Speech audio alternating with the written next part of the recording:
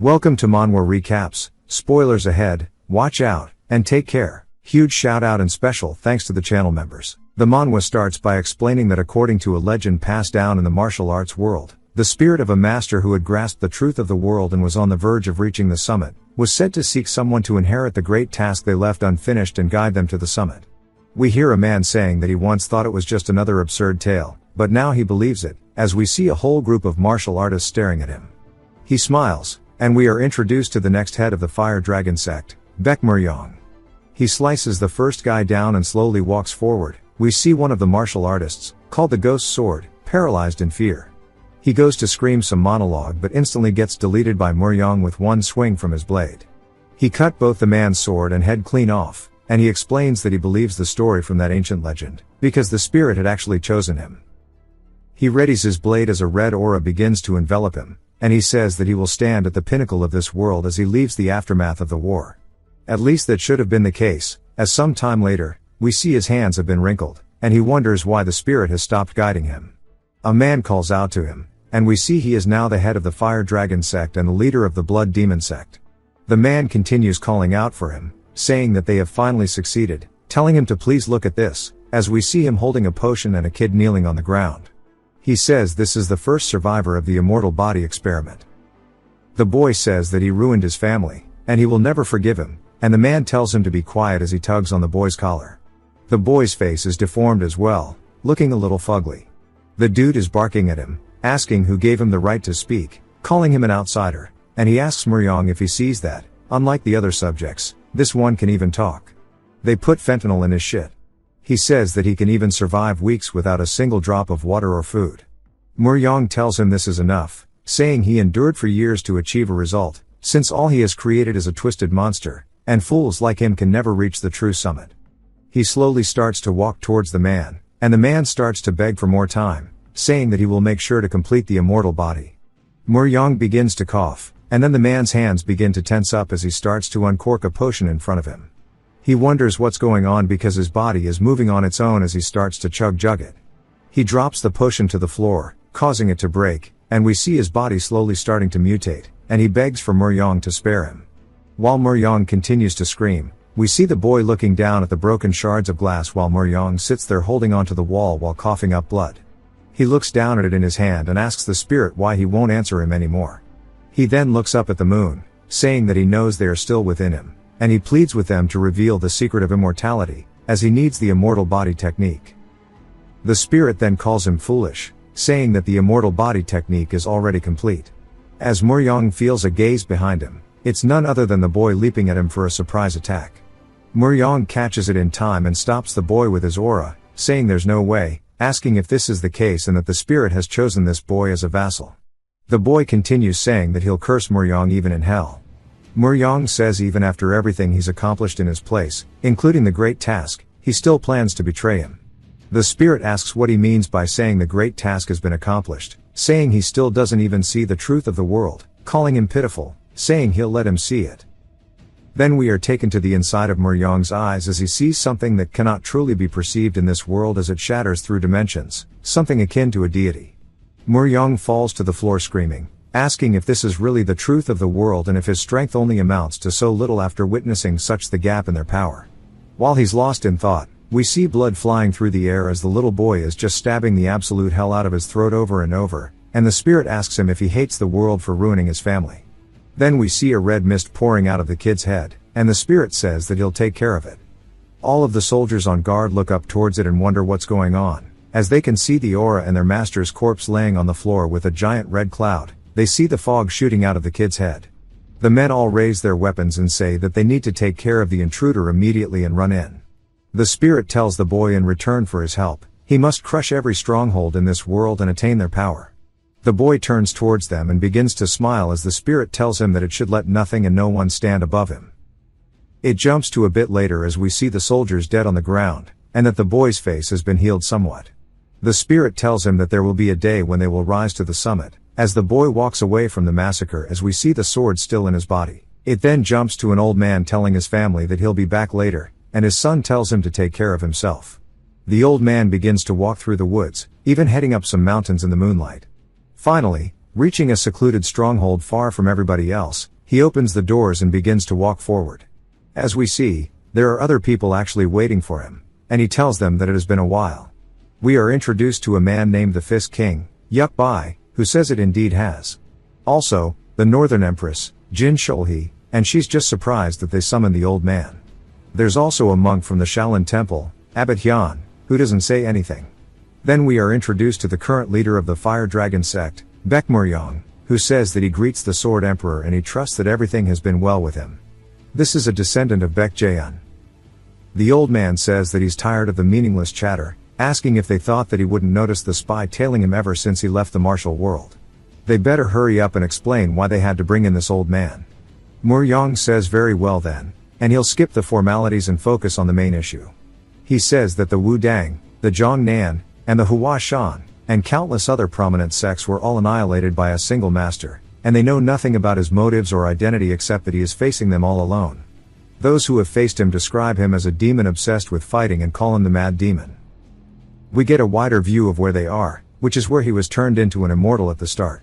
Then some footsteps begin walking forward as it's none other than the boy from earlier, who has grown significantly, and Muryong continues saying that today they will end the Mad Demon once and for all. The door gets kicked wide open, and the boy says after chasing that powerful energy, he has arrived at a familiar place, and looking at how the 5 great leaders have all gathered here, it seems like all of them were waiting for this moment. They all begin to wonder if maybe that is him. The old man says that the title Mad Demon wasn't an exaggeration, as it feels as if he is in front of the god of death. The old man says in that case and begins to unsheath his sword while emanating hella killing intent, saying that he alone is enough reason for this old man to wield his sword once more. The boy seems surprised, but while he's distracted, the old man dashes forward using an ability called the Sword of Celestial Grace, instantly closing the gap, swinging towards the boy's head. He follows it up with a technique called Heavenly Sword First Strike, which is a lot more than which absolutely obliterates the boy, leaving his limbs scattered throughout the air. The old man then sheathes his sword immediately while exhaling, and everybody else just stands there witnessing what just happened. Yuk Bai tells the old man to take it easy, saying it's too boring for it to end like this, and that he warned them all before that all of this talk about the Mad Demon is nonsense, but he sees they all have a different expression and he wonders what's with their reactions. Then we hear the boy saying that this is way beyond his expectations while trying to hold back his laughter. Yuk Bai is immediately surprised, wondering what the hell he is looking at as both the boy's body begins to regenerate, pulling itself together, and he starts to sweat nervously, wondering if he is maybe dreaming. Muryong says that there's no way, wondering if that is the legendary martial art said to grant immortality, aka the immortal body technique, which is something that his family sought after. After the boy has completely regained himself, he says that was quite impressive, and that now it's his turn to have some fun. Yuk Bai yells asking the old man what he's doing, saying that he needs to get away from him, as the old man is not moving, but the boy tells him that he shouldn't be worrying about the old dude as we see the old man is actually coughing up hella blood, and the boy says that he's already had his fun with him as his entire front side is cut open, and that is why he's kneeling. Then he falls over into a pool of his own blood. The boy begins walking forward, asking him who's next. Sholhi tells Muryong to calm down, saying as the head of the Fire Dragon sect, surely he must know something about this. He says that he's not too sure, but he's definitely seen it in the ancient books. Yuk Bai just looks like the situation hasn't truly sunken on him as he stares at the old man's corpse. He starts to feel mixed emotions of rage and fear. Muryong realizes that he's losing his temper, but it's too late as Yuk Bai shatters the floor beneath him, dashing forward. Muryong tries to tell him to wait, but Yuk Bai is already charging up an attack directly in the Mad Demon's face, saying that he will avenge the old man. The boy realizes this must be the Fist King and takes his attack called Explosive Fist Gale directly to the face. As his skin starts to disintegrate, he says that he wouldn't expect any less from the title. Outside of the Fire Dragon Sect's temple, we see a giant explosion followed by a beam that breaks the sound barrier multiple times. Muryong says the martial art of the Fist King is truly incredible, but there's just no way that would be enough to defeat him, as we see the boy has already regenerated, and Yuk Bai wonders how he can still be alive after he was directly hit. We see that the boy has actually blocked his fist and that he's getting stronger with every minute. The boy says that he acknowledges it as a truly magnificent martial art and taps on his chest, and he tells him that he'll make sure to receive it well. Yuk Bai realizes what's happening, but it's too late as he gets hit with his own attack, the Explosive Fist Gale. We see he actually lived the attack, and he says there's no way, as Abbot Hyun stands before him, as he used his arms to tank the blow, crying tears of blood. The boy calls out to him, telling him that it's not his turn yet. Abbot Hyun tells him to stop acting so cocky and calls him a fool, and the boy can't help but laugh at him, saying that for somebody who says that, it seems like he's the one struggling quite a lot, as he's barely even standing. Yukbai apologizes to him, but Abbot Hyun tells him not to say such things, because if he had not stepped in, he would have instead, and that they should deal with the monster before worrying about such trivial matters. The boy starts to think about it, saying that if he has a body that can withstand the martial art of the Fist King, his body must be indestructible, as he leaps forward, wanting to consume his martial art. Shulhi tells him to stop messing around and imbues her sword with ice, stabbing the boy directly in the back, freezing him, his hands just shy of Abbot Hyun's face. The boy says this must be the martial art of the Northern Sea Ice Palace that he's only heard about, and Shulhi tells him to shut up. The boy starts to laugh, saying that it really is terribly cold, as it froze even his bones, and that the 5 masters of the world truly live up to their names. All of them possess martial arts that have reached the pinnacle, and he really likes it. Muryong starts to walk up, saying he's glad that he likes them, and he'll let him witness the martial art of the leader of the Fire Dragon sect, as wind begins to fly around him. He immediately swings forward, slicing through the boy, but the boy looks down, confused, asking if that was really all it was, because it seemed ineffective. Muryong says that he will be forever trapped in darkness.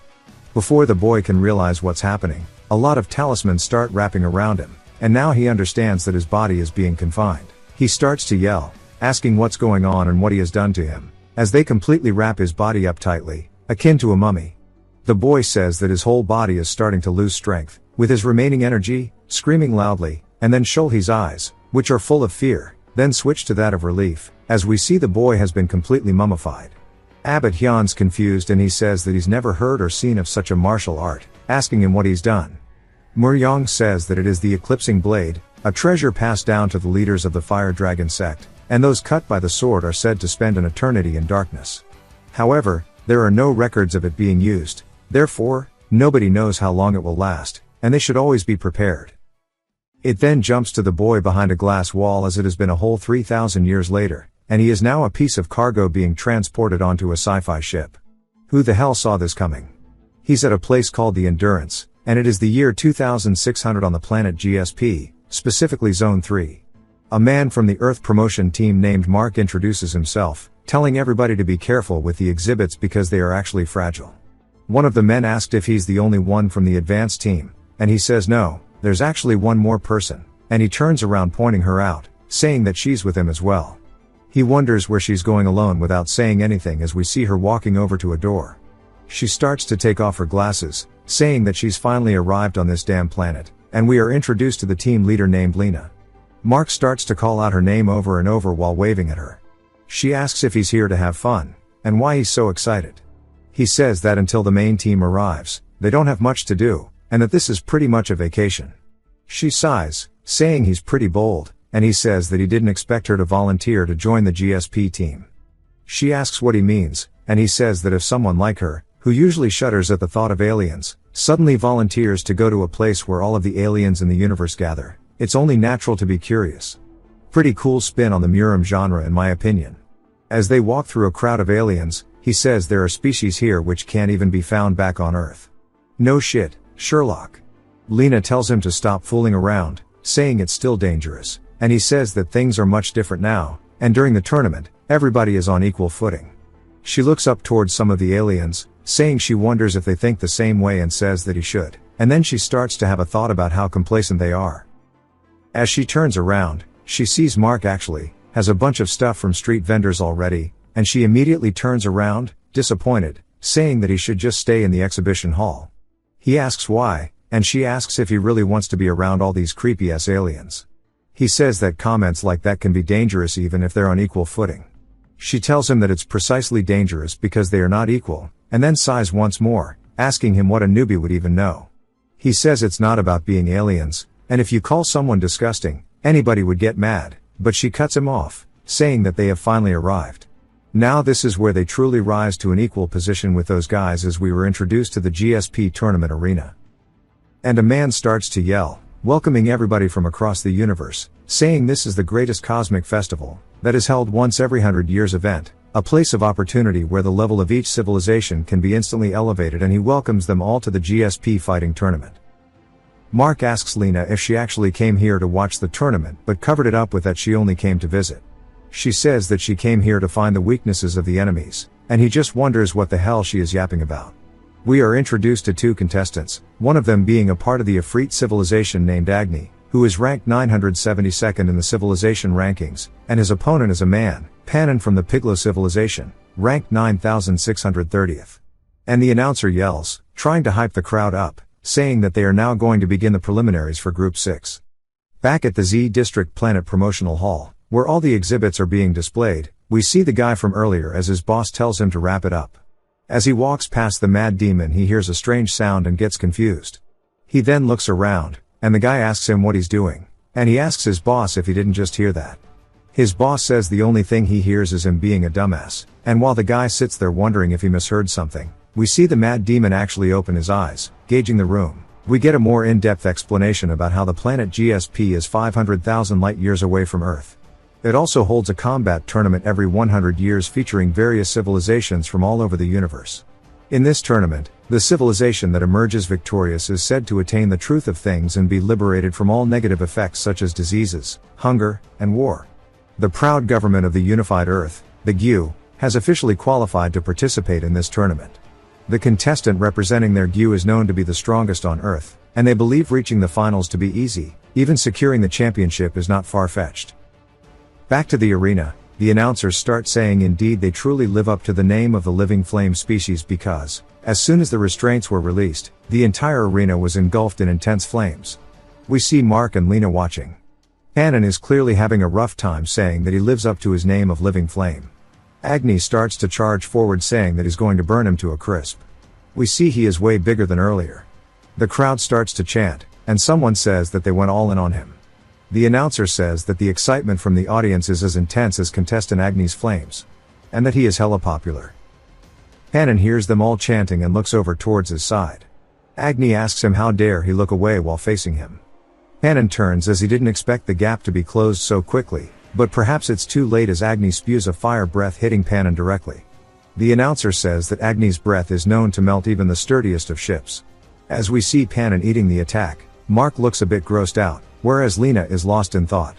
Agni starts to laugh, asking if they all saw his power, calling them fools. Mark asks how the hell they're supposed to fight a monster like that. Lena starts to think about it, and Mark asks her if they're really going to keep searching for its weakness, saying that he doesn't think it's going to be of use.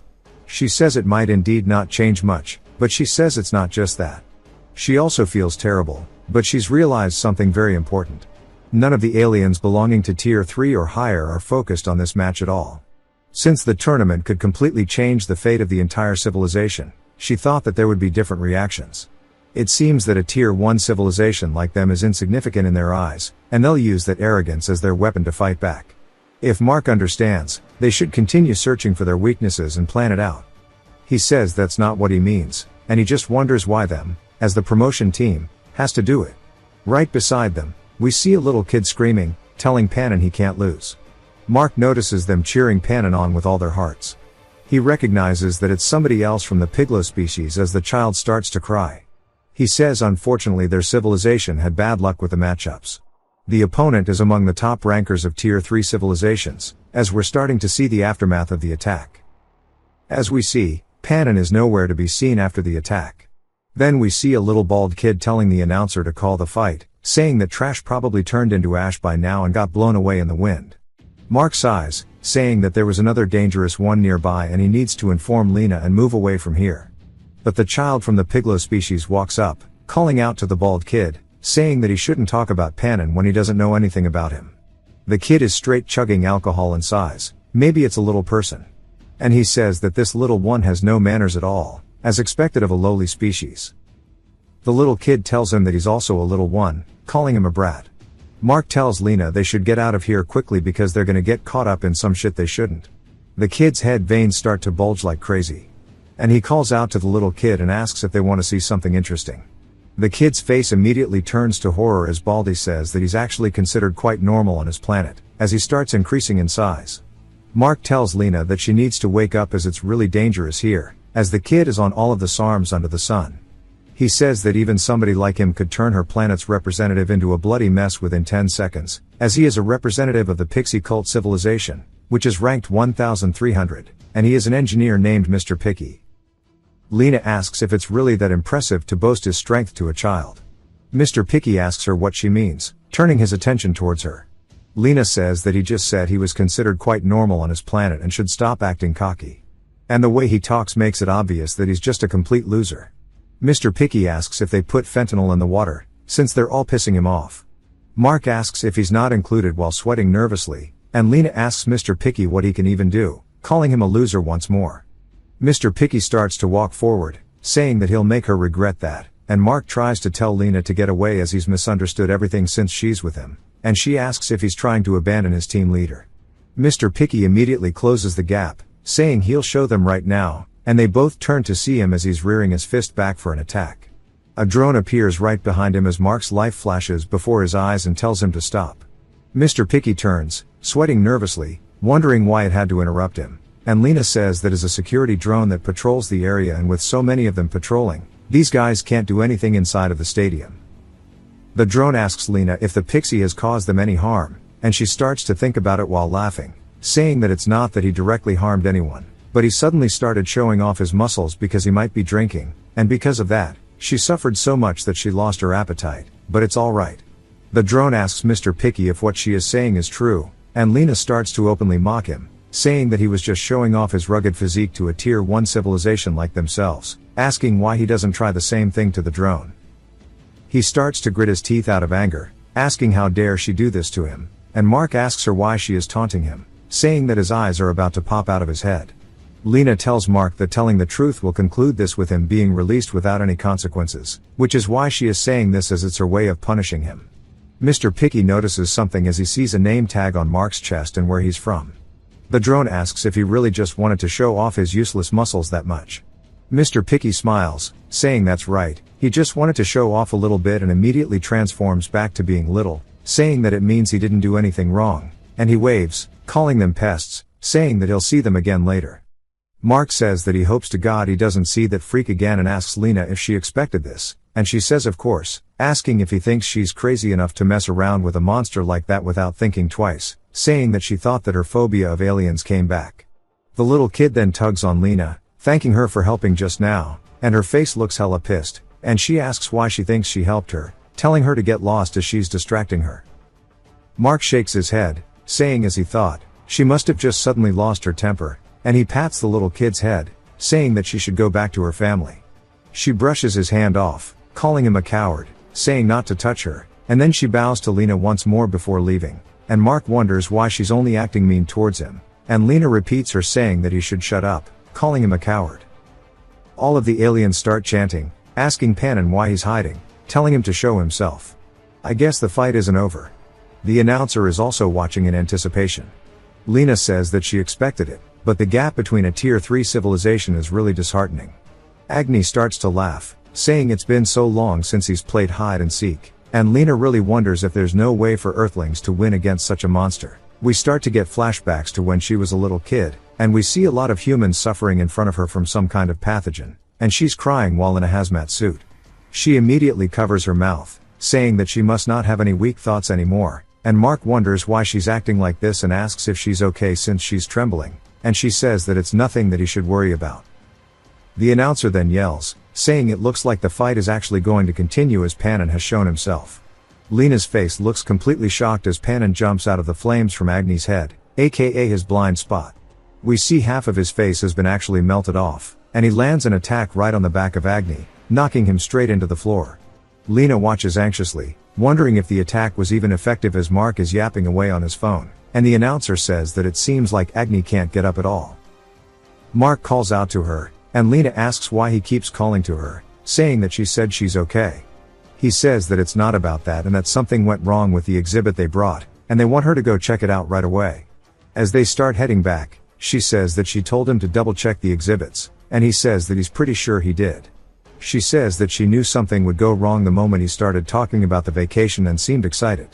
As they're talking and walking through the room, we see Mr. Picky hiding behind a corner, and Mark says this is strange, and there should be no issues. And Lena says it's whatever as she's seen everything she wanted to, and that surely he was paying attention as well, and she couldn't believe it. She never thought that Panon would actually win against that monster, and as expected, they aren't some opponents they can't defeat. While she's talking, Mark gets absolutely decked by Mr. Picky, and when she turns wondering what's with the wind, he grabs onto the back of her head. We hear a loud thud, then it jumps to the promotion center on Z Street. Lena's eyes start to slowly open as she has a really bad headache, and she sees Mark being dragged away by a pixie, and that he's completely unconscious. She still hasn't grasped the situation, as things happen too quickly, and she starts to yell, telling Mark to wake up. Mr. Picky starts to laugh, saying that he is glad she's awake, and his buddy asks if she's talking about this guy as he dangles Mark. Mr. Picky says that she shouldn't worry, as he hasn't killed him yet. She tells him to let her go, asking if he's that mad that she teased him a bit. Asking if he really doesn't have the ability to learn, saying that this is GSP and the security team will be deployed soon. His friend asks how dare a lowly member of a Tier 1 civilization talk to them and tells her that most of the security devices on this planet are based on their civilization's technology, and he's already taken care of the devices in this building. Mr. Picky then starts poking her forehead, asking if she finally understands, saying that the Galactic Federation is not what it used to be and shouldn't accept incompetent fools like this. She then asks what he means by accepting and yells, telling him to shut up, saying that they didn't want to join this federation in the first place, but they barged into Earth. As we see some kind of deity appearing, making a contract with a president, she says that they were forced to join, and because of the infectious disease that they brought to Earth, billions of Earthlings are dying in pain from it, as we see their bodies eating itself from the inside out. She says that even after all of this damn federation always yaps about how the interference between civilizations is not allowed, but they have yet to even show the slightest bit of support to them.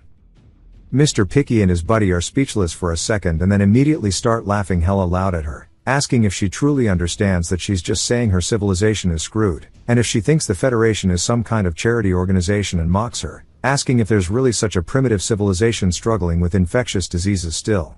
Mr. Picky says that he thought primitive beings like that were only found in museums by now.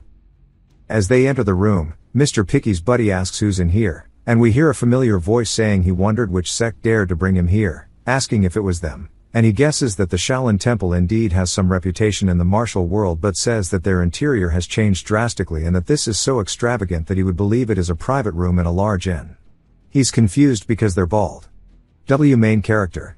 Lena immediately recognizes him as an Earthling, and Mr. Picky's friend starts walking towards the mad demon, telling him to use the common language, and Lena realizes they can't understand it.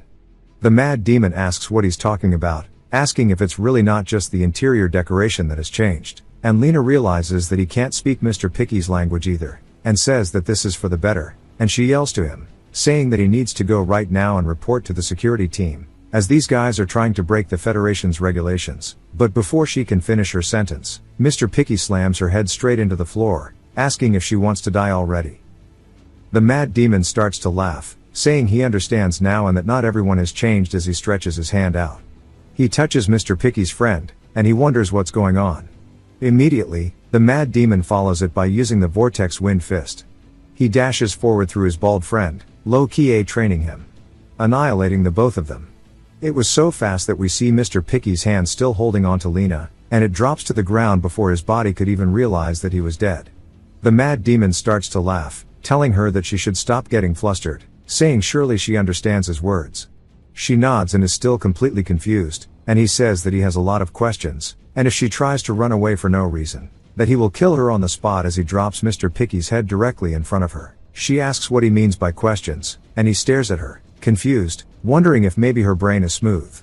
Lena continues asking how he did that just now, and he calls out to her while tapping her forehead, saying that if she values her life, she should speak clearly.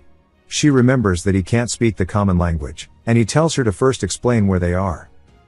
In Korean, she tells him that this is the promotional building in Street Z. He's confused, asking if this really isn't the Shaolin Temple as she looks down at Mr. Picky's corpse. The mad demon says that the energy radiating here is certainly different from that of the Shaolin. That the atmosphere inside is way too noisy for it to be a temple of those bald monks. Lena looks up at him, wondering what he is. As we see, the mad demon is still trying to comprehend what's going on. She says that based on the language he speaks and his appearance, he is clearly a human and it doesn't seem like he has any special devices, asking what the hell that explosion was just now. He grabs onto her hair, asking if she's crazy and why she keeps touching his body. She brushes his hand away, saying that she's asking what his identity is, telling him to state his affiliation. He asks what she means by identity, saying there's no way she doesn't know who he is. She says, of course not, asking how she's meant to know that. Then she asks him if he's some kind of celebrity but gets cut off. Something surprises her, and she yells, telling him to turn around. As we see, Baldy actually lived. Dude looks hella pissed, asking how dare a lowly creature do this, and the mad demon sighs, saying that this is getting irritating. The pixie comes in with a punch directly towards the mad demon, and he raises up his hand, asking what his deal is. He deflects the pixie's attack very easily, which surprises him. He says that they're all just big brutes without any use of their bodies, hitting him straight in the gut. The mad demon asks if they are not training their internal energy and then blasts the absolute piss out of him and sends him flying. Lena is still trying to process this, asking how he blocked that with a single hand. The mad demon asks her once more if she really doesn't know who he is. She wonders if maybe he's famous on Earth, saying that with this strength, it would be strange for people not to know about him. She says that she's sorry, but she doesn't know much about Earth since she spends most of her time on other planets. He asks what she means by Earth and other planets, telling her to explain it to him. She says it's as she said, she doesn't have much time to spend on Earth due to work. We see Mark finally up from sleepy time, and he calls out to Lena, asking her what is going on here. The mad demon asks where these weaklings keep coming from. Mark gets annoyed by the stray, and asks Lena who he is. Lena asks if he doesn't know either, and Mark asks if he's meant to be somebody famous. Lena says it doesn't seem like it, and Mark asks her to explain what happened. Lena says that she appreciates him saving her, but it's going to be hard to cooperate if he doesn't reveal his identity. The mad demon starts to laugh, asking how dare she threaten him and that he'll personally tell her about himself. He introduces himself as the great demon Ma Jinwoo. He is the one who destroyed the 4 great sects. They both stare at him, wondering why that shit was so cringy. Mark wonders what's the deal with the childish setting and name. He tells Lena that he doesn't think this guy is in his right mind. Lena says that she doesn't understand what his name means, but it does sound extraordinary and that this might be a good chance. Mark can't believe she's buying this shit. The pixie from before finally makes his way back as he slams his hand into the ground, and we see that he's crawling, asking how the hell he lost to that trash. Mark is on alert now that he sees a pixie and wonders if it's all because of what happened earlier. The pixie starts to grit his teeth, saying if only he didn't have this stupid suppressor on. Mark says that it looks like bro is going to explode, and Lena calls out to Jinwoo, asking if he thinks he can beat that guy in his current state. Mark asks what she's yapping about, saying that they need to run away. Jinwoo says that that means he wasn't using his full power just now, and he starts to laugh. Lena says that's right as he wasn't even using half of his strength. Jinwoo happily starts heading over to him, asking if that means he was going easy on him. Lena tries to tell him to wait, saying that he can get more information out of him, and Mark yells, asking him what he is doing, saying that he must know better than anyone about the consequences of letting his guard down. She says that she understands where he's coming from, but this might be a good opportunity. He tells her to forget it, saying that they should just run, but she tells him no as she wants to watch the fight. He starts to run away anyway, saying that she's crazy and he doesn't care about this anymore. We see her nervously biting her lip, saying this might be crazy just like Mark said, but he's already clearly showed her once that in front of such an unreasonable monster, there is real potential here. Since he's from Earth, it means that their civilization might actually have a chance.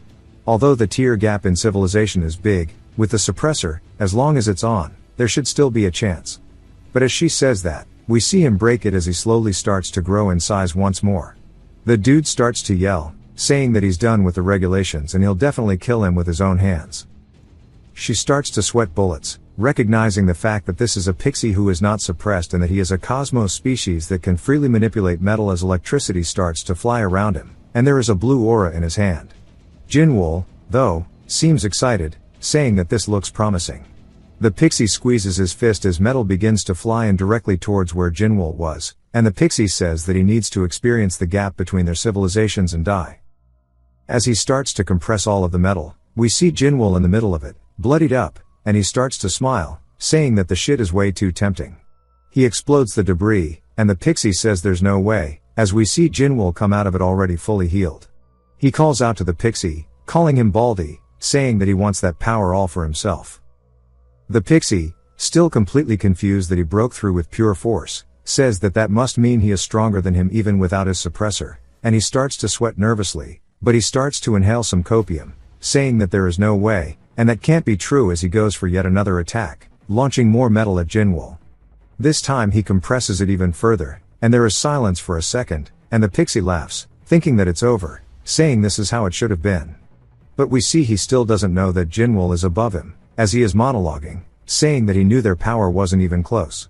Jinwoo asks what he's been babbling about since earlier, and when the pixie goes to try to grab him, Jinwoo leaps backward through the air. The pixie starts to use the metal once more, asking what kind of tricks he is using, and as they start to fly in towards Jinwoo, he readies himself, and he starts to get a feeling on how to control it, as we see a yellow stripe go down his face and electricity form around him. The pixie now understands what's happening as there is yet another explosion from where Jinwoo was standing. Lena is just sitting there, completely stunned. The pixie asks how this trash is doing this, as he is using his civilization's cosmos force. Bro is a human Sharingan. Jinwoo says that he's glad that he understands that it's now called the cosmos force and he's gonna enjoy using it, and he'll show him his technique as gratitude for his display. The pixie starts to prepare an even bigger attack, asking him how dare he imitate him. Jinwoo says that this is not merely an imitation, as he dashes forward, and before the pixie can finish his monologue, he gets hit with an absolute bomb to the gut as we see it making his eyes water, causing his back to bulge. Jinwoo uses a technique called the fierce tiger palm and starts to laugh, saying that he yoinked his ability. Lena can't believe that he actually won against a tier 3 civilization using cosmos force, and she says that is unbelievable. Jinwoo starts to walk towards her, saying that this is quite an interesting martial art and it's low-key exhilarating. He then calls out to Lena, telling him to lead her to where those bald guys are. She grabs onto his hands and says, as expected, that must be why he came here and the reason he sneaked onto this planet, as he wants to prove his strength. He wonders what she means, but we see her eyes are completely full of hope now, saying that she'll take him to a place where much stronger guys are, and he should become the representative of Earth in the GSP tournament. It then jumps to Mark looking at the wreckage of the fight, and he wonders if this is for real. Since he can't believe it, but looking at the situation, that crazy person must be behind all of this. Lil bro fugly. We then see somebody's foot step into frame, and they say it seems like the situation has changed a lot from what he has heard. We are introduced to one of the judges of the planet GSP, named Virtus. He then asks if a pixie resident got out of control, putting people in danger. Then Mark realizes that he might have made a mistake, as he shouldn't have brought this guy here. Virtus says that from what he sees, it seems like some third party definitely intervened. And if even a tier 3 civilization like the Pixies were defeated, then it means that it was a higher civilization or one that was specialized in combat. Mark's a little confused, saying that logically it's unbelievable to think that it was the work of a human, and that this is good, as it means he has the time to contact Lena. Virtus then asks Mark what he seems so worried about, and Mark starts to get a little nervous, saying that he isn't. Virtus says that he can tell by his face that he was clearly worried about something and he can't hide it from him. Mark laughs, saying he guesses he can't fool a judge after all, and he's just worried about the other human he was with. Virtus tells him that they won't be safe, as from the looks of the scene, the suspect is definitely a heinous criminal. Mark goes along with it, and then Virtus points over to the crime scene, saying that he shouldn't worry though. The best investigators on planet GSP are reconstructing the scene, so they will soon find out who did this. Mark looks at the drones as they start to do some kind of materialization, and he says that he's heard about the memory specter as it recreates what has occurred in the past. Above him, rubble starts to shift loose, and he looks up, saying that he knew staying here would cause problems. Virtus tells him not to be too disheartened as he starts to glow yellow. He then lightly punches upwards, shattering even the ground he is stepping on, blowing one hell of a beam straight up to the sky, def a bit overkill. Mark looks up surprised, and Virtus says that he, the judge of justice, will surely take revenge for his kin. Bro did not have to do this to the building, now they just have to repair it. Mark sits there, completely terrified, saying that this is really bad and that he's understanding her fear of aliens. We get a flashback to 30 minutes ago, and Jinwoo says that after he came to his senses, he found himself here, telling her his story. Lena starts to think about his story in the martial world, saying that this shit sounds like it's straight out of a novel.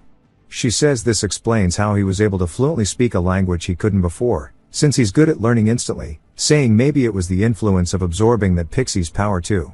She says that she's never heard of a Cosmo power that absorbs the power of others. However, If that's not the case, nothing is explained. She wonders why humanity lost these abilities in the first place, saying it might be akin to something like lost technology. As Jinwoo starts to walk away, she wonders what he's doing and asks him where the hell he's planning to go right now. He says that after he thought about it for a second, he doesn't really need her help anyway, and she yells, telling him to wait, saying that she told him that she'd take him there. He just continues walking away, saying that he can find it on his own. She starts to run after him, telling him to wait, saying this is not the world that he remembers. He says that he knows that this isn't the world he remembers, but he's interested in how the doors are automatic and stuff. Then we see he's actually a little surprised as when he exits, all he sees are aliens on the streets, and he wonders what they are. She breathing mad heavy as she puts his hand on his shoulder, saying that she told him, and then she welcomes him to the 26th century, saying that this is now an era of space exploration, which is something that during his time wasn't even an idea.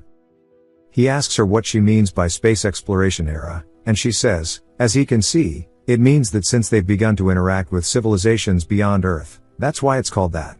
He asks her what's so special about interacting with those bizarre creatures that she's even made a distinction in the era. She asks why he thinks they're bizarre and asks him what he thinks if he were to rank these creatures and humans based on their civilization's tier, where he thinks that humans would truly lay.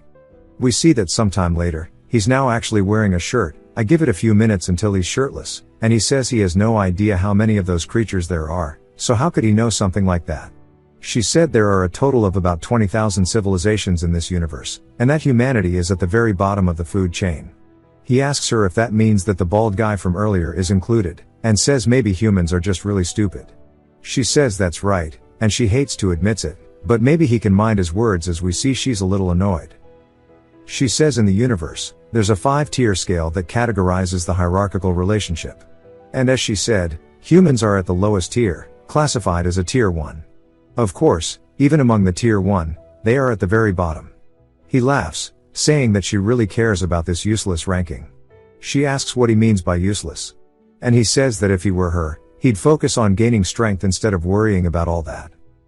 She then calls out to him, saying that she is formally proposing it once more. He asks her what she means and why she's doing this all of a sudden. She says that what he ultimately wants is to meet and fight strong beings. He says that could be said to be true, and she says that on this planet GSP, there is a tournament held every 100 years. And in this tournament, beings stronger than anything he could imagine are participating, so therefore if he represents Earth in this tournament, he can meet the strong beings he so desires. He slaps her hand off of him, asking if she's telling him to fight for her.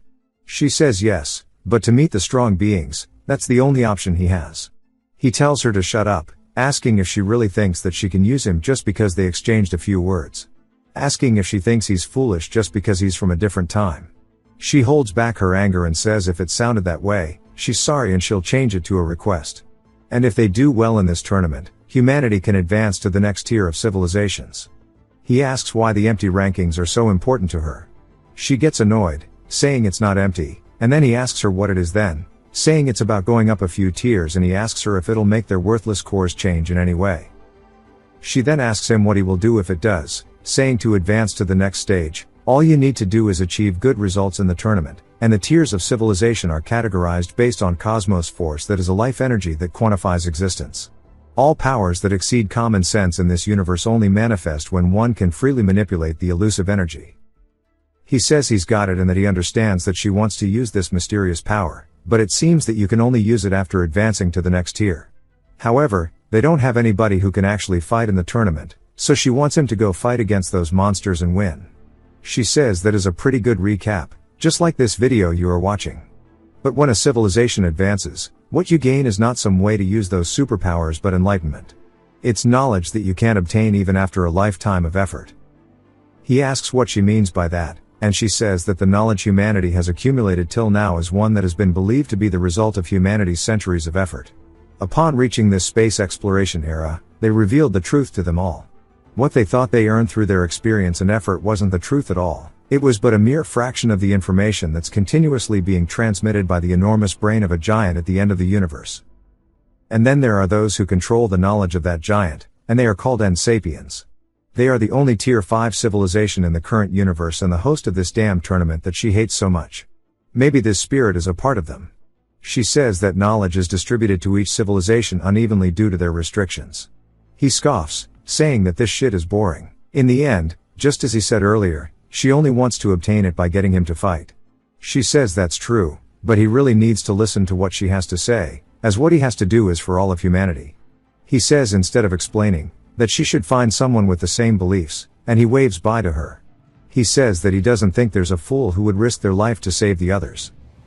As he's distracted, we see a bright hand appearing in front of him, and when he turns to see it, it's none other than Virtus, who disintegrates him, blowing up his upper half entirely with a beam of light.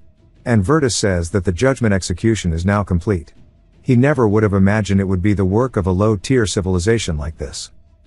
As he walks forward past Jinwoo's lower half, we see Lena's face look full of fear as she's looking up at him. Virtus says that for her involvement in the Pixie resident murder case, he will judge her now. He starts to extend his hand to do the same thing to her, and we hear Jinwoo say that shit really hurt. He starts to bark at Virtus, and we see Lena's mouth wide open as she's confused, asking how he's alive. As his body looks like that of a zombie, he asks Virtus what he's doing, leaving him in such a bad state. Virtus is speechless, and Jinwoo tells him not to dare move from there, and he'll make him look just like he does now. It jumps to Street C, as we see 3 people from the Piglo species walking around, including the little girl from earlier, who we learn is named Mala. Then she starts telling them about the Earthling sister that helped her. There are 2 more with her named Grog and Kulak. Grog says that it seems that Earthlings are braver than what the rumors say. Mala says that's right, and Kulak says that he'll make sure he repays their gratitude. Then they spot somebody else in front of them, and we hear Panon asking what they were chatting about so happily without him. Grog says that their youngest almost got into trouble after going to cheer for him.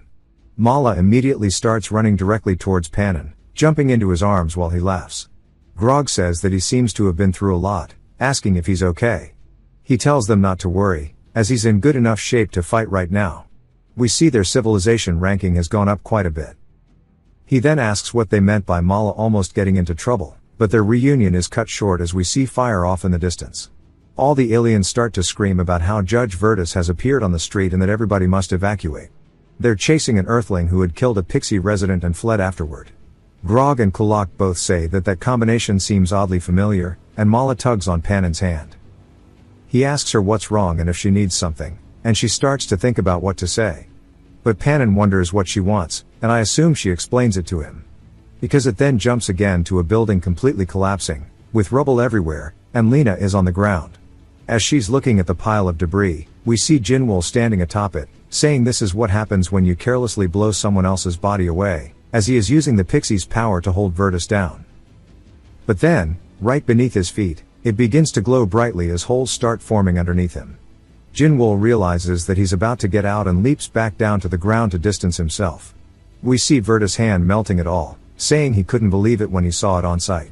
He wants him to tell him if he really absorbed the Pixie resident's Cosmo Force, and he seems more dangerous than he initially thought. Jinwoo asks if that means he's starting to regret touching him. He raises his foot and then stomps it down using a technique called the Earth-Splitting Explosive. He tells Virtus that it's too late now as we hear massive follow-up explosions. It seems as if the streets are shaking. Civilians start to panic, saying that everybody needs to evacuate quickly, but Lena sits there just confused, wondering what the hell Jinwoo is doing as she is staring at the back of Virtus. Then Panon's hand is seen covering her mouth, which surprises her. He tells her to calm down as he's only here to save her. Grog starts to run in as well, and Panon says that he told him to take Mala and run away.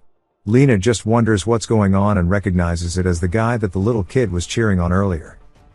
Panon picks her up. While she's lost in thought, Lena yells, saying that nobody is listening to her today. Grog says that Mala is with Kulak, so he shouldn't worry. He just needs to start hauling cheeks away from Virtus. Lena asks him what he wants with her, and he says that he's come to repay the favor she did for them last time, as their civilization always repays kindness when received. Grog tells him that he needs to run now, and Lena just sits there, telling him to wait a minute, asking what he means. Panon says that saving her kind is impossible, as the judges are all monsters who have made it to the finals in the tournament. As we see Jinwoo using some kind of clone technique to attack Virtus, Virtus says it seems like the Pixie civilization's force isn't everything he's got under his sleeves and raises his hand. He creates a giant yellow orb, which immediately starts to fragment out light, completely destroying the area around them. Bro is overkill with everything, and he says that it was merely just a trick though. We see Jinwoo right behind him, saying he thought he would say that, but it turns out he didn't get the upper hand as we see a finger being pointed directly at his forehead. As Virtus' hand is teleported, he says no. It seems as if it was as he initially thought, and that Jinwoo is just a truly insignificant being, as he blasts him away.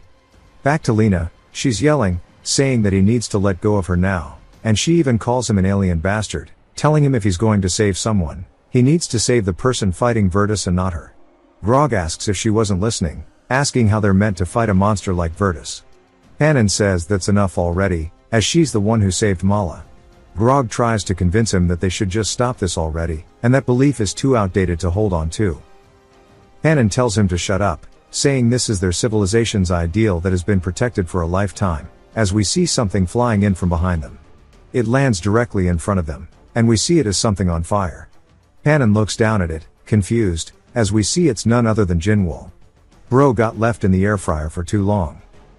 Lena says this is the one he was asking for him to help. Grog says that if he was fighting Virtus, this can't be a good sign. As we see Virtus teleport in from behind them, Grog says he knew this shit would happen. He says that if they can't stay here, they need to escape quickly, even if this means leaving the Earthlings behind. We see Lena looking down at Jinwoo nervously, wondering if he's alive. He then starts to spit up blood, and she smiles, saying it's as expected. She tells Panon to take a proper look at him as she is trying to convince him that he's alive as Jinwoo starts to scream. They both can't believe that he is still kicking as he is continuously regenerating even after being engulfed in Virtus's flames. Panon asks if maybe the Earthling's cosmic force could be regeneration, but it seems too precious of a power for such a lowly creature to possess. Grog then tries to convince Virtus that they are not in the wrong, but he says this is enough and that if they just let go of the criminals, he'll let them leave. Grog asks Panon if he didn't hear him saying this is their chance. Panon then asks Lena if she really thinks that Jinwoo can survive. She says yes, as she has seen him recover from worse injuries.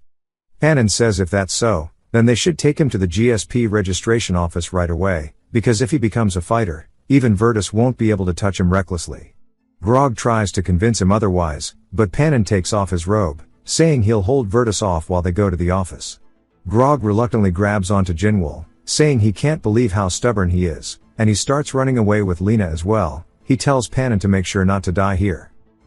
Panon tells him not to worry, as with his victory, they'll get a weapon to surprise him. Virtus starts to point his finger out like he's Kizaru from One Piece, asking if they really think they can escape. As the beam starts to get to max charge, Panon says he's heard that before. Virtus became a judge because he was a Heliconian, and the weaknesses of the Heliconians, who wield the power of light, is darkness, as it begins to envelop around him. Panon says it just so happens that today the cosmic force of his civilization is indeed the power of darkness. Maybe his power switches every day. That is cool. Panon says surely it must be the ancestors' command to assist Mala's benefactor. It jumps to the registration office, as we see the office staff named Kirino saying that no matter how much they keep telling her that she can't do it, Lena and Grog keep trying to convince her otherwise. She says that even so, his condition does not seem to be that good. As we see he's still on fire, he tries to tell her that he's fine, so she should hurry up with the process as his ability is ultra regeneration. All of the other aliens start to hear all the noise, wondering what's going on, and they say it seems like some Earthlings are trying to register for the tournament. One of them begins to laugh, asking why such a weak civilization is participating, and immediately, everybody starts to laugh, saying if they face off against the Earthlings, it'll be a guaranteed win, so they need to help them enter. While Lena and Grog start to tell Kirino that she needs to listen to them, all the other aliens start to take their side, telling her to register them quickly, as all civilizations have their freedom to participate. Grog wonders why the hell the others are helping. As everybody starts to chant register them over and over, she says that she'll do it, and Lena says that's good, and she should have done it from the start. But Kirino says that before that, she needs to confirm one thing, and she points over to where Jinwoo was, asking where he went. Both her and Grog can't believe that he just ran away. Now we are on a different street called Street G, and Virtus says that he doesn't understand what he is gaining by saving the Earthlings and putting his life on the line, as he holds onto Panon by the head, and he can't seem to make sense of the thoughts of low-tiered civilizations at all. We then hear Jinwoo calling out to him, and he says that he's not going to be able to do it. Jinwoo calls out to him as he is right above him, coming in with a heavy punch. Bro is naked. His aura starts to send out shockwaves as he tells Virtus that he's going to die this time. Virtus stretches his hand out, saying that he sees, and it's no wonder that low-tiered civilizations make such foolish judgments from the start, as they're all mentally ill. We see a shadow beginning to come up from the ground and wrap around Virtus's arm, and Panin yells, saying he's sealed that guy's abilities and that Jinwoo needs to hit him hard. Virtus is surprised by this. Jinwoo says that whether his martial arts are insignificant or not, he can beat the judge of that after eating this attack, as we see him hit Virtus directly in the head, even knocking his helmet off. It then jumps to the planetary promotional center as Mark sits there, anxiously biting his thumb, saying it's not his fault, and if Lena had not meddled in the first place, none of this shit would have happened. He then hears a very loud sound and turns to see an explosion directly in front of him, across the street, as all the civilians wonder what's going on, saying it might be a terrorist attack. Mark immediately pulls out his name card, saying that he's starting to get a bad feeling about this. I believe he is calling Lena. Back to the fight, we see Virtus' helmet on the ground as he is sitting there, covering his face, Panin taking a little nap. He then glares to his side as Jinwoo says this is seriously no joke, and he starts to laugh, asking how he withstood a serious blow from him. He says this will be a perfect opportunity to take his power, as it seems really useful. Virtus yells, telling him that he will not forgive him, asking how dare he scratch the mask that was directly bestowed by the divine. As his hand begins to teleport, we finally see his face, and he continues yelling, telling Jinwoo he's going to rip him apart. Virtus' hand teleports directly above Jinwoo, and Jinwoo laughs, saying he could have predicted what he was after from the very start, and leaps forward, avoiding the attack. But Virtus doesn't miss a beat, as he's immediately behind him.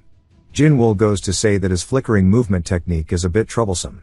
We see Virtus palming his head like a basketball as he yeets the absolute piss out of him, making him go Mach 1, breaking the sound barrier, sending Jinwoo flying into a building. Virtus then begins to charge up another beam attack in his hand, and we see it shoot out into multiple streams, with each one having a heavy effect as it bombards Jinwoo. We then hear Mark saying that he's arrived, and it's just like Lena said, that guy is here. She barks at him, asking if he's sure, and we see that she's happy that he's safe. Grog is just confused that he's recovered from an injury of that degree so fast. Mark says that he doesn't think it's the time to be relieved, and Lena asks what he's talking about. Mark then tells her that he's here, but he's not exactly safe, as we see Virtus slowly walking over to him.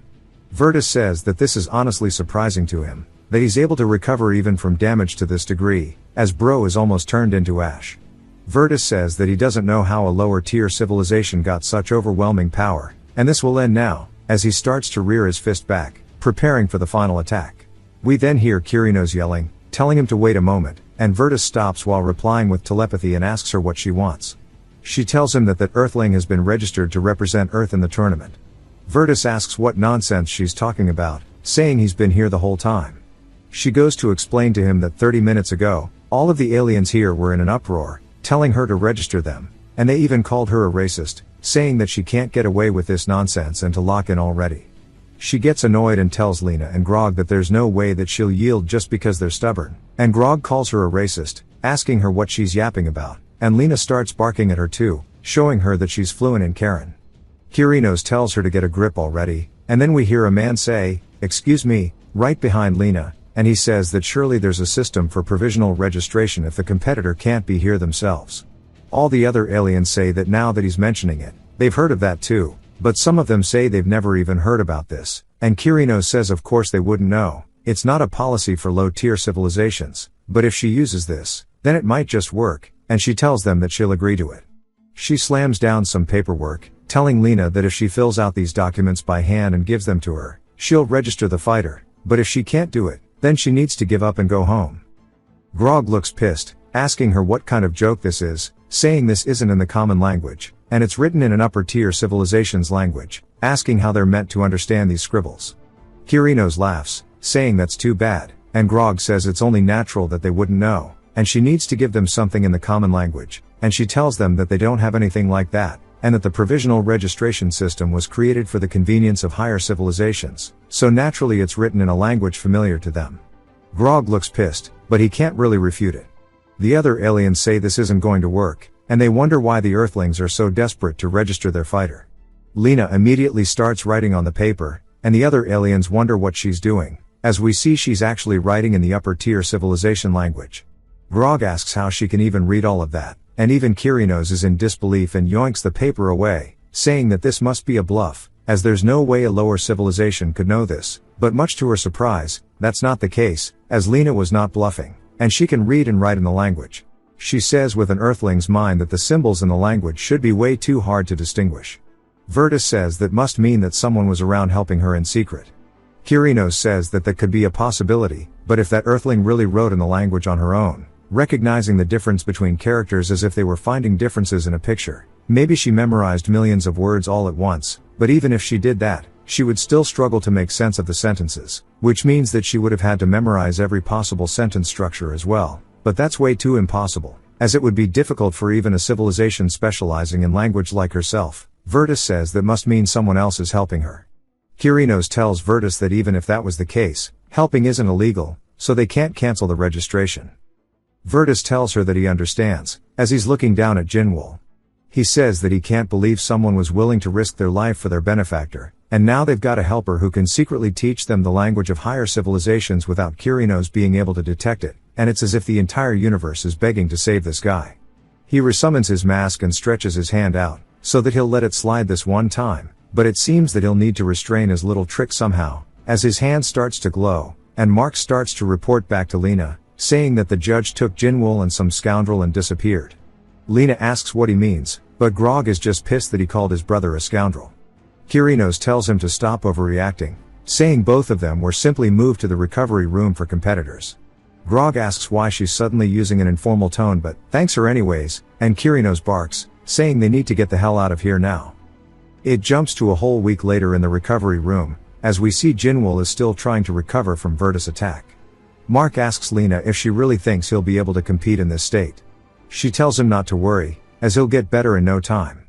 We hear a man saying it's been a while since he's heard her make such a bold claim, but to him, the dude in the chamber seems to be barely hanging on to life, and we are introduced to the team commander named Ive.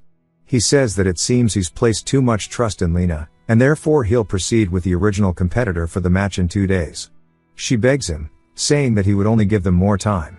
We then hear someone else yelling, telling Lena to stop getting swayed by that random, as he leaps forward, jumping straight over Ive, and lands with a superhero landing, and we are introduced to Marcel Blade and Lena ignores his ass and starts banging on the glass, telling Jinwoo to wake up. Ive puts his hand on her shoulder, telling her not to worry too much, as Marcel is the current strongest Earthling and has been personally chosen by him.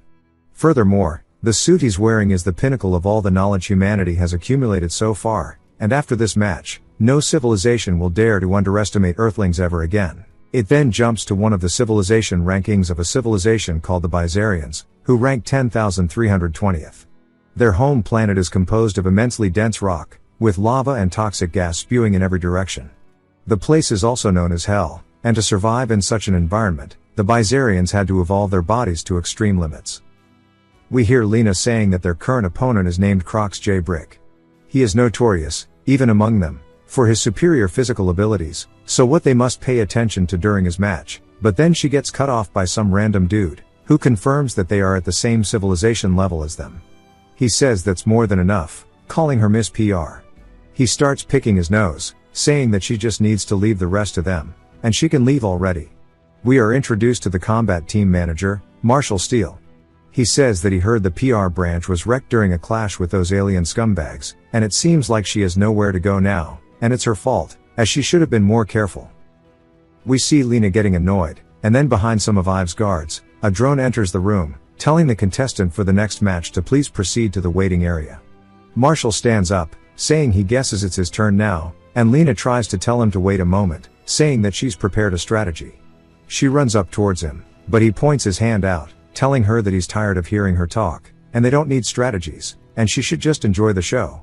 She gets pissed, asking why he's not listening and wonders where all of this confidence is coming from, saying that he's been stuck on Earth, so he doesn't understand it.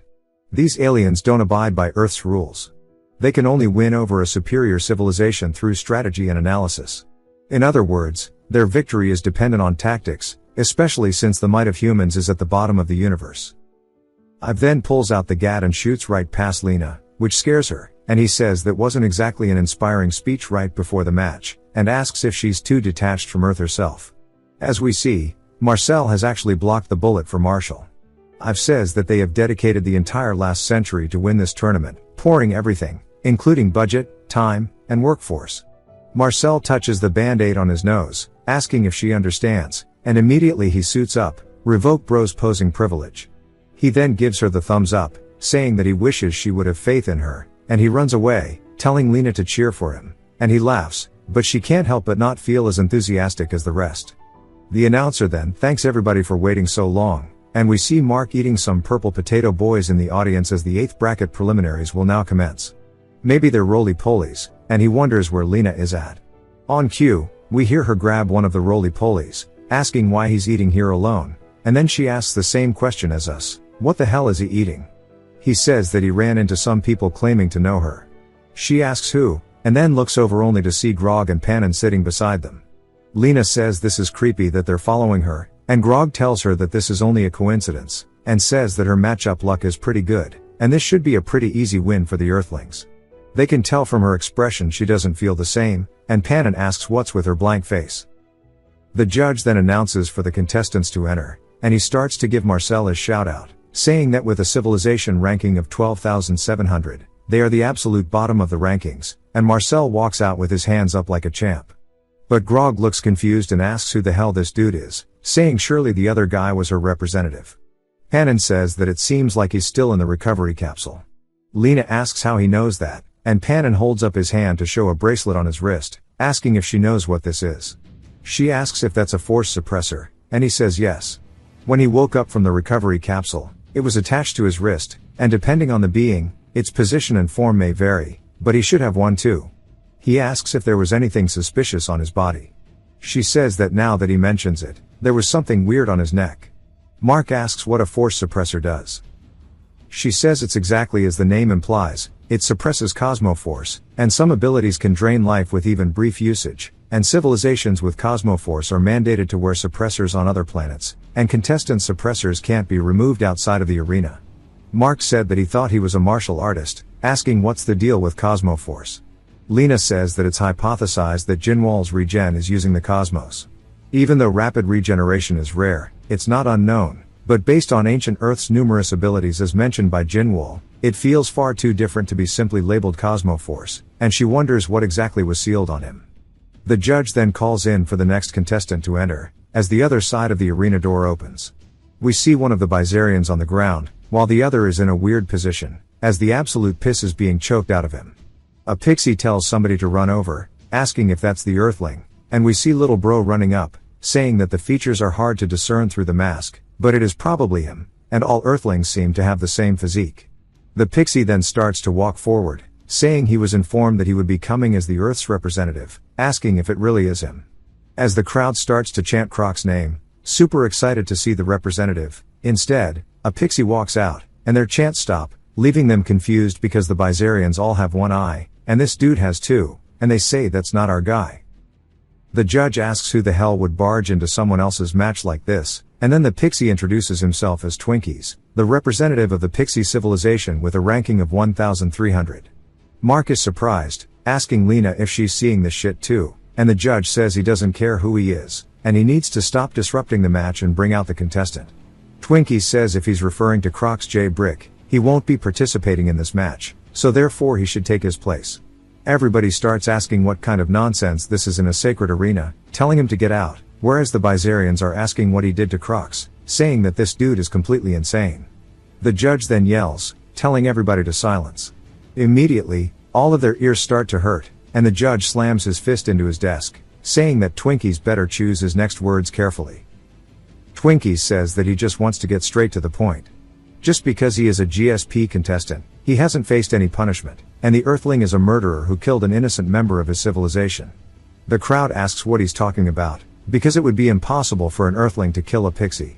While Marcel is still reeling from the judge's scream, Twinkies says that he understands that it may be hard to believe, but as they are all aware, Pixians were suppressors, every single one of them, and that ruthless monster exploited the vulnerability and murdered his kin, and he yells, begging the judge for a chance to avenge his people who died unjustly. The crowd wonders if this might actually be true, bringing up how the promotional center was utterly destroyed the other day. Mark asks Lena if this is not just a complete misunderstanding, and she says not to worry, because there's no way anybody would consider such a dumbass proposal. But immediately after, Judge Forearms gives Twinkies the all right to take Croc's spot, and he starts to get interested, saying that a warrior who risked his life to take the place of another contestant for the sake of avenging his kin is much more entertaining than watching the matches of these insects.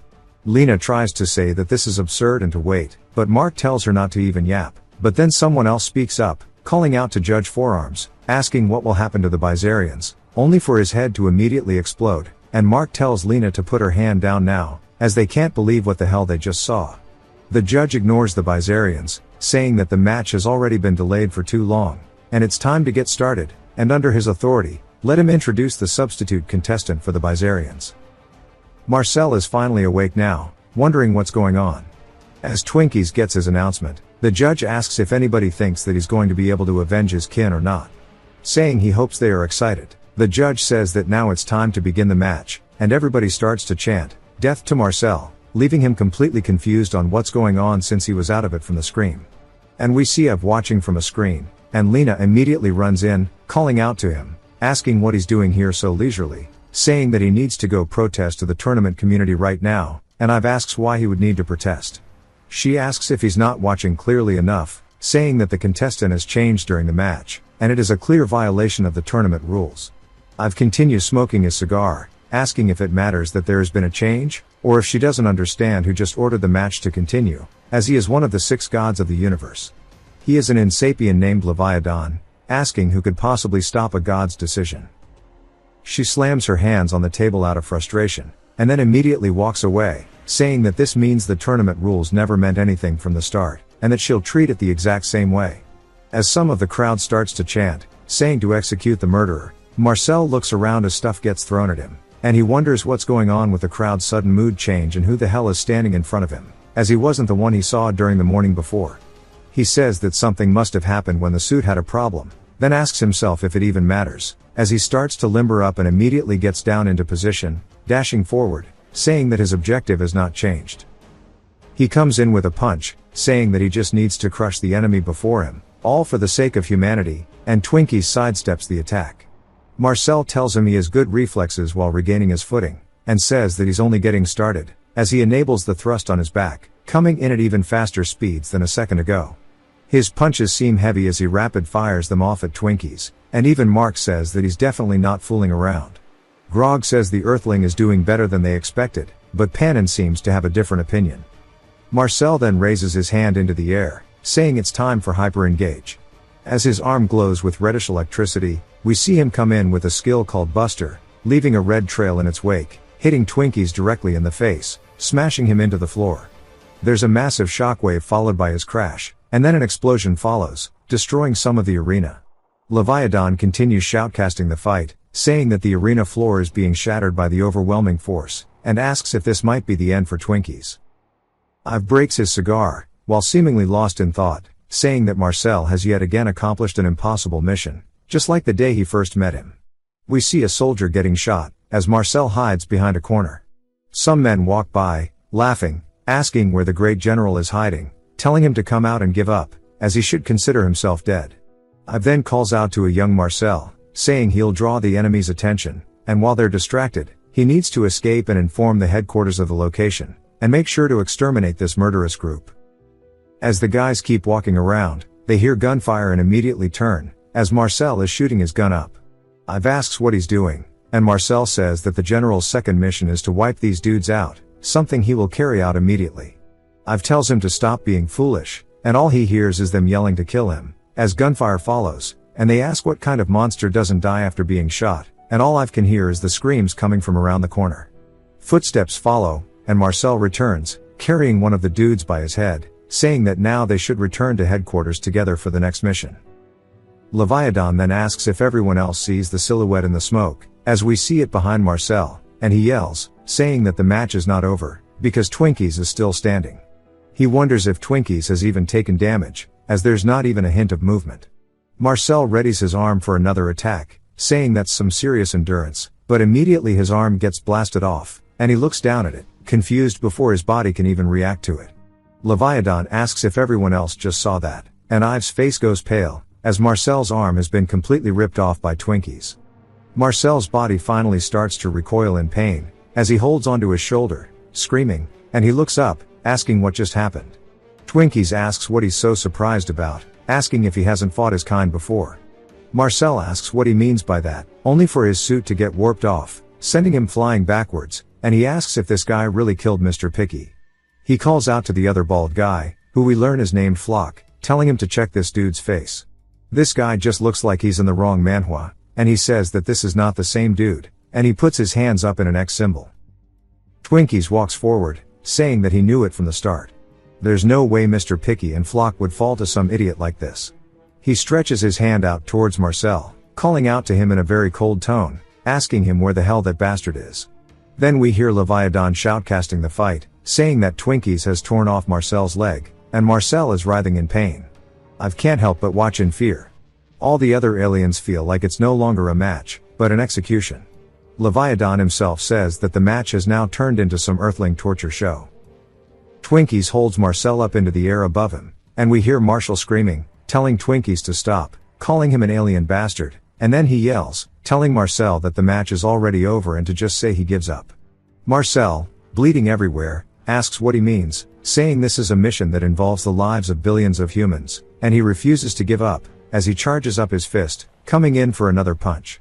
Bro has some next level determination. Twinkies points his finger downwards, causing Marcel to slam into the ground with insane amounts of force, making him spit up blood.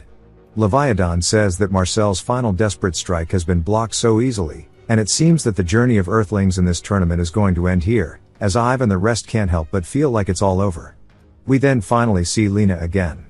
She's gassed out, asking who the hell they think they are, and then she yeets Jinwoo forward, asking why they think they can end somebody else's journey. How did she have the strength to throw him? She must be forklift certified. She yells, saying that the journey of Earthlings is just beginning, as someone else grabs onto the back of her head. The aliens ask her why she's throwing trash into the arena, saying to get it out of here. Twinkies looks down at Jinwoo, wondering what's going on, and Lena yells, telling Marcel he did well to hold on, and the mission is done, and he can leave the rest up to Jinwoo. Flock then yells, telling Twinkies that he's the guy who killed Mr. Picky. Twinkies wonders if he's talking about the trash that just flew in, and then immediately Jinwoo starts to stand up, surprising Twinkies, who says there was no sign of life just now. Jinwoo says the next time he sees Virtus, he is going to rip his head off, and he looks around the arena, wondering where he is, as we see his suppression device falling off his neck. We get to see a bit of a flashback to before all of this as Marcel is crawling on the floor, and Leviathan says, in the end, it seems that this is a hopeless situation with no chance of counterattack. Grog says it's just as he expected, though he had some hope at least, but the difference in strength is too much, while Mark is too busy scrolling TikTok. He then calls Lena, asking where she is, saying that it seems like they've been eliminated, only to ask what she means, by her telling him to come to where she is now. He immediately says that he's coming, and that she doesn't need to keep barking at him. We see him enter a hallway, and he looks around, saying Gate 5 should be right here, wondering what's going on. He then hears a robot saying to put the patient down, Earthling, as he sees Lena being chased down the hallway. Lena tells him to hurry up and get over here and stop these guys, but he starts running with her too, and she asks what the hell he's doing, saying she told him to stop them, asking where he's going. He asks how he's supposed to stop them out of nowhere and asks what she's even carrying, and then screams after he sees Jinwoo, asking what she's been doing. She says that she's just giving the people of Earth some hope. Mark asks if she's mocking them, and she says that she'll explain it later, but for now he needs to try to stop these guys for as long as possible, as she backhands the piss out of him, making him fall onto the floor. Mark screams, asking where they are taking him, and she says that she won't forget about his honorable sacrifice. Flock sits there bored, watching the match, wondering what's going on, only to hear a robot say, Earthlings, stop right there, and he turns to see Lena and instantly recognizes her, and that is when she threw Jinwoo into the arena. And immediately after, the robot put her head into the ground. Leviathan asks what is going on. When the robot goes to explain it, he tells him to stop talking, and that the robot only needs to take the trash and that woman and get out of here. Lena asks what he means by trash, saying that he is a warrior who defeated 2 Pixians alone, and that trash over there is none other than Earth's representative, the Mad Demon, Ma Jinwoo. He fought on an equal footing against Virtus as well, the judge of Zone 3. Hannon laughs, saying she's conveniently leaving out important parts, but it's not that it matters to him. The other aliens say that is a blatant lie, but then recall the explosion on Z Street. Lena says that if the reason he allowed the substitution of the opposing player was to give them a chance for revenge, Then she's brought the real target of that revenge, so approve the substitution too. Grog says that there's no way she's trying to argue against an Insapien and laughs. Hannon says that, she sure is feisty. Leviathan starts thinking about it, saying it's pretty impressive for an Earthling, but it's too late if the match is already over, and they can't rewind a completed match. Marcel yells, saying that it's not over, as he has not admitted defeat. Leviathan says that he low-key thought he was dead, and then approves the substitution, and I've takes another hit of his cigar, saying Marcel has done well enough. Lena laughs, saying with this, the Earth's future still has a chance, and the robot picks her up, telling her to stop talking, saying she's coming with them, and she starts kicking and flailing her arms as they carry her away. Twinkie asks if this is really the person who defeated his kin, as he can't even tell if he's alive. Immediately, we see life come back to Jinwool's eyes, and that is when he stood up, leaving Twinkies confused. Leviathan then says it's unbelievable that such trash, and then corrects himself, saying that Earth's representative Ma Jinwool is fully revived, and says that his regeneration ability is not bad, and this might turn out more interesting than he expected. Jinwool looks around, seeing it's been so noisy since earlier, asking where he is. Twinkie says that he's been looking for him, and now he can finally avenge his kin. Jinwool sighs, saying it's the same energy he saw from his other dudes, and he's not interested in weaklings anymore. As he starts to leave, he turns his back entirely to Twinkies, and he says that first, he needs to find Lena and figure out what's going on. Twinkies grabs onto his arm, and Jinwool calls him persistent, saying he told him he had no use for weaklings, only for him to start slowly getting lifted into the air. He looks down, confused. Then he rears his hand back, saying that he already showed him mercy once, and that won't happen for the second time, as he swipes his hand forward, and blood begins to fly. Jinwool notices something, as he looks down, as it's his own hand that broke, and he says that something seems to be wrong with his body. Twinkie says not only did he kill his kin, but he also dares mock his civilization, asking how dare a lowly insect of an inferior race not know his place, as he slams him straight into the arena, shattering it. Jinwool spits up blood but doesn't take even a second as he immediately leaps through the air, distancing himself from Twinkies, and he wonders what Virtus did to his body. He can't use any martial arts except for his Immortal Spirit Foundation, and he says that he guesses he doesn't have a choice. As Twinkies begins to enlarge himself, he comes in with a bomber right. Jinwool looks head on, saying he'll fight the old-fashioned way for once, eating the blow, as it absolutely obliterates the midsection of his body, separating him into two halves. Twinkies laughs, asking what an inferior species could possibly do, only for Jinwool to shove his fingers straight into his eyes. As Twinkies is screaming in pain, Jinwool immediately goes for the follow-up, putting his thumb into Twinkie's mouth, unhinging his jaw, only to shove it closed with his other hand, cutting his own thumb off, and he tells Twinkies to go ahead and eat that shit. Twinkies calls him trash, only to clap his hands together, disintegrating Jinwool into nothing but a mist, leaving the only thing remaining of him in the arena were his legs from earlier. Leviathan says Twinkie's strength is overwhelming, as he literally disintegrated Jinwool's upper body. Twinkie sits there with his eyes watery, asking what he just made him eat, saying the moment he regenerates him, he'll crush him again. Jinwool asks if that's really going to be the case, as we see his hands start to come out from Twinkie's mouth as he starts to forcefully exit, saying he'll give him exactly what he wants.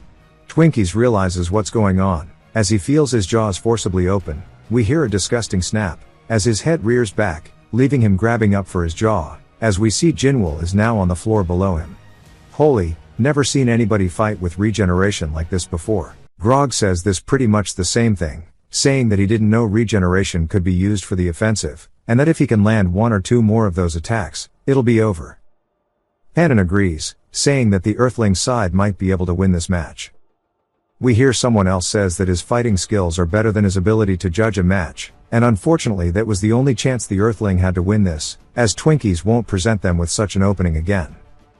And in that case, the chance of that Earthling winning is 0. Grog asks why they're sitting casually with them, and the woman tells them not to be so cold, and that she's a space journalist named Ackerman. We have no idea what rank her civilization is from, but she's from the Euphoria Star. She says that she became interested after they defeated Agony, and not to mention that he blocked an attack from Virtus. Hannon asks how she knows that, saying that very few people knew he was involved in that fight. She laughs, saying that she told him she's a journalist, and she has her ways. Hannon asks why the chance is 0 for that Earthling to win, as that one fought directly against Virtus. She says that even if Virtus was at only 1/10,000th of his full power, surviving that is an incredible feat. That happened because he's a regenerator, and he barely survived. A beast barely clinging to life can't compare to a proud warrior. Grog says even so, surviving against a judge means he has the skills of a third-level civilization at least. Ackerman tells them that they seem to be not understanding, and that they are definitely underestimating the upper civilizations just because of a single victory, and they can't match the experience of the 1,300th ranked civilization in the universe. As Twinkies is coming in with a full swing, he lets out a roar, and slams down directly where Jinwoo is standing. Grog asks where that giant thing came from, and Ackerman asks what they mean where, it was there the whole time. They ask if she's talking about the tiny beads, and she says most aliens underestimate metal manipulation as simple magnetic telekinesis, but Twinkies can control metal at a molecular level, and compresses it into ultra-high density metal balls for portability. Jinwoo, though, even with his face being completely gone, begins regenerating while he is charging straight in. She says with the current amount of metal that is in Twinkies' possession, it's going to be real hard for the Earthling to win this, as we see Jinwoo hit directly on Twinkies' head, but he's the one who gets injured instead, as his entire hand gets shattered. Twinkies then swings down, knocking his head clean off, and she says that it's comparable to an Earthling fighting the largest battleship in the universe. Grog can't believe that Twinkies had the power all along, and was mocking them by hiding it. She says that from the perspective of a first-level civilization, they definitely think of it that way. Grog asks what she's talking about, and looks pissed. She says that she didn't mean it as an insult. The GSP tournament is watched by the entire universe. In other words, this tournament is held once every 100 years. It's a colossal event to showcase civilization's technology and specialties. So revealing all of their cards against a mere Earthling on such a stage means even winning would be a loss for them. Moreover, the metal that Twinkies is using is practically the heart for pixies. Using it against a first-level civilization would be considered humiliating. Back on his planet, they are considered the greatest iron craftsmen in the universe. Every pixie is born with a few hundred grams of iron in their body. By the 6th month of their birth, the iron will have solidified inside, and they expel it through a process called iron ejection. The iron expelled during this process is known as soul steel. Although it was a low-strength metal with little practical use, every pixie considered soul steel to be part of themselves, and their sacred guardian. But a few years later, the Galactic Alliance arrived. And the meaning of this iron ejection tradition changed drastically. Their peace-loving civilization, which always avoided conflict, was helplessly defeated in their very first ever GSP match. When it was broadcast across the universe, their peaceful civilization became a target of ridicule and scorn. Following that, their resources were plundered under the guise of trade. And unable to watch as people suffer any longer, the king began an unimaginable experiment. He forced newborns to consume metal for 6 months. He believed this accumulated iron would make stronger soul steel. However, over 70% of them were unable to expel the metal. And due to the irregular internal circulation, even the soul steel of the few surviving children was mostly unimpressive and low quality. However, there was the one person who developed extraordinarily strong metal. The beloved prince, Twinkies, endured the deadly iron ejection trial, becoming the master of the universe's strongest metal, eternal steel. We see another pixie congratulating him, saying that it's truly remarkable. Twinkies says that this is the result he forged through the trial, naturally, as expected.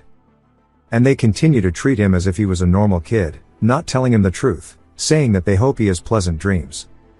We hear some guards talking about how the prince didn't actually go through the trial, and they wonder what's the deal with the eternal steel stuff, saying that the king took it from someone else, and gave it to him. They talk about how unfair it is, as they risk their lives for it, and the other guy says that maybe he should be reborn as a prince next time.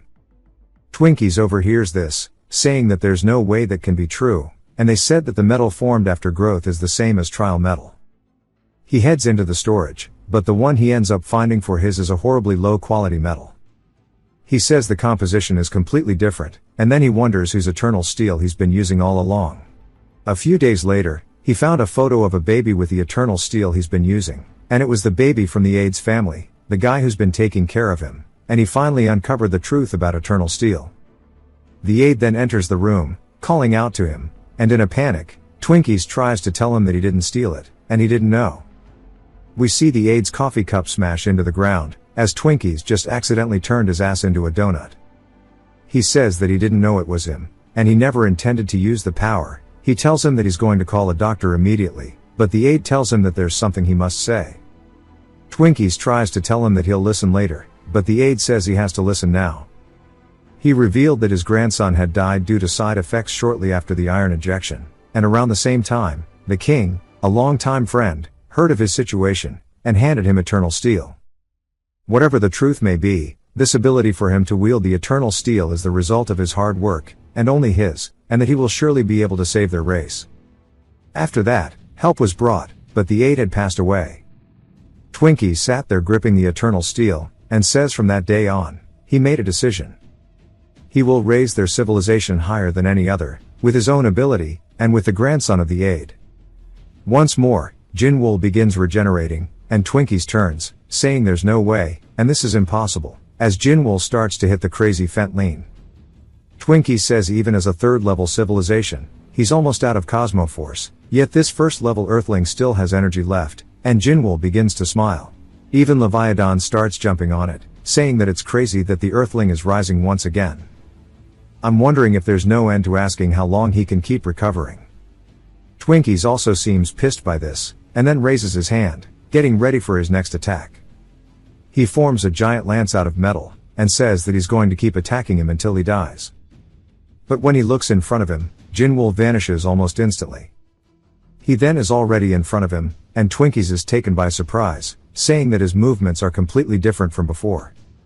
Leviathan shouts out how his movement is reaching incredible speeds now, and Ackerman says that it's impressive, but it won't matter, as Twinkies' skin is tougher than most metals. But as soon as she says that, we see him get hit by a palm strike that sends his blood flying. He's actually managed to cut half the side of his face. Grog and Pannon stare at Ackerman, wondering what she has to say now. As Twinkies counters with the massive lance straight into Jinwoo's side, we see it piercing through half of his body. Twinkies takes a look at his cheek, this now swelling up, and blocking his vision.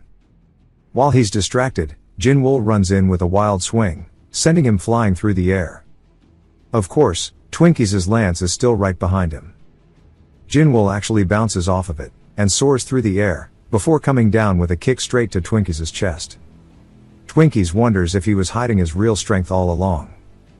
Jinwoo says he does not know what's going on, but the flow has returned, and he's going to end this quickly, as his hands begin lighting up. With Ki, we see a massive explosion throughout the arena. We see Lena watching the fight on the side, as Leviathan continues to shoutcast it, and she says that she knew she could count on him. Leviathan tells her to shut up, and stay out of it. Twinkies' friend starts to look worried, and yells out towards him. Ackerman says that she didn't think he was hiding his power, and this changes everything. As the Pixian strength lies in their brute power, and defense, then they don't have the reflexes to block an attack like that. As Twinkies puts up a shield, barely in time to block Jinwoo's next attack, Pannon starts giving her that bombastic side eye, and, embarrassed, she says that she was only wrong once, and that he needs to stop reacting to everything she says. Jinwoo says this thing sure is pretty tough, before he gets pierced through the chest once more. Twinkies says that he should stop acting cocky, as, no matter how many times he rises, he'll never pierce his steel. As long as the universe's strongest metal is here, the result will not change, as Jinwoo is being held up by the lance, and the thorns that spewed out of it. Jinwoo now understands that it's metal, and he begins to use his own power. He recalls last time how he absorbed the cosmos force from that fat pixie, even when he tried crushing him. Jinwoo now lets out a big grin, as Twinkies has covered himself with a shield made of eternal steel. He says that his regenerative ability must consume energy to be activated, so if he can just endure this until he runs out, he'll be the winner. But Jinwoo starts to rip it apart, forcefully entering his way in. And Twinkies' friend wonders if he stole the power back then. Twinkies is completely taken aback, as we see his cosmos power being taken as well, and Jinwoo puts his palm on his head, and throws him out of the shield, so fast it breaks the sound barrier. Twinkies says that he can't believe the pride of their civilization has been pierced. Twinkies' friend yells out to him, saying that guy can manipulate metal as well. Twinkies can't believe it, asking how a Tier 1 Earthling is wielding not only their cosmos force, but, in general, how is he wielding more than a single cosmos force at a time. Twinkies realizes, though, this is bad, as Jinwoo is flying straight up with his new metal weapon. Twinkies starts to get pissed after witnessing it, and grits his teeth, calling him trash, asking how dare a lowly creature touch his steel. As it starts to get forcefully taken from Jinwoo's hands, Twinkies begins to fully equip it on his body, screaming that he'll never forgive him, as he is now turned into a giant suit of eternal steel. He comes in with a massive punch, which shatters the arena, but Jinwoo dodges it, saying that the armor isn't going to change anything from this fight. He says this, yet Twinkie slams down with another heavy blow, and it actually hits Jinwoo this time. He can't steal control of that metal from him, and Leviathan commentates how Jinwoo rips off his own head, and throws it, and it's a bold escape attempt using his extreme regenerative abilities. Jinwoo wonders what to do now, as the armor doesn't seem easy to pierce. He says it reminds him of something, as we hear a man laughing, saying that he picked the wrong opponent back when he was a child, and saying that if he wanted to ambush the invincible Iron King, the Dark Lord himself should have accompanied him, and he shall personally deal with him according to the way of martial arts. A man then steps up, asking him if he, the owner of one of the 7 great treasures of the martial world, is really trying to show off his strength in front of a child, and asking if his honor was just a baseless rumor.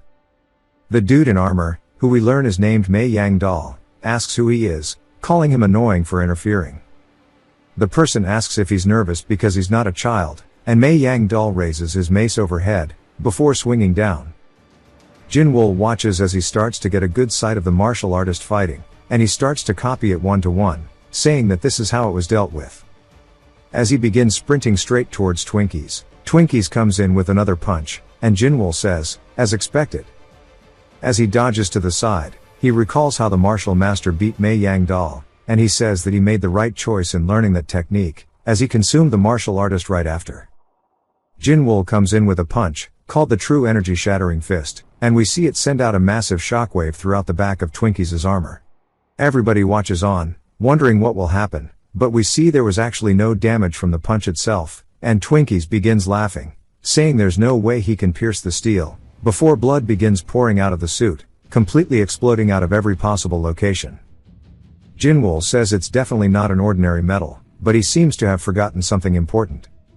No matter how extraordinary a sword may be, in the end it's not the sword that decides, but the one who wields it. Jinwoo stares at Twinkies, who is no longer moving. As the armor is completely motionless, the observer stares at it. And Leviathan says that the verdict is out, and the contestant Twinkies is unable to continue the match. Twinkies' friend can't help but stare. Grog asks Ackerman if she saw that, as that's the power of a Tier 1 civilization, and if it were the guy from earlier, he would have died long ago. Ackerman walks down the hallway, saying that it's been roughly 15 billion years since the universe was born, and even if there is infinite cosmo force, she thought they'd seen all possible outcomes by now, wondering why is there no information about the Earthlings' peculiar phenomenon, and if they were unaware of it, even with their civilization's network, maybe it could be a new ability, or has someone intentionally concealed it. She laughs, saying that she's very curious about it. And then finally announces the winner, saying that it's Earth representative Jinwoo. Clarice, in disbelief, says that means Lena was right, and who would have expected for there to be such a monster among them, and right now they might be witnessing a historic moment. As Jinwoo is forming a blade out of the metal, Leviathan says that with this, representatives from 3 Tier 1 civilizations have defeated beings of higher civilizations in this tournament. Jinwoo leaps directly at Leviathan, and says that a strange energy of his has been bothering him since earlier. He was the one who stands at the zenith of this world. He uses an attack called the White Smoke Slash, landing directly behind Leviathan. He then sees the blade break, and he narrowly dodges it. As he turns straight into a skeleton, LMAO, I'm dead. Clarice is in disbelief, and Leviathan says that he retracts his statement. The match will now end as a draw, and someone should get rid of that thing. The observer says that the match he just broadcasted is ranked number 1 in viewership for its time slot. Leviathan asks if he heard that right, and the guy says that the live viewership of the match just surpassed 800 billion, and that he achieved the highest viewership among 5 other regions broadcasting matches, which means that there are multiple other gods, and maybe one of them gave Jinwoo his power. The observer tells him that it's been 900 years since the last time, and he starts going crazy. Leviathan says there's no way he'd be less popular than the other ones, as one of his men is picking up Jinwoo. Leviathan asks what he thinks he's doing, and the guy says that he just told him to get rid of it, as Leviathan screams just deleting him. Leviathan asks why he's being disrespectful to their star player, and he is the god of greed, is what we learn. Leviathan asks who they should entrust their star player with, and he says it's best to leave him in the care of someone from the same civilization. As one of the robots is saying surely she understands even if her whole civilization comes together she can't pay the price, yet, she broke such a valuable thing. She says that she wonders how the match is going, and it seemed like Jinwoo was leading. She heard that Twinkies is a powerhouse among all powerhouses, though. The robot asks if she's listening to it, and she just ignores it, saying that she heard all about his strength. He says that means she isn't, and another observer tells her to follow, as Leviathan says she should go take her representative. She asks why Leviathan himself is asking, and she starts running, wondering what that bastard did this time, and the robot says he's going to charge her for the cost. The observer tells Leviathan that he's brought the Earthling, and Leviathan says that he didn't call her for anything special. It looks like her representative is incapable of returning alone, as he floats an orb over containing Jinwoo's bones. He says even though it may look bad, they perform some first aid. If she carries him to the recovery room, he'll be fine. We see it zoom in on his head, before it jumps to him opening his eyes, asking where he is. Lena says that he really survived, and that ability is amazing. It was worth the effort to suggest moving after they attached the suppressor. Jinwoo asks why she's here, and what's with all of these things on him. She says that these are devices that aid his recovery. He asks who dares to help him, and she says that he needs to remember that they're the weakest civilization in the universe. As long as he's wearing that necklace called the suppressor, he's another Earthling just like her. He says that he'll get rid of them right now, and she says that he can't even get out on his own. He exhales, and starts closing his eyes to meditate, and she wonders what he's doing. Jinwoo says it's not like his blood flow is blocked, but he can't feel any energy throughout his body. And then she asks him how it feels to experience the tournament firsthand. He asks what she's talking about, and she says that he just participated as a representative of Earth, the tournament, asking him how it was, saying he really makes her want to fight more guys in the tournament. If he agrees, she'll remove all those devices right now. He tells her to shut up, and release him immediately. She says as expected it didn't work, and although it can't be helped, and it's dangerous, there's only one other method. She releases his arm, saying that she'll do it temporarily, and he instantly grabs her by the throat, saying that unless she wants to be ripped apart, to release the thing on his neck too. Marcel then enters the room, calling out to her, saying that he came because he heard someone was looking for him, but wonders what's going on, asking if she's having a lover's quarrel. Jinwoo asks who he is, and she says the thing around his neck is something he can't remove on his own, but she wants to make a bet. Jinwoo asks what it is, and she tells him that if he wins against that guy, she'll release the suppressor immediately, and never bother him again. But if he loses, he'll have to take his place, and compete in all of the remaining preliminary matches. At the cafeteria, as Jinwoo's pouring a purple goop onto his plate, he asks when they are going to fight, as he wants to be free of this damn restraint right now. Lena asks what he's even saying that they're here because he was hungry. He says that his stomach feels like it's about to burst, asking if they feel like this every day. She says he talks as if it's his first time feeling hungry, and he says it's not his first time, but it's been so long that he doesn't remember. She asks if people in the past did not even eat, and he says not everyone, but at least they were better than everybody from the future who's weak. She says that they'll see if he can still say that after fighting Marcel later. Jinwoo points over, asking if she's talking about this idiot, and she tells Marcel to speak up instead of just eating. Marcel says that he has over 40 black belts in martial arts, and he's trained in all sorts of lethal techniques from the military. He may have lost a limb or two, but it won't matter. Jinwoo says the outcome won't change whether he has limbs or not. Marcel calls him a bastard, and Jinwoo says he was just stating facts, so they should stop wasting time, and admit he's going to lose. Marcel says that he's the reason he lost his limbs, and Jinwoo says they should stop blaming his weakness on others. Lena just watches, thinking about something, and she says that since they are both full now, they should settle it once, and for all. They head to the 80th floor for the practice arena. She says that they can fight here without any interruptions, and Jinwoo says that they could have settled this back at the restaurant. She says the future isn't a violent era like the one he lived in, and he can't just fight whenever he wants. Jinwoo says that the future is full of nothing but cowards, and Marcel tells Lena to wait. She says they're cooperating because it's for the Earth, but this doesn't seem right. He got a little word tip earlier, but that guy did beat Twinkies. Even if he's restrained with a suppressor, he doesn't know if he can handle him. Plus, how can he compete in his condition, missing an arm and a leg? She says not to worry about everything since it's prepared. Lena says they have to set up a few things. Jinwoo says that she didn't just try to start a fight without a plan, and says the guy beside her seems scared, asking if he's okay. Later we see her opening something up, and Marcel asks what this is, and she tells him that it's his new leg, to try it. She says it might be a bit uncomfortable at first, but it'll automatically adjust to fit his body soon. Marcel asks if this is an artificial leg from the planet Artenos. She's surprised he recognized it immediately, and he asks how she got something so expensive. She says she used some of her savings, and Mark just wonders where the fuck all of his money went. She says that buying an arm would be too much, and Marcel says that he'll do his best even if it costs him his life. She says that he doesn't need to go that far, and Jinwoo just asks if they're going to fight because he's tired of this. Marcel tells him to wait as he's on his way, and Lena says she needs to tell him something before he starts. It then jumps to Jinwoo, saying that it's just a toy leg, wondering what they were preparing. Marcel tells him to shut up, as this prosthetic leg is not something he can just talk about.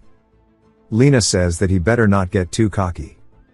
Jinwoo starts to get a little annoyed, saying that he's not the arrogant one here, and it's them, as he leaps directly at Marcel. Marcel raises his guard, saying that he's coming. As Marcel dodges backwards, and then under the next attack, Jinwoo readies another attack, and then comes in for a double palm strike, which Marcel also dodges underneath.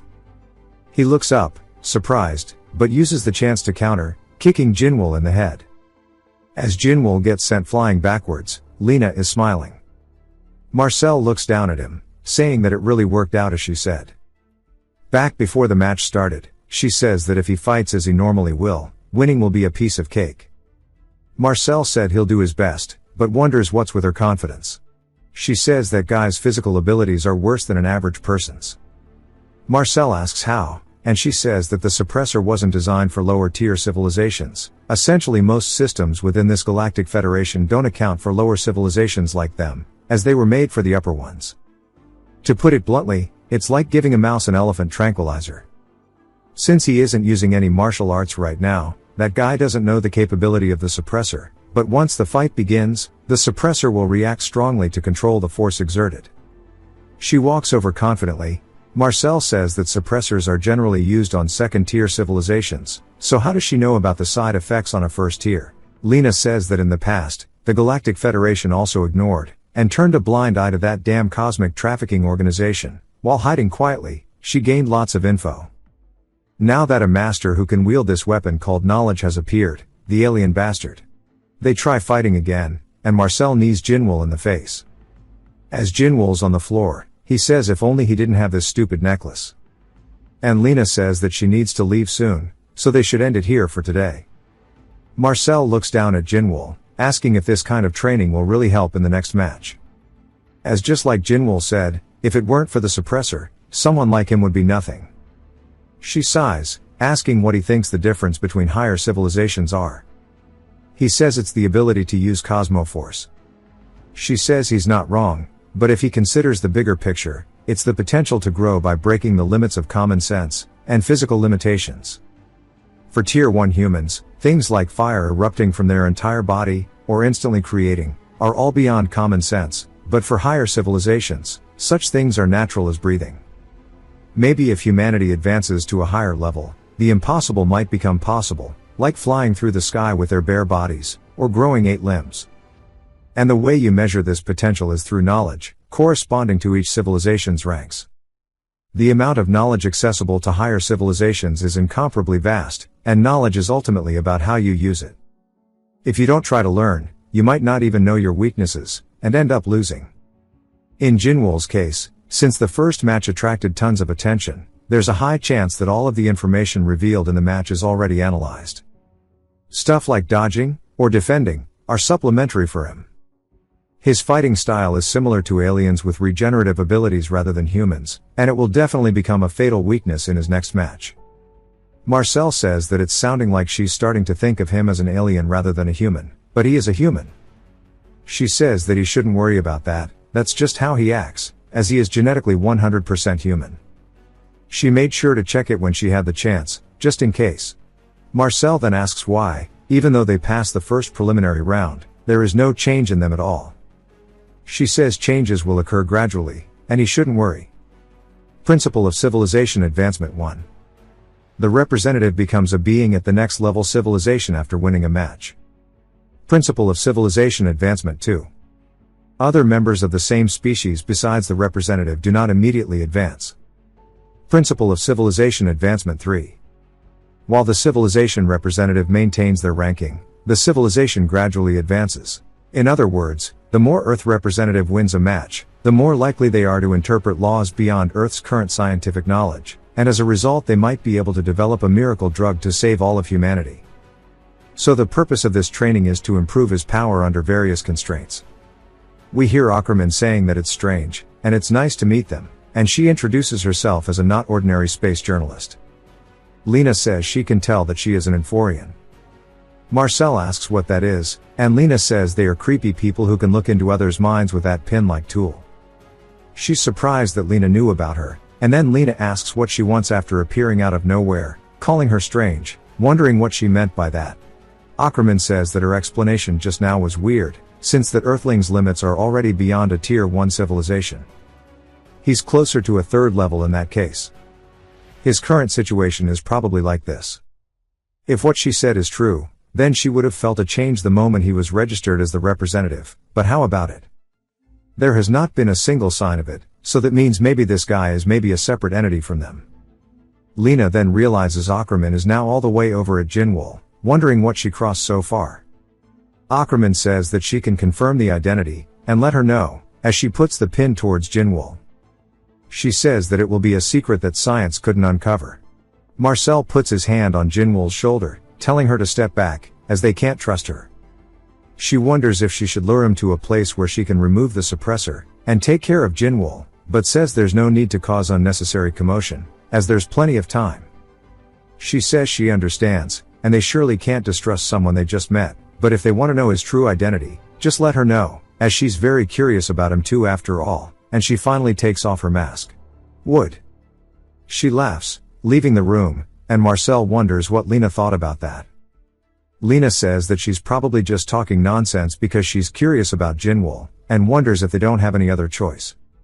Their job is to bet everything on their last remaining hope, and somehow make him win his next match. We get a whole 15-day time skip, and it is now the second preliminary round of the Group 8 match. The first player to enter is Civilization ranking 5830th, and the player who passed the first round in record time. They're a mysterious civilization being with the ability to control their own cosmos energy, and a guardian deity who protects their planet by receiving energy from 400,000 of their kind. It is the representative of the trans-fairy civilization named Birkin. I can't tell if that's the big guy, or the little guy. It's the big guy, my bad. As his inhibitors get dropped, he lets out a primal roar for the crowd. Leviathan says finally they have a beast with a huge amount of power unleashed in the arena. Mark says that it's not a sight you'd see every day, and Lena says that their side is the same. Mark asks what she means, and Lena says that he'll see. As facing him is none other than someone from the lowest ranked Tier 1 civilization, he achieved the feat of defeating Twinkies, the universe's greatest metal controller. As Jinwoo, all injured, limps into the arena, Leviathan is confused as hell, wondering why he is in that state. Lena says that their side would be eye-catching too, and she warned him. Mark, though, just wonders what the hell is wrong with this lady, asking how she could do this to the representative. She says that this level of injury is nothing to him. As soon as Jinwoo steps into the arena, his inhibitors begin to get released. He starts to break out of his cast, and drops his cane, as he no longer needs them. Marcel says that it's truly an amazing power, and cheers him on, saying that he wants to see the results of his training. Jinwoo says that he can't believe these bastards humiliated him like this, and he'll definitely kill them. However, he made a promise, and he'll take care of this monster first, and then kill them after. Jinwoo looks down at his hand, saying that it's the same as before. His energy has returned, but the flow is twisted, so he can't use his martial arts. He wonders if he has no choice but to wait for the flow to recover like last time. The crowd starts cheering on their guardian, and Jinwoo looks over, and they are telling him to bite that guy, and save their planet. Jinwoo just wonders why the hell they are so loud. As the crowd continues to cheer, and chant Birkin's name over, and over. Leviathan says that the passionate cheer of his people fill the stands, but Birkin hasn't made any moves yet. Mark says that he is a warrior with the power of almost 1 billion, and the planetary guardian is a pretty impressive title. She tells him not to worry, as it's like the strongest man on Earth Marcel title. Mark claps, and says that he's glad it's like that. Marcel can't believe that she's throwing shade at him, but Lena says that he's definitely not an easy opponent, and that title is not exaggerated, but she hopes that it goes well. The guy who walked out with Birkin takes in the deepest breath of all time, and yells into a giant megaphone, telling the Guardian to unleash divine punishment. The sound makes people in the audience cover their ears, and Lena says that a thunderous sound means the fight is going to start. Jinwoo says that his eardrums might just burst if they keep that up, and this guy seems weird, as he doesn't feel a single bit of fighting spirit from him. But now, in an instant, he is completely changed, as he's closed the gap. He comes in with a punch that is a ginormous blue ball that explodes up towards the air, as his punch shook the entire arena. This is the true power of a guardian who holds the energy of an entire planet in his body, but the arena's energy barrier constricted it. His people continue cheering, and Leviathan says that the transference seems certain of victory, but Birkin's opponent showed his regeneration abilities from the first round. But for some reason, the match just ended in 3 whole seconds, and he doesn't know if Jinwoo is going to get back up this time. Lena anxiously bites her thumb, and begs that he does. And then she sees it, as Jinwoo is now right below him. It turns out that he didn't even get caught up in the attack, it was just his arm. That attack looks like it was going to exploit the weakness of regeneration users, and Jinwoo evaded it by using a completely different fighting style. Jinwoo says that the parts hit with his power aren't regenerating, it seems. Lena tells Marcel this means their plan works, and they high-five. Mark wonders what they're talking about, saying that dodging once doesn't mean everything, asking if they've gone insane. She says that it's natural not to understand, even they weren't sure this would work. As we see Jinwoo falling onto the floor, Lena asks Marcel if he notices anything different about him. Marcel says that it's not just different, even with the suppressor, he's slowly getting faster. Even though he's the one restrained, Marcel feels like his life is increasingly at risk, as he gave him a wound during training. Lena says that 2 weeks should be enough then, and he wonders what she means. She says that she's going to go report this to headquarters real quick, and they should keep up the pace that he's doing for the training period. Marcel just wonders what she's thinking about, he doesn't know, but for now he'll just listen to her orders. Jinwoo asks if he's just going to continue spewing nonsense, and it's not being delusional, as there's no way someone like him can train him. Marcel says that he knows exactly how pathetic he must look right now. Without the suppressor, he wouldn't even feel the slightest impact of his punches, and his attacks must seem so slow that he wouldn't bother dodging them. But just like how dripping water eventually cuts through stone, even attacks when repeated will hit eventually. At that moment, if his regenerative ability isn't functioning normally, even someone as extraordinary as him could lose everything just from a singular hit. But he guesses luck that bad only comes a few times in one's life. Jinwoo says that he can't believe that he's being helped like this. Marcel says with powers like that, there's no way Jinwoo would quietly listen to someone else's advice, and for them to call this training, and make him learn naturally was her goal in the end. And she says that that's true, after observing him for a while. For someone like Jinwoo who has a strong sense of pride, she thought this approach would work better than persuasion, or appeals. The most important thing in the fight against Birkin is to dodge the critical strike. Ackerman says that, for a Tier 1 civilization, they sure do understand the weakness of those with regeneration. So the reason for training in that old arena where the suppressor can't be removed was to fix the dependence on abilities, a chronic issue among regenerators.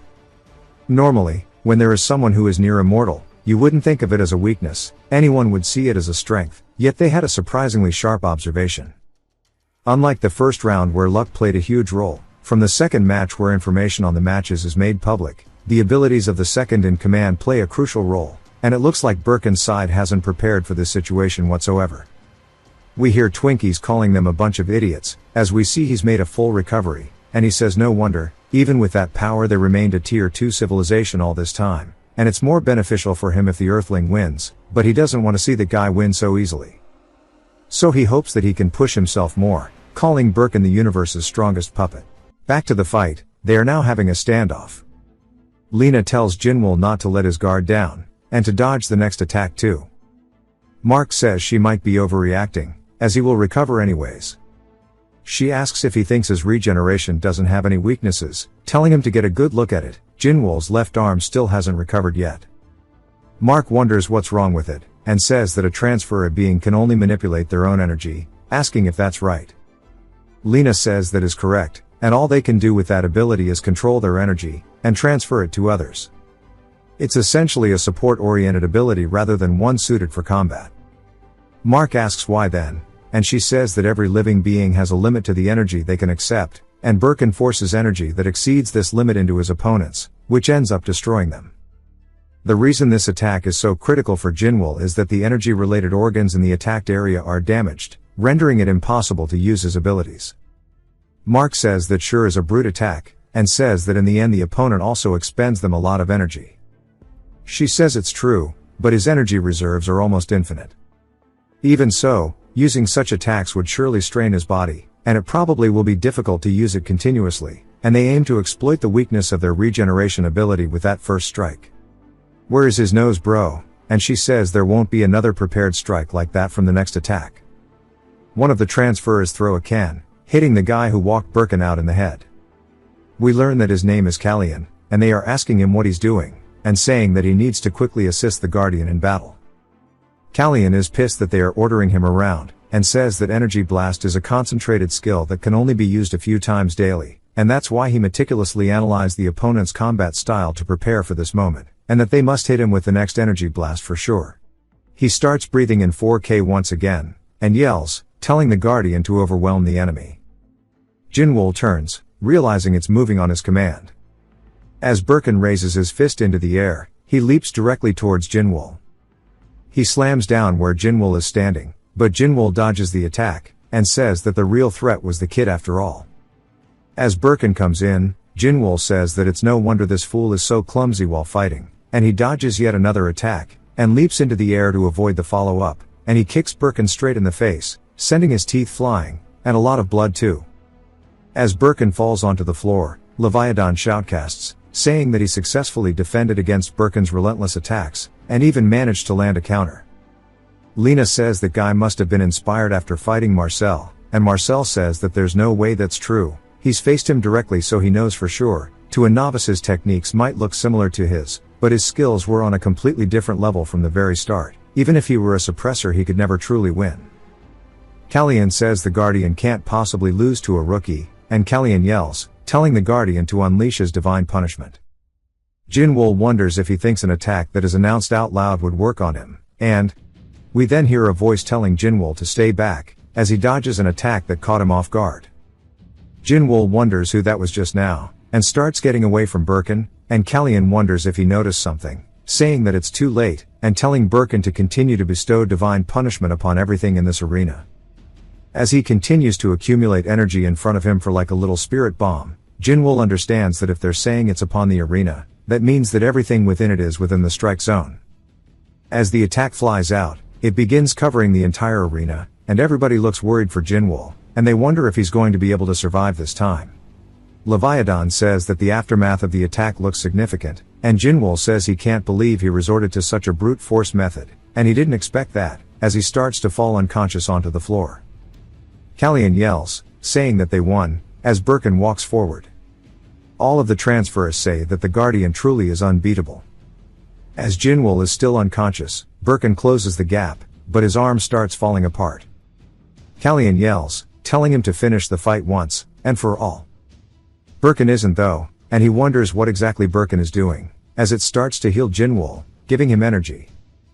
Callian says that he hasn't issued any orders yet, wondering what he's doing. Birkin was the one speaking to him earlier, telling him to get back, and he's beckoning that Jinwoo stands up, saying that he needs to get up, and finish him off. Leviathan says that Jinwool's not showing any signs of movement. Lena realizes that if this goes on any longer, the fight will end, and she starts to get up on the ledge. Jinwool, of course, still face first, but we start to get some kind of memory playing. There are a lot of transferes saying that they brought it to life, the legendary guardian, and that it was possible to absorb the energy of hundreds of thousands of people. As we see little Birkin open his eyes, everybody's excited, saying that a guardian has been born to protect their planet, and at least they are free from the monsters. Birkin then closes his eyes, and when he opens them once more, he sees Callian, saying that they have been specializing in the flow of Cosmoforce since ancient times. Currently they have mastered Cosmoforce to fully control individual energy, and it allows them to concentrate energy in order to heal injuries, or transfer it to others to amplify their strength. Right now, Birkin has been infused with the energy of 300,000 people using this ability, and since such an enormous energy source could strain Birkin's body, they are currently using a special device to seal it off. To release the seal, they will need to use the Trumpet of Liberation, at which point he will become a powerful guardian. He starts closing his eyes, and Callian asks if he's really falling asleep. When he opens them once more, he sees a giant monster in front of him, and his hand is flung forward, and it starts to cut into the monster, cutting off one of its tentacles, and we see Birkin starting to overwhelm it entirely. Callian asks him how it feels to be the mightiest warrior, as this is the power of the Guardian, a warrior infused with the energy of all of their people. Birkin tries telling him that he can't move on his own will, and Callian says that's normal, as he won't be able to control such a massive amount of power right away, and that's why he'll be here to support him with his trumpet, and that he shouldn't worry because his mind and personality are still intact. While he might be uncomfortable now, he'll get used to it soon, and he'll be counting on him from now on. Another monster attacks, and we see the Transferians running for their lives, and they spot the Guardian, feeling hope, as Birkin leaps in off the top rope, and he slams the dinosaur in the throat. Everybody starts chanting, "Long live the Guardian," as Birkin floats off carrying the monster's head. The Guardian leaves the fortress of their planet for the Central Defense Force. We hear Callian asking if somebody is really telling him to fight without damaging the city at all, as that is completely impossible.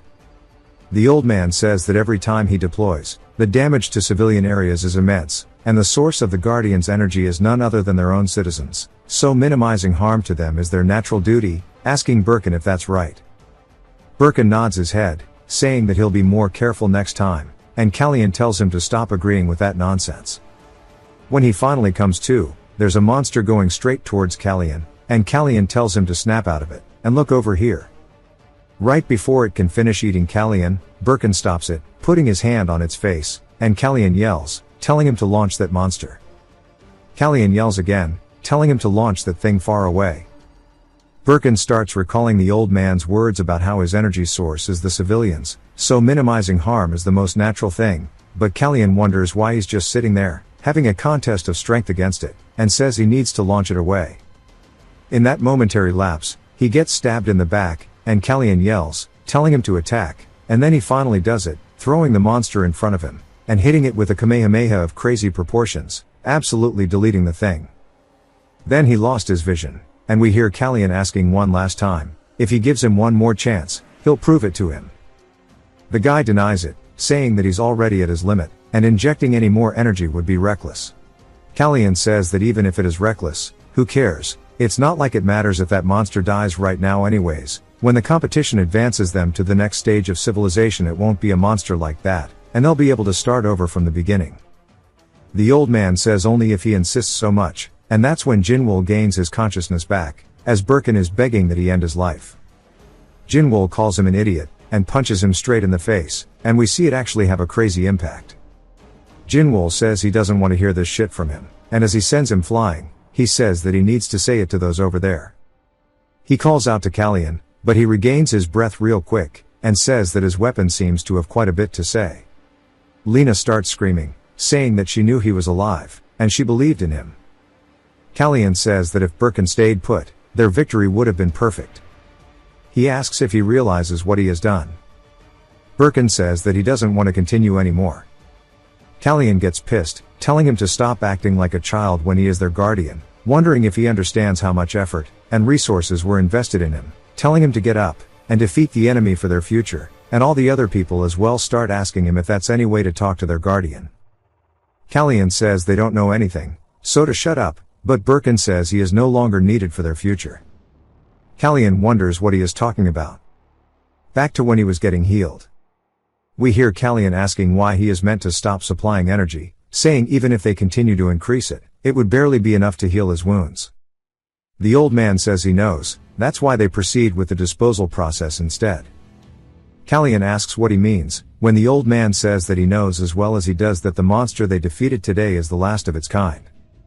It's publicly known as a mutant creature, but they were the ones who know they are all failed Guardian Project experiments of the past.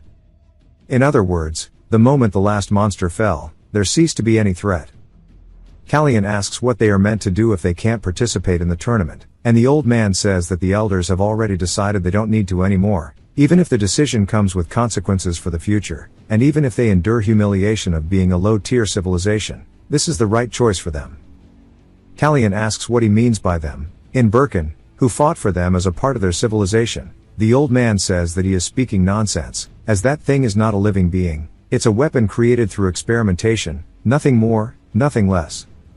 To maintain his personality, his life force is constantly required, saying surely he is already aware of his own limits. Callian says that he wants one more chance, just one more chance to fight is all he needs. Birkin says that his role is to protect the planet from monsters, and now his role is over. Callian starts to get pissed, recalling Birkin's friend from when they were younger, and how much joy they spent together. He tightens his grip on his trumpet, and asks what's with that weak victim mentality bullshit. The ones who truly deserve to enjoy peace aren't the people in the stands, but Birkin. If they advance, and their civilization rises in level, his body will be reshaped back to how it used to be, so he needs to get up, and fight. He tells him to get up once more. Birkin starts to do so, and Callian screams louder than he did before, telling him that right now he needs to fight for himself, and not for others. Birkin starts to exude so much energy, it begins to send out shockwaves from just the pressure alone. Jinwoo smiles, saying that this shit is gas. He says that this form of his now is incomparable to the dull puppet he's been fighting until now. As Birkin has transformed into the Guardian form, Callian yells, telling him from now on it is an all-out battle. Leviathan says that Birkin has truly become energy itself, and the form is incredible. He slams the arena, and it shatters almost the entire thing. If it wasn't for the protection they had set in place, it would fall apart. A single hit would definitely be enough to end the match, but once more Jinwoo dodges the attack, allowing himself to not be hit, but he's not following up. Leviathan wonders if it's because physical attacks can no longer harm him, as we see Jinwoo looking down at his fist. He says shit like that doesn't matter at all, as he starts to absorb Birkin's cosmoforce, and we see his hands starting to light up. Birkin comes in for an attack, and Jinwoo starts using his giant body to propel himself around. Birkin is continuously trying to keep him off, but it's not working. Jinwoo is brute force charging through every single attack. Callian yells, telling him that he can't give up. Jinwoo continues, just dodging, and hitting Birkin when he can. Callian says they just need a single hit to win. Some alien dudes wonder why the Earthling just stopped all of a sudden, even Callian realizes it, and smiles, saying there's no need to rush this. As Jinwoo starts panting, we see that from the attacks he has landed, he's actually done nothing but damage himself rather than Birkin, as his arms are completely gone now. Callian laughs, calling him a fool, saying that the Guardian's body is now a furnace, coursing with energy from countless people, there's no way he could withstand it. Jinwoo continuously dodges attacks from Birkin, and he leaps into the air. Callian tells him now's the chance, and that he needs to finish this attack now. Jinwoo's hands begin smoking, as Birkin begins to fire his breath attack. Jinwoo smiles, saying he's the fool, as he never intended to dodge from the start. Jinwoo flies straight in towards the beam, after kicking off the air. Ackerman says she can't believe he threw his life away at the very end, she had high hopes, but it's a shame, but of course Jinwoo doesn't believe this is the end. Even after the attack starts to shake the entirety of the arena, it jumps to a deity opening his eyes, saying that it seems like an interesting warrior has appeared, anyone else thinks he looks oddly familiar from the start. He says for him to exude this kind of energy in the preliminaries, the direction is none other than Leviathan's district. It's been a while since he has seen his brother, and this is another god just like Leviathan, his name is Mullender. Back to the aftermath of the attack. Marcel says there's such an incredible power, and if that hit directly, even Jinwoo wouldn't stand a chance. And we see a giant hand looming over him. Leviathan calls out to all the spectators, saying that to prevent sudden energy explosions from affecting the audience, the energy barrier is being reinforced in real time, and to please remain calm, and continue enjoying the match. Leviathan says for a tier 4 civilization level barrier to be reacting, these lower tier bastards sure are putting on a pretty good show. As it's now being properly reinforced, the Transferes say as expected of their guardian, and that Birkin is truly incredible. Kallian starts cheering him on, saying that this is their victory. Birkin then calls out to Kallian, telling him that he's sorry, as his mask begins to crumble, and he explodes, sending his energy fragments flying throughout the arena. It looks like the realization hasn't hit Kallian yet, as he's still processing it. As Birkin falls backwards onto the floor, and Jinwoo's laying beside him, the Transferes are all speechless. And Jinwoo begins laughing, saying that he sure is one idiot, or saying that he sure is one foolish guy. He never thought he would hesitate until the very end, and that's why he never actually fired off his attack, and instead he held it in, and it caused all of this destruction. Jinwoo says in the end his true intention was truly not to kill anyone. He messed up his sky step, but it doesn't really matter to him, and with this, their debt is finally settled. The death he wished for, he granted. Leviathan says the match is now over, and the winner is Earth's representative Jinwoo. Lena screams, saying she knew he could do it, and Mark says he can't believe that he won against a monster like that. Marcel, though, seems to also be thinking about it, saying that's the real representative of Earth. I would imagine Jinwoo would be waving at them if he had arms. Kallian realizes now what happened, and runs in crying, and screaming out for Birkin. We see him kneeling by a fragment of Birkin's mask, and he can't accept it. He starts screaming, asking Jinwoo what cowardly trick he pulled, as his attack shouldn't have damaged him at all. Jinwoo asks what he means by cowardly trick, and all he did was share his ki with him. Kallian asks what he means, asking if he means those little hits he was doing earlier. Jinwoo says he simply injected his ki into him through his own cosmo force, and that fool had already exceeded his limit, so he just continuously added more, and more of his ki into him, until it overfilled the cup, and exploded it. Kallian realizes that if he wasn't so reckless, Birkin probably wouldn't have lost, and the crowd tells him to stop acting like an idiot, and he better fight too, saying that he took all that energy for what, and there's no way they should be losing in the preliminaries, asking how this happened against a mere earthling, if they hadn't wasted all their energy on that outdated relic he called a guardian. And Kallian yells, telling them to stop talking about Birkin like that. Birkin was a true hero who desired nothing in return for protecting them all, and he wonders why they think they can just endure everything that comes their way.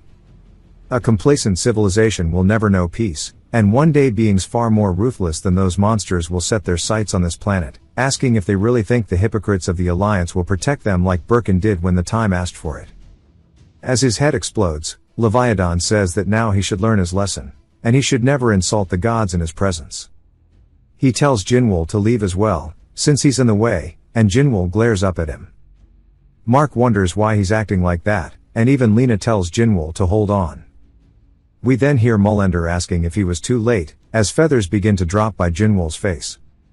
Leviathan asks why the hell that bastard's here. Mullender says that was an unexpected outcome, and it seems the warrior with immense energy has fallen, as Mullender is now slowly descending into the arena directly over Jinwoo. Instinctively Jinwoo could realize that Leviathan's power pales in comparison to the power of Mullender.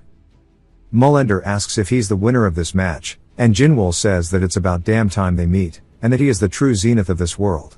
Everybody in the arena starts bowing, showing their respect towards Mullender as he finally touches the bottom of the arena.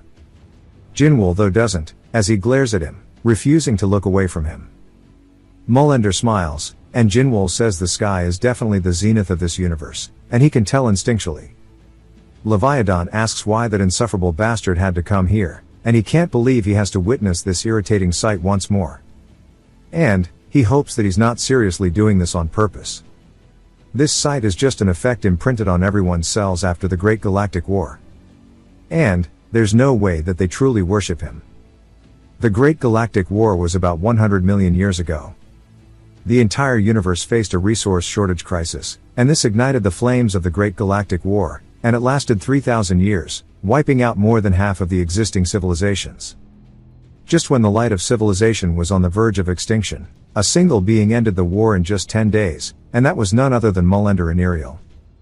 He intervened in the senseless slaughter among civilizations, establishing a new order, and brought the long war to an end. From that moment on, civilizations began worshipping the hero and his comrades, his gods. This event led to the foundation of the Galactic Alliance. Leviathan says that if he had existed back then, this site would be his, and everyone would worship him instead.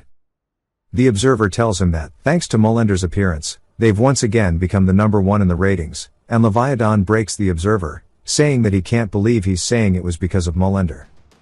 It's all thanks to his excellent hosting skills that they are number one. Leviathan tells Mullender that entering his arena without authorization is a violation of the rules, so to get out. Mullender says this is pretty rich, and he never expected to hear that coming from him, and that he doesn't intend on staying long. He simply wished to exchange greetings with the one who defeated the warrior with immense energy. Jinwoo begins to use Birkin's Cosmo Force to regenerate his arm, and Leviathan jumps into the arena, telling him to stop stalling, and get the hell out of his arena this instant. Mullender says that his brother's mistaken, and he only wishes to, but Leviathan cuts him off, saying that by ignoring the rules, and he palms his head, he asks if he's intending to really try, and ignore him right here. Mullender laughs, saying he's heard some things about him, and it seems that he's the one who's been disregarding the rules, and acting on his own. Apparently his sector is experiencing problems during this tournament because of his selfish decisions. Leviathan asks the first placing is his arena, so his word is absolute law, and Mullender says that he's still as reckless as ever, and Leviathan tells him to stop underestimating him. A purple energy begins to swirl and form in the arena, directly above the giant hands who were just helping repair the barrier, and Twinkie says that is pure energy, but rather maybe it's a phenomenon more like a black hole, as it begins ripping apart, and sucking everything into it. All of those watching begin floating up, and Mullender says as is expected, he's excessively welcoming him. The power of a god, the ability to disassemble, and reconstruct any matter, and the moment any organic or inorganic substance touches that sphere, it immediately dissolves, and melts like liquid. Leviathan says that he'll make him understand what happens when he breaks the rules of his arena, and Mullender asks if this means he doesn't care about his precious audience melting away. Leviathan says that he's the one who started this fight, and Mullender says in that case he leaves him no choice. He tells all judges of Sector 3 to hear his command, and from this point on, to protect all civilizations within the arena. We see Virtus appear, saying the divine emissary obeys the will of the supreme god as he's protecting the civilians, as well as another judge named Dominiel, and another judge named Etherian. With all three of the judges working in tandem to protect everybody, Mullender says the only one left is his clumsy little brother. He spots Jinwoo unaffected by the barrier, saying that something is strange, and how is a mere human body enduring Leviathan's gravity? On top of that, he possesses enhanced regeneration, and perhaps it wasn't mere luck that he defeated the warrior with immense energy. He tells Jinwoo to hold on a little longer, and as Leviathan's reconstruction was never meant to be an absorption technique, it should stop soon. He asks Leviathan if he's satisfied now or not. Leviathan starts clapping, putting his hands together above and below his head, preparing something, and as he begins turning everything he's absorbed into something above him, he tells Mullender to stop getting cocky, asking if he's forgotten that he was the one who personally created his restraints. In his current state, he won't be able to stop him, and he will finally expose his true limits to the entire universe. Mullender says that it seems he's overwhelmed with excitement, and that he has completely forgotten that inside of the arena, he's allowed to release at least one of the restraints placed on his body. Leviathan looks surprised as if he forgot the fact, and Mullender begins to use a fraction of his power, saying that he's going to end this fight right now. He swings his hand forward very slowly, one-shotting whatever the hell it was that Leviathan created in the sky, causing it to completely start collapsing straight down into them. But it's not only that, the attack shoots out of the arena, completely destroying a nearby planet in the process. Leviathan looks down at the fragments of his creation, utterly speechless and stricken with fear. Mullender approaches him, saying that he's going to apologize for this incident, and he'll leave the rest of the matches in his hands. Then he tells Jinwoo that he once again congratulates him on his victory, and he's sure there will be another opportunity to finish this conversation, so to make sure he reaches the main arena on time. Lena and the rest sit there, and she looks completely devoid of life in her eyes, and she wonders what he means on time. As Jinwoo walks out of the arena, we see him instantly slunch over, feeling defeated, and he can't believe that he might have felt fear. Lena runs over, calling out to him, and asks if he's okay. He grabs her hand, asking who the hell that was just now, and if he's also a contestant. She asks if he means Mullender, and she tells him that he is the final opponent in the tournament. Jinwoo says the moment he used his power, he felt it, and she says at the very least, as far as she knows, that's what will happen, but Jinwoo says he got an inexplicable sense of déjà vu, and instinctively he understood. As Lena continues saying nobody's ever defeated him, Jinwoo says if he wants to uncover the source of this feeling, he needs to fight him to understand it, and in that case, he's going to climb to the very top of this tournament. It then jumps to the second preliminary round, Group 8's match. Since Leviathan is out of condition, a woman says that she, Belkanos, will be their temporary commentator. She is definitely related to Kiranos, if not her, but she says that she's not important, so she'll introduce the players. The 6300th in the civilization rankings, representing the Decabruzans, is Braxton. The 5200th in the civilization rankings, representing the Sorrentiums, is Calmer. And the match between the two is now beginning. Marcel tells Mark he has a question, asking why exactly the three of them are watching this match in person. Mark asks what he means by why. It's because the winner of this match is their next opponent. Braxton starts the fight, leaping directly towards Calmer. Marcel says he gets that, but why does he have to watch it too? Mark says that he can't handle this walking time bomb alone, and Marcel says that Lena is the right person for that job, but he tells him that Lena is out working part-time. During the first round she broke the recovery machine, and had to pay for the repair cost, which ate up their entire operations budget. That's why their team is covering expenses by working part-time shifts in rotation. Marcel asks if that's why he hasn't seen the coach since the match, and Mark says that he was unconscious, so he guesses he wouldn't have known. Marcel then asks how they even got to work on such an advanced planet, and Mark says that since it's so advanced, Earthlings seem a better fit for service jobs. Due to GSP's location, lower civilizations aren't even allowed to stay here, and advanced civilizations apparently have no reason to work in a place like this, so only those with specialized professions are dispatched here, while the rest simply indulge in their desires, enjoying gambling, or sightseeing. Marcel says he didn't know that they were betting on the matches, and Mark says that whether it be humans, or aliens, it seems like places where living beings reside are all the same. The only ones desperate to advance are those from Tier 1, or Tier 2 civilizations at best. Mark says more than half of the visitors here are probably here solely for the entertainment. He's surprised that Jinwoo is watching the match so seriously, wondering if his vibe was always like this. Braxton ends up winning the fight, and Marcel says the opponent for the next match has been decided. For Group 30's second round, from the Klaxians, someone named Rykina ends up winning their match, and his fellow planet people are cheering him on. Group 53's second round match, representative of the Klaxians as well, is a rock guy named Brunner. Yes, both the aliens, and the rock guys are apparently Klaxians, might be a typo. Jinwoo continues watching the fight, and Mark says he's curious about something. Jinwoo asks what, and he wonders how long he's going to sit here, and watch the matches since it has been 6 hours. Jinwoo asks if they're really sitting here just because of him, and Mark says that there's no other reason for them to be here. Jinwoo asks if he has to consider his convenience too, saying that he'll be fine by himself, so they should do what they want.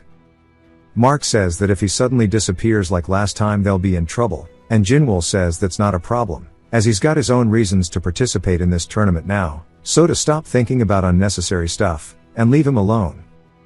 Mark says that it's his shift time, so he's going to head out now. He tells Marcel that Lena will come here after work, and Marcel wonders if he just needs to stay here until she gets here.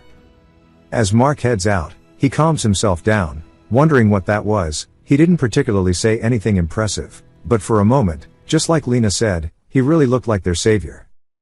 Marcel also seems to be thinking similar thoughts, saying that he was not like this during training, but now it suddenly feels really awkward. Jinwoo calls out to him first. Marcel is surprised, and Jinwoo asks if he has anything more to say about fighting styles like last time. Marcel tells him that he's not strong enough to teach him anything, and Jinwoo says he already knows he's weak without him saying it. However, from what he felt during the battle with Birkin, he realized that the talent to become strong, and the talent to make others stronger, are two different things, and he wonders if this is still too much for a weakling like him. Marcel says that in that case, there's something he's been curious about every time he watches his matches. Lena finally arrives, saying that she ran like crazy to get here just in case, but wonders what's with the atmosphere. It jumps to a whole 1 month later, as it is now time for the third preliminary round. Of course, it's the guy from the Decabruzans, Braxton, versus Jinwoo. Who's ready to go? I guess Leviathan is still out of condition, because Belkano says that it's time to begin the match. She's then surprised, saying that Jinwoo closed his eyes the moment the match started, wondering if this is a tactic to provoke his opponent. Braxton says that he can't believe he's acting cocky just because he defeated a Tier 3 civilization, and charges in, calling him arrogant, going straight for his throat. Jinwoo then opens his eyes, as we see a golden ring around them, and he instantly starts to get his flow back, instead of having to wait till later in the match. He starts to deflect the attack, and then lowers himself closer to the ground, coming in with a punch straight to Braxton's chest, and it's called the Blood Demon technique. Jinwoo's limiter appears back on his wrist, and within 30 seconds, he's won this fight flawlessly. It's all because Marcel told him that with his ability, he can maybe reduce the side effects of the suppressor. Jinwoo says that Redhead might be pretty useful after all. We see their next opponents are from the Mantrak civilization. It's the representative named Mantar, and they are a civilization that firmly believes instinct is power. Mantar completely dominated all matches solely with raw physical strength, ignoring any disadvantages, but that same contestant Mantar, right at the very start, was defeated by Jinwoo with complete ease. The crowd goes crazy, and some of them say they bet everything on Jinwoo. So hopefully he continues crushing. Lena wonders if this is his true power. We get a flashback to a little while ago. Lena's asking if Jinwoo's saying that he couldn't release his full strength due to the side effects of the suppressor, and Jinwoo says ever since that necklace was removed, his energy flow got disrupted. She says if only the flow was disrupted it doesn't sound that bad, but Jinwoo says that's nonsense. If energy can't be properly utilized, most people wouldn't even be able to move their bodies properly, and there is a way to correct it, but if he gets attacked in that state, the energy will reverse, and make things worse. She asks if he would normally be able to control the flow, and he says of course, something used specifically when the energy flow is disrupted. She then asks if that's the case, if he uses it with the Guardian's Cosmo Force, what happens then? As he's walking away from Mantar, Lena says that the first and second rounds were extremely scary, and it felt unfair, but who knew it would turn out to be a blessing in disguise. They head to the cafeteria as Jinwoo is grabbing his goop and eating it. Marcel asks if there's a reason why he eats with his hands, and he tells him that it's comfortable this way. Marcel asks Lena about the Earth team working part-time in shifts, and if that's true, and she says that he must have heard it from Mark, and that he doesn't have to worry about it. The other Earth team members are handling it just fine, and he says that's a relief. Since he received this prosthetic leg, he thought it would be nice if he could help out somehow, and she says they've already covered the money, and she paid Mark back in just 2 weeks. He's surprised, and she explains that the currency used here is worth 500 times that of Earth's, but since the cost of living is high, he has to save a lot to make it worthwhile. In the end, the other Earth team members are working happily, so he shouldn't worry too much. Jinwoo then asks if those are the only ones participating in the tournament, and she asks what exactly he means. He says he reviewed all the matches after the second round, but every one of them was underwhelming, their abilities aren't even worth absorbing, and even if he did, they're nothing against that winged guy. Twinkies pops up, asking if he's aiming for Mullender, saying that he still doesn't know his place. Lena asks why he's here, and Twinkies says that he has something to tell them, which is why he's here. Lena asks what he wants all of a sudden, and he says he does not intend to kill them. She says that if he has something to say it here, and Twinkies says there are too many eyes watching, and just to follow him out. Marcel slams the table, saying that he has nothing to say to someone like him, and Twinkies says he doesn't have anything to say to a loser either, so to stay out of it, his business is with Jinwoo. Jinwoo says that he doesn't have any business with him though, and Twinkies asks if he desires power, saying if he does, to follow him, and he'll teach him a way to instantly take his strength to the next level. As they follow Twinkies, Marcel asks Lena if this is really okay, as pixies were the ones who attacked them before, and she says that's true, but something like that is unlikely to happen now. Back then it was in the most deserted Z Street of the city, and also inside the Civilization Promotion Hall, which had no visitors, but now they're inside the main stadium of Sector 3. Manipulating the security systems like before is impossible, and if what he says is true, and if there is a way to enhance Jinwool's strength instantly, the risk is worth it. The door is open, and Marcel's face instantly looks a little scared, saying that this isn't just a little risky, as they're now surrounded by pixies on all sides, and he says this seems way too dangerous, as they all look like thugs. Jinwool tells Twinkies to hurry up, and finish what he was saying. Pixies say that the way savages talk just makes them want to rip them apart, but Twinkies says that's enough. Right now there's something more important than revenge, and he brought them here to make a proposal. If he accepts his offer, his strength will far surpass the limits of lower civilizations. A guy walks forward as he's carrying something on a pedestal, and Twinkies says this is all he has to use. We see it's a ring, and a contract. Lena reads it. Clause 1 says that Jinwool is to wear the Eternal Steel ring in all of his future matches. Clause 2 is that he is to secure at least one victory in the main tournament. Not being able to do this will result in having to pay a 50 million Zen for the ring's value. She asks what the hell this is. Twinkies says that he told her that he'll help them surpass the limits of a lower civilization, and even primitive creatures should recognize the value of this ring. According to the Galactic Federation's laws, unauthorized interference with other civilizations is prohibited, and thus, he's offering it in the form of a donation under simple conditions. Jinwool says that if it's made of Twinkies steel is definitely useful. Lena is cautious, asking Twinkies why he's helping them. He says she doesn't need to worry about that. We hear someone asking how he's been, and calling him Little Prince. He says that of all times, this bastard had to show up now, and we are introduced to a man named Bolter. Bolter tells him not to be like that, as it's going to hurt his feelings. He's part of the Iron Stand civilization, ranking 1380. He says he came with good intentions just to say thank you, and thanks to him, their stocks have been skyrocketing lately. He then lifts his glasses, asking who these primitive things are blocking his way. Jinwool, and the rest don't move at all. He rears back his fist, saying that he told them to move already, and goes to swing at Jinwool. Jinwool deflects the attack, asking what the hell his deal is. Bolter is surprised he deflected it, and then recognizes him as an Earthling. He then reaches past him, grabbing the ring, asking why he has this. He says he gets it now, and that the dear prince must be getting desperate, trying to boost the rank of the opponent who defeated him, a last-minute effort to salvage some pride.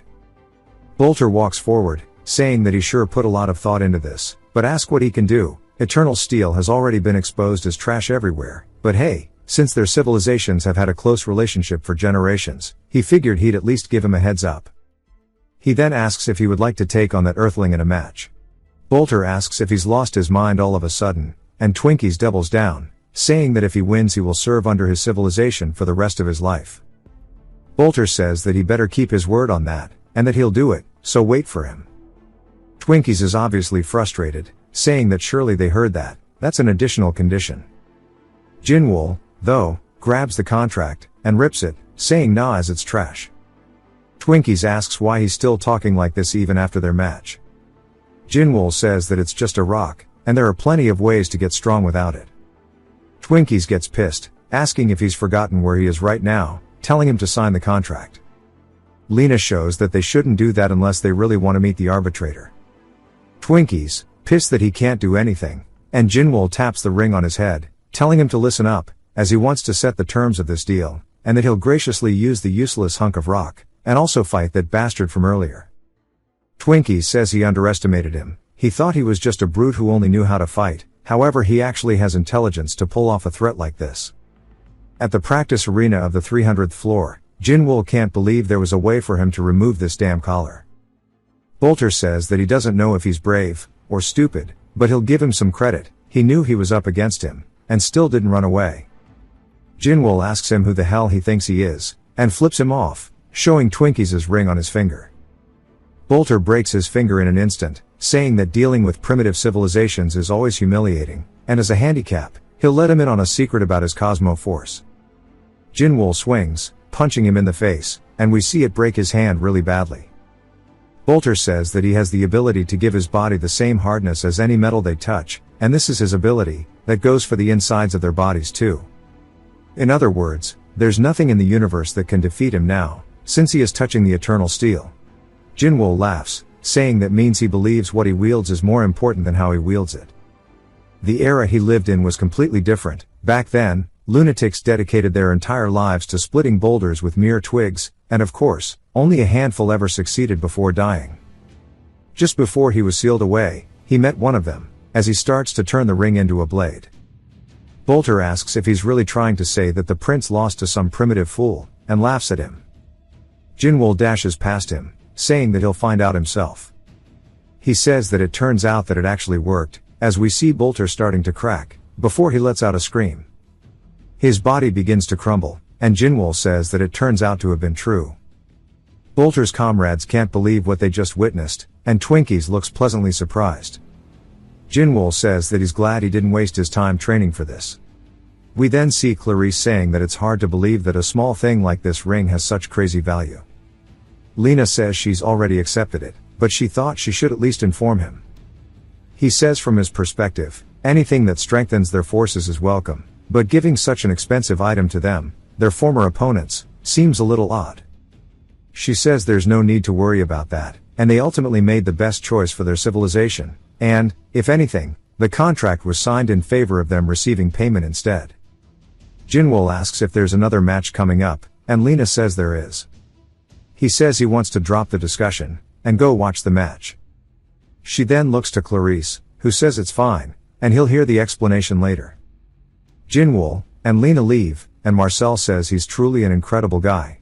Clarice asks what he means, and Marcel says that Jinwoo saved Earth in just a matter of months, something he couldn't do even after receiving planetary support for over a decade, and he feels hopeless. Clarice tells him he's already done more than enough, and it was because he refused to give up on that one day that they are both standing here now, so he should stop thinking that way. Marcel says he understands. But back at the arena, it turns out that Panon is fighting. Jinwoo asks if one of these two are going to be his next opponent, and she says no, it just seems like the previous match hasn't ended yet. She wonders how this fight is still going on, saying that his opponent is a Titanarian, who are ranked 3744, and his name is Rango. Their ability is controlling powerful invisible arms. Panon charges in once more, but is immediately neutralized by the invisible arm as Rango dodges the attack. Lena looks surprised, asking why Panon keeps attempting such reckless attacks, and saying surely he's not aware of his opponent's ability, but she guesses it's not easy for a stage 1 civilization to always have intel on their opponents. She then spots Grog on the sidelines, saying that was the youngest of the three, but something feels off with him, but she says that's not her problem. Then she thinks about how he convinced Kyranos, and thinks that maybe she should help him, and asks him what's going on. He asks what she means, and she says that his representative had such an overwhelming Cosmo force back then, so why is he getting dominated like this? As compared to Agni, Rango is nothing. Grog says that he doesn't really know either, his brother's condition hasn't been great lately, so he can't fight with his strength in the early stages of a match. She says that sounds familiar, and wonders if he has the same side effects as Jinwoo.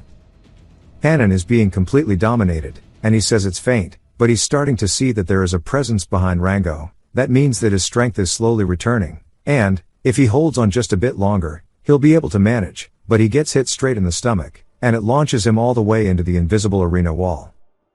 Panon begins to spit up blood, and Rango digs into the arena, before using it to flip himself forward straight towards Panon, grabbing him by the throat, and slamming him into the wall. Grog looks surprised, and even Lena does. Panon held on well, but unfortunately he's down, and they're going to start the countdown. As it gets closer and closer, we see a little bit of Cosmo force starting to seep out from Panon, and Rango looks confused as he starts to get wrapped up into it. He has now made a full recovery, and Grog says that his brother's power is back, and Jinwoo recognizes the technique, asking if he is the one from back then. It turns out he didn't even remember him until he saw this. Since he's using the aura to wrap all around Rango, he can now see it clearly, and he understands why he's called the Butcher of Low-Tier Civilizations, as he has invisible arms, and, to those who are unable to wield Cosmo energy, it would be impossible to see. He punches Rango straight in the face, one-shotting the little dude, and ending it in an instant. We then hear Grog asking if what she's saying is the truth, and if the reason that he couldn't use his full strength at the start of the match was due to his suppressor. She says that's correct, his Cosmo energy, and his physical abilities, were restricted. Grog asks why he hid it from them then, and she says that he probably didn't know about it himself. He asks if that means they're in the same boat as them, and she says they were, but luckily they found a way to somewhat mitigate the effects, and that he should tell his brother the reason now. Grog says he can't believe he has to accept help like this, and that he'll share some info with her as well. It's probably something that her kind can't get their hands on, regarding the preliminary finals, and what they'll be up against. Lena, curious as to what info he has regarding the preliminary finals. So he tells her that he's aware that the 5th match is the preliminary finals, asking if she knows this. She says yes.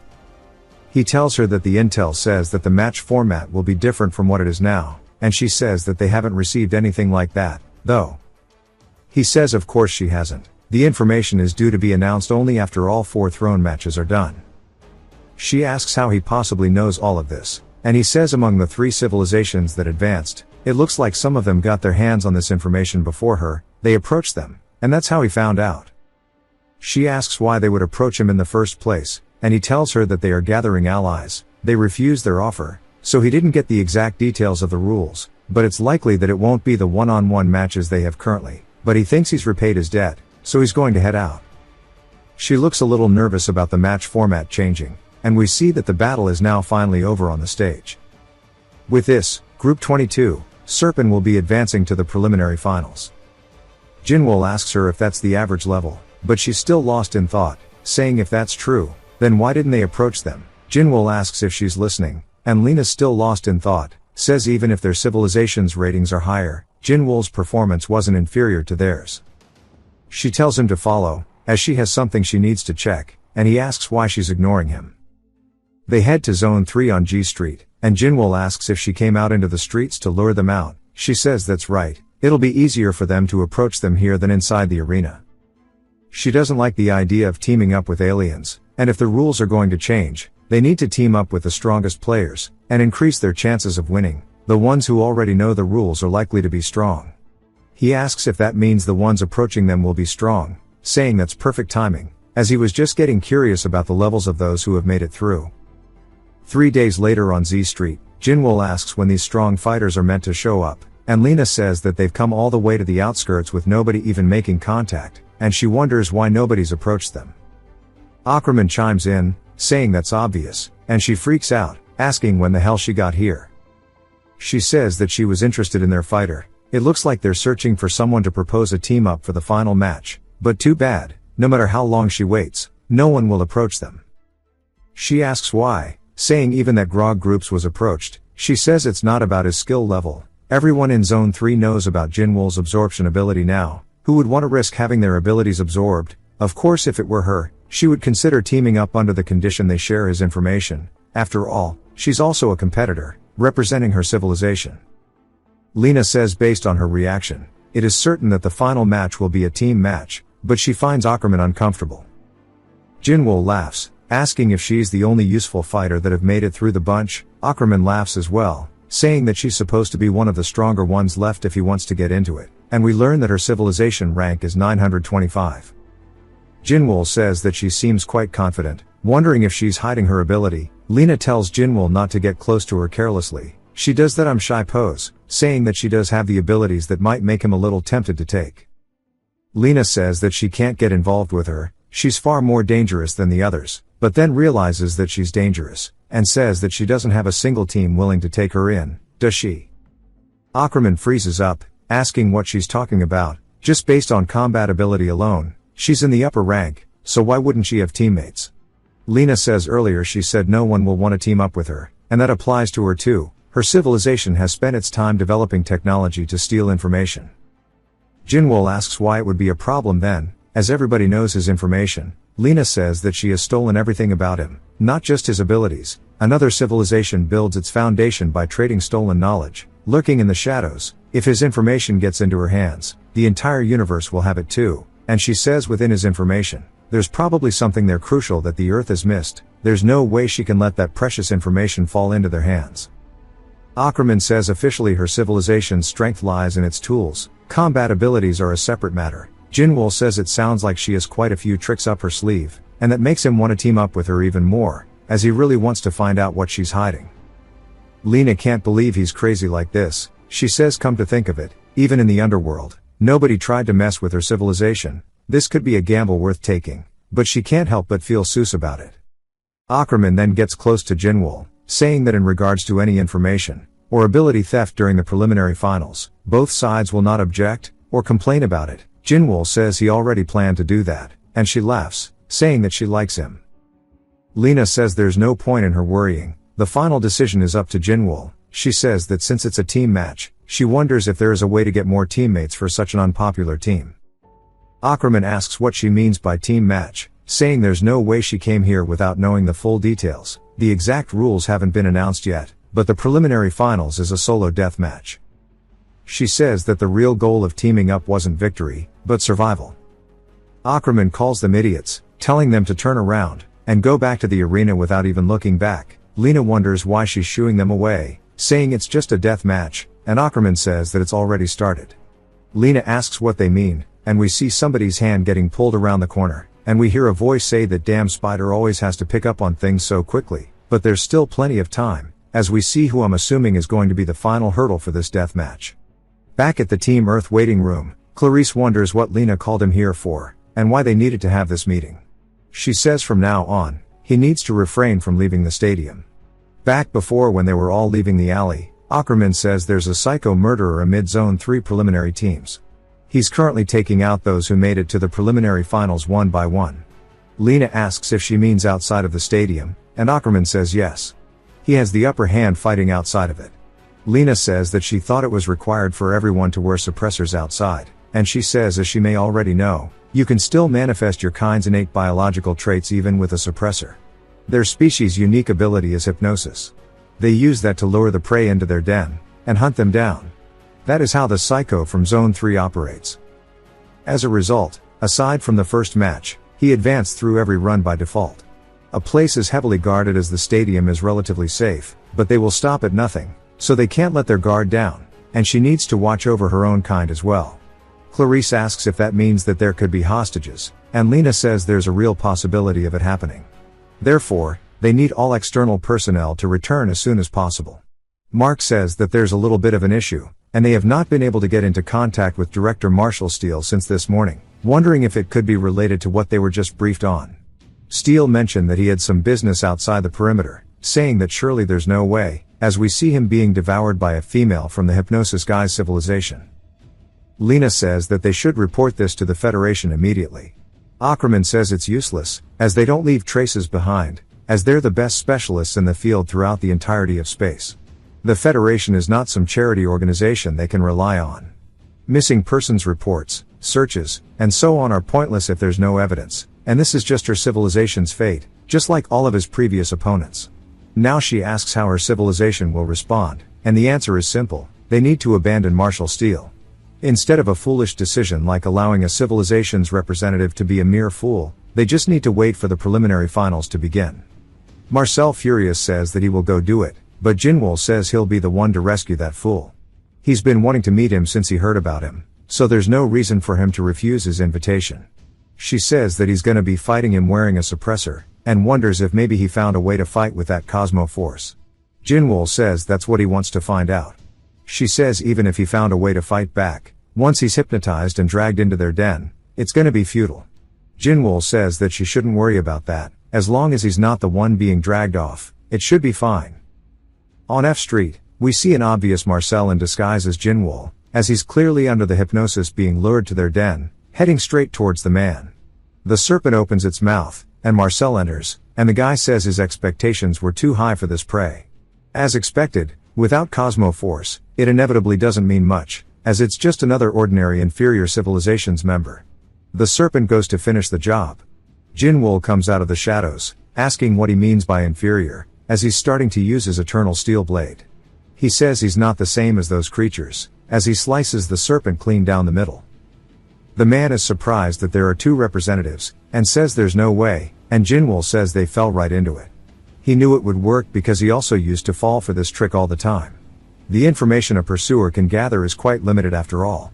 Not to mention the slightest mistake would make Virtus appear, and he probably moved even more cautiously than usual. Who I assume is the representative of the civilization, tells another man that he made such a foolish mistake. The guy says not only was his appearance the same, but his energy was definitely the same too. Jinwoo says he made sure to flood that body with his energy, as they use the Transferian's Cosmo Force. The guy understands it, saying that he played some tricks in the arena, it seems. We learn that he is the Serpenian representative. Their civilization ranks 989. His name is Version. Version says that even so, he shouldn't be able to enter here, and Jinwoo says he simply picked the lock and walked straight in. Version says that it seems like he put in quite the effort to rescue his comrade, and he assumes that he has a plan to make it out alive from their dead. As he's about to have to fight 3 of the Serpenians, Jinwoo says that he should start worrying about himself, as we see a spider crawling up his arm. They notice the spider on his hand, and they recognize it instantly, saying that that is a spy bot from the Euphoria bastards. Version says that it looks like that spider bastard really took a liking to this earthling. One of them, who we learn is named Bark, says the situation does not look good, saying that if the planetary guards storm in here, it will be bad. Jinwoo says there is no need for them to worry about something that's stupid, and he is going to finish this fight himself. Bark gets pissed, telling him that he is not even worth her attention, and sends out serpents towards him, telling them to crush both him and that damn robot. Jinwoo says that they must really think so little of him, and he instantly starts clearing the serpents, closing the gap with each and every attack straight towards them. Bark complains about their basilisk, and the woman says that that weapon doesn't seem like an ordinary one, as Jinwoo is effortlessly cutting apart every single one of the serpents. The female named Osis asks Bark if they are sure about this, and says that at this rate, Bark is going to lose all of their basilisk. Bark outraged tells a giant serpent named Belmore to go take that bastard down. Version says that if Bark keeps recklessly sacrificing their basilisk, he won't forgive them, and that a massive basilisk like Belmore can't withstand the weapon he is using. Osis says that's right, and he needs to treat his basilisk with Bark's love. Bark says that he's doing his best, but wonders why they are just standing here when every second counts. Osis says she's already finished her preparations for the hunt, and tells Jinwoo to stop pointlessly resisting, otherwise his fellow humans might lose their lives. Jinwoo jumps into the air before dashing forward insanely quickly. He cuts Osis's head off, and frees steel from the serpents, and now he is directly before Version. Version looks down at him, and Jinwoo grabs onto the basilisk on his shoulder and raises his blade to stab him. He looks down at the blade piercing his face, asking how he's moving like that while wearing a suppressor. Jinwoo says that it must be weird, and that he feels disgustingly great. As we see blood flying, he stabs himself right by the throat, but we see it bleeding blue, and he says to cut the fake act, as he's figured everything out already.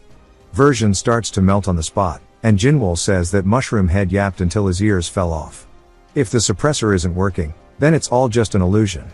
As he deals with all of the basilisk once more, he says that this is disappointing, and he can't even properly test out his weapon's capabilities. Marcel starts zombie crip walking over to him before squeezing him. Osis says that he'd get a hunter and never let his guard down, and it's time to send him off properly to die with his friends. Jinwoo hits Marcel straight in the face, sending him falling backwards, and Osis can't believe he just did that. Jinwoo says that he's nothing but a pain in the ass. Marcel starts to wake up, and says the last thing he remembers was the arena, and that means that he was bait for the aliens. Then he wonders if maybe he was hypnotized or not. Jinwoo starts releasing killing intent, saying that he should have cut his dead weight loose sooner, and that he's gotta fix it now. Marcel says that he's not hypnotized anymore, and Bark laughs, saying it looks like her hunt is over. Osis starts to get frustrated, saying that he shouldn't forget that he came to rescue this guy who's still in her hands. Jinwoo says that if she wants to, go ahead and kill him, as he doesn't care. She asks why the hell he's even here in the first place then, and he says that they were the perfect test subjects for his new weapon, but honestly they're not even worth testing on. But as soon as he says that, Version is right up close, asking if it's eternal steel. Jinwoo wonders when he got there and swings forward, which Version backstabs. Jinwoo goes for a follow-up, and Version gets behind him. Jinwoo says that he's the only one worth fighting, and he goes for another attack, but Version kicks him in the head. As Jinwoo's reeling from the attack, Version instantly puts his foot over his face and slams him straight down into the ground. He says he was going to crush his head alongside with his sword, but he sees now why they're interested in him. He says that he doesn't know what Ackerman is scheming, but he knows that she's not planning to report this, at least, not yet. If she were, the enforcers would have stormed in already. She asks what he's trying to say as she speaks to the robot. He says that his hideout location has been compromised, and the hunt will end here, but she shouldn't forget that she's on his hunting list now. She says that for her to be his target, She's really looking forward to it. Jinwoo says that he's talking like he's already beat him, and this is bullshit. Version says the same thing goes for him. He'll be waiting for him in the preliminary finals, as the giant serpent flies in to devour the two of them. We get a flashback to the olden times, and we see a bunch of Shaolin students, and one of the temples for Diamond Guardians named Jin Zhong. He says they're having a peaceful day, and then later we see him looking strained and furious. As Jinwoo says, they say there's a martial art that can harden his body like a diamond, but all he sees is losers weaker than brass, as Jinwoo's even slaughtered the children. Jin Zhong screams, charging at him, saying that he's gonna send him to hell personally, and he grabs Jinwoo's head, slamming him into the wall, exploding it. He's furious, and Jinwoo asked if he was the one. As he begins spitting up blood, he looks down to see Jinwoo pierce him in the chest. He asks if he's the one at the top of this place. Jin Zhong says he must be the mad demon. Jinwoo asked if that's what they're calling him now, and Jin Zhong asked why he's spilling blood in this time at peace. Jinwoo says his reason is obvious, and he seeks power. Jin Zhong says for something so petty he's taken so many lives, and he goes to insult him, but Jinwoo cuts him in half. He says that he should have taken his martial arts then killed him, and everybody keeps yapping about so many lives lost, and they're going about worthless things as he only moves to whatever is at the top. We then see Jinwoo opening his eyes as he's drooling, and he asks who the hell they are. Mark looks over, and he's grabbing onto someone's arm, asking what the hell they did to his body. Lena says that she's one of them, and she's from Team Earth. Jinwoo asks how he's here, as he was definitely just inside the den just now, wondering if that thing transferred him throughout space. The woman then says excuse me, and it's truly an honor to meet him up close, and we are introduced to their medical leader named Sira Ren. Ren says that she looks forward to working with him, and that was fangirling. Jinwoo asks what her deal is, and she starts screaming. Lena says she wants to introduce her as the medical team at Earth. Jinwoo asks if this is one of her comrades, seeing that this woman clearly used. Lena says that's correct, she's healing him using Cosmoforce. She's the first human ever to manifest it. In other words, she's living proof of humanity's evolution. Jinwoo says that he wants to hurry up and head to the mess hall, and Lena says okay, and she tells Ren they should continue the introductions later. Ren asks if she can come with them to the mess hall. Lena says why not, and Ren thanks her. Lena tells Mark to come as well. Mark says that he already ate, and she says to stop whining. Jinwoo asks why everybody's tagging along like this, and Lena says that she's got some things to explain anyways. He asks what it is, and she says first of all the whole team of Earth is deeply grateful for what he did back then, and they've determined that not everyone needs to stay on site except for a minimal group. The rest of the team will return to Earth.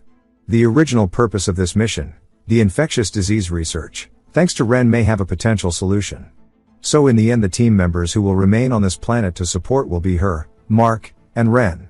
She asks Jinwoo if he's even listening as he's devouring food. He says basically all of the useless ones are leaving now. She says that's not wrong, but he could have phrased it nicer. Ren is absolutely fangirling, and says that he's completely right. Trash like that would only get in Jinwoo's way, and everybody kind of stares at her wondering what's wrong with her, and she wonders if she just said that out loud, and gets embarrassed. Jinwoo asks why she's staying behind, and Lena says that Ren will assist if his powers get sealed again. She says that she'll devote herself fully to assisting him for the sake of humanity, and his noble sacrifice. He wonders what she's talking about, and she says even though she falls short of his incredible spirit, as he knows humanity has lost countless lives to the plague. Even on this planet where they hoped to find a cure, they still ended up empty-handed, but then Jinwoo had appeared. He looked like a savior clad in human shell descended from the heavens. As she stabs herself in the arm, she heals it, saying that with this incredible power to save even more lives, this is a complete miracle. Jinwoo says if only the three of them are staying, then what about the other guy? Mark asks who he's talking about, and Jinwoo says the most useful of them, the one with the red hair. Lena says that if he's talking about Marcel, he's currently missing. We see some people in the Team Earth hangar saying to be careful of that, as they seem to be preparing to send everybody home. Somebody starts approaching Jinwoo, calling out to him as he is training. It's none other than Clarice, and Jinwoo asks what he's doing here. Lena says that she told him everybody's due to return to Earth today. They stopped by to say goodbye before leaving, as it's Clarice and Steele. Clarice says as a fellow Earthling he's so grateful for him saving them, and he bows. Jinwoo wonders why he's making a fuss, saying that it's annoying. Lena asked if he has to be snarky about everything, and Steele says that he wanted to say this before he leaves. He has a favor to ask, and he needs to find Marcel, and he's begging him. He's been unstable since before the kidnapping, Perhaps ever since his body became disfigured he might have felt he'd lost himself, and to that fool nothing mattered more than for him to fulfill his duty as Earth's representative. We see a little flashback of Jinwoo as a child after murdering a martial artist. He turned spotting a group of 3 people, a man with his 2 children, and Jinwoo couldn't help but feel a sense of longing, and watch them leave. Jinwoo finds it interesting. Steele says he was powerless to do anything, and that he's asking for him to go look after that fool. After we watch those spaceships fly off, Jinwoo asked if it's finally time for the preliminary soon. Lena says pretty much, and today is actually the day for the final match for the 4th preliminary round that will reveal the format for the finals right after, meaning all participants advancing to the final round in Sector 3 will be gathered here. It is now the last match of the 4th preliminary round. We see a giant calmer attacking a furry, and Jinwoo says the place sure is crowded today. Lena says it's already been 3 months since they first arrived on this planet. The species here felt like something beyond what humanity could handle, but now she knows that's not the case, and humanity is standing on the same level as them, and it's all thanks to Jinwoo showing up. We hear Mala yelling out to Lena, and running towards her asking if she's here to see the quarterfinals, too. We hear Grog ask how their lineup is. He says the final ones to decline were the last, and that their leader insisted on going solo. She says it's a bit tricky, but there is someone they agreed to team up with. Ackerman says that's kind of hurtful, as we see her without her mask saying she did a lot to save their kind. Jinwoo asks why she's not wearing that creepy mask anymore, and she says everybody already knows who she is.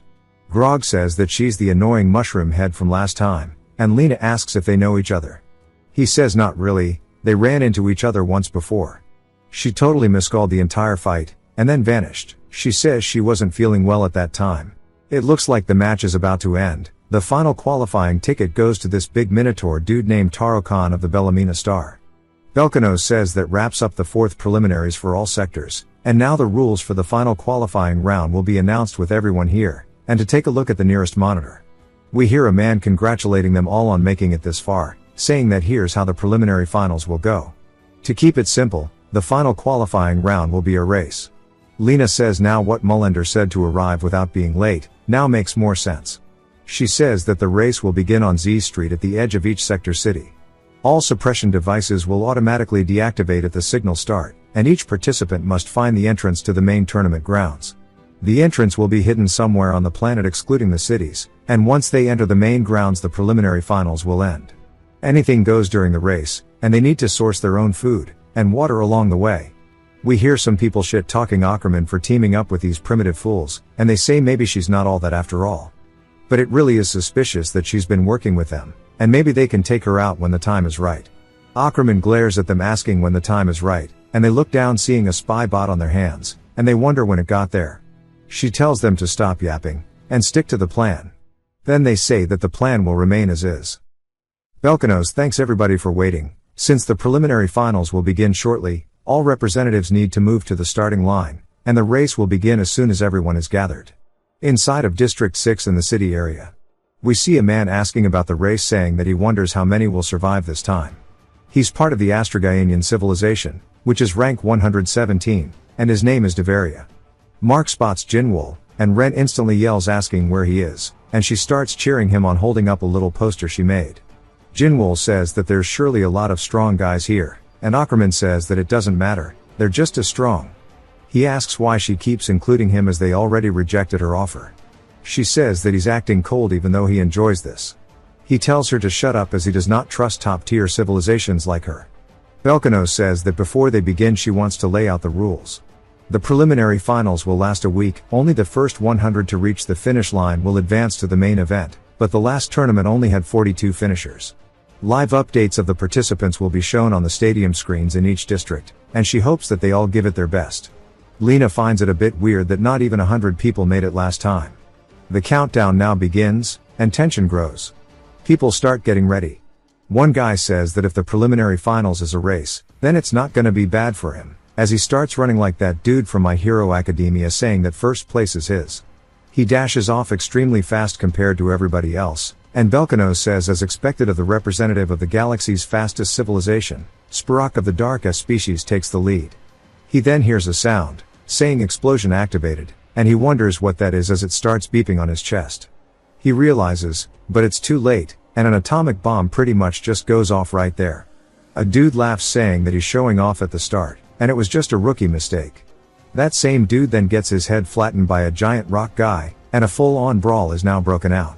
Mark says this is nuts as the race just began, asking if they think Jinwoo is okay. Ren asks what kind of reaction that is, asking if he's trying to doubt their god. Lena says not to worry, as brawls like this are advantageous to the regeneration types. If it's him, there's no need for them to worry. Jinwoo starts to activate Birkin's Cosmo Force. Ackerman recognizes it. Then says that he must be using it to bypass the energy field. Hannon says that he's gonna go through this race alone, and she says that he hasn't overcome his energy disruption yet, so he should stick with her for the time being. He says that sticking with her kind is far more dangerous, as somebody flies in coming in for an attack, and he says that he was looking for these primitive bastards, and can't believe that he turned down their invitation. He's from the Chronaxian civilization, which is ranked 2261, his name is Bonger, but they're calling him Bongo because it's shorter. Bongo says that he pre-warned him, and he'll make him regret rejecting the offer. Ackerman says that she told Pannon to stick with her, as Jinwoo needs more time. She starts to take off her gloves, saying that she has no choice, and she'll lend him a hand. She points forward, and starts counting down, saying 3, 2, and finally 1, and she pokes Bongo. Bongo looks down, wondering what it is, as mushrooms begin growing all the way up his arm. He screams in pain as it starts to rot off, and he falls over. Someone comes in from behind, and she taps them on the forehead too. He asks what that was, and he as well begins rotting on the spot. Jinwoo exhales, and opens his eyes, looking over, saying that she's much better than he thought, as we see her atop a pile of contestants. She laughs, saying that she already told him this. Belkanos tunes in, saying that there is an additional announcement. 3 hours from now the legendary beast Primordium is going to awaken.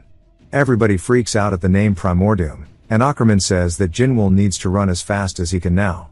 Jinwoo asks what that even is, and she says to just follow her. If they can't make it out in the next 3 hours, they're all gonna die. We got a flashback to war drums being played, and this is Pannon's civilization carrying people in a cart. As it seems that the children are being used for something, one of them, who I believe is a child version of Pannon, cries, looking up at a crate containing who I assume is his family. He grits his teeth, and grabs some mud as everybody continues to get taken off. Later, he opens his eyes to Ackerman, asking if he's going to sleep forever, saying that they can't carry him forever. He asks her where, and what happened, and she says that she dragged him out of that chaos. He asks what that means, wondering if she saved him, and she says that he better repay that favor. Jinwoo then asks what the plan is now, as he wants to know what they can even do in this endless wasteland. She tells him not to worry, as she has not been wasting time with no plan. She figured this is a good time to decide where they should go. We see her processing the information she has, as they still can't figure out where to go, and it's just endless scenery. People are arguing, and she says that they're all useless as they have not found anything out yet. Jinwoo asks if she's using her little spider toy, and she says yes, she's stuck one on every contestant in the sector, but it looks like quite a few of them have noticed. But this means they can't figure out where to go, and they don't have much time left. Jinwoo asks if it's because of that Primordium thing or whatever, asking why everyone's freaking out about it, and what it is. She says that Primordium is said to have existed since the birth of the universe. It has been called a living catastrophe by the civilizations until the end sapiens showed up. No civilization has ever managed to stop one. They were believed to be wiped out by the end of the interstellar war, as something lands directly behind them. We see it made out of hands, and a giant eyeball, some freaky shit. Jinwoo asks if this is one of them, and she says it's similar to Primordium, but not the same. She's looking through her spider bots, as everybody else is also experiencing it. She says that it's a little surprise the race organizer is prepared. Jinwoo says if it's not the real deal he doesn't care, and he charges in using an attack called the Moonlight Slash across its chest. We see the attack carry all the way through it, and even throughout the back, destroying some of the wasteland. She says no matter how many times she sees it, his power is insane, and there's definitely something about this earthling. Pannon asks why that monster is here, and she asks if he knows what that thing is. We see that Jinwoo actually just got flung all the way past them, as his attack didn't kill it. Pannon says that this bastard is something that he believed to be a unique entity, and it seems as if his race worshipped him. She's asking if he says that if she really wants to know, he knows directly about it, as he starts to release his power. He instantly wraps it around the horror monster, saying that he joined this tournament solely to fight them. As he closes the gap, we see his face looking surprised as it's still peering directly at him. It swings, coming into clean contact with him, causing him to spit up blood. Ackerman is surprised that it can't be restrained with dark matter, as it was even able to temporarily stall a judge, even if it was just for a moment. And come to think of it, the form of the part that Jinwoo hit changed slightly, and she starts to wonder about something. She takes off her glove, and flies towards his arm before running up it. The monster tries to swat her, but she leaps away from it, as even her spores aren't working. Panon asks if she figured out the creature's identity, and Jinwoo comes in with another attack called Fist of the Violent Gate, and this one seems very powerful. Ackerman says that thing instantly evolves to counter any attack they use against it. Ackerman says that if she words it like that, and Panon cuts her off saying that's exactly as she makes it out to be, and they're nothing but replicas of Primordium nicknamed the End of the Universe. Ackerman asks how he knows something that she hasn't even heard of. He says it's obvious, his civilizations were designed to be prey for them.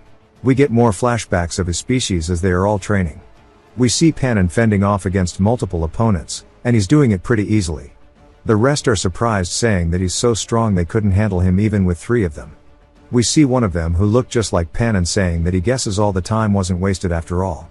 This is their village chief, and they tell Panon that he's arrived.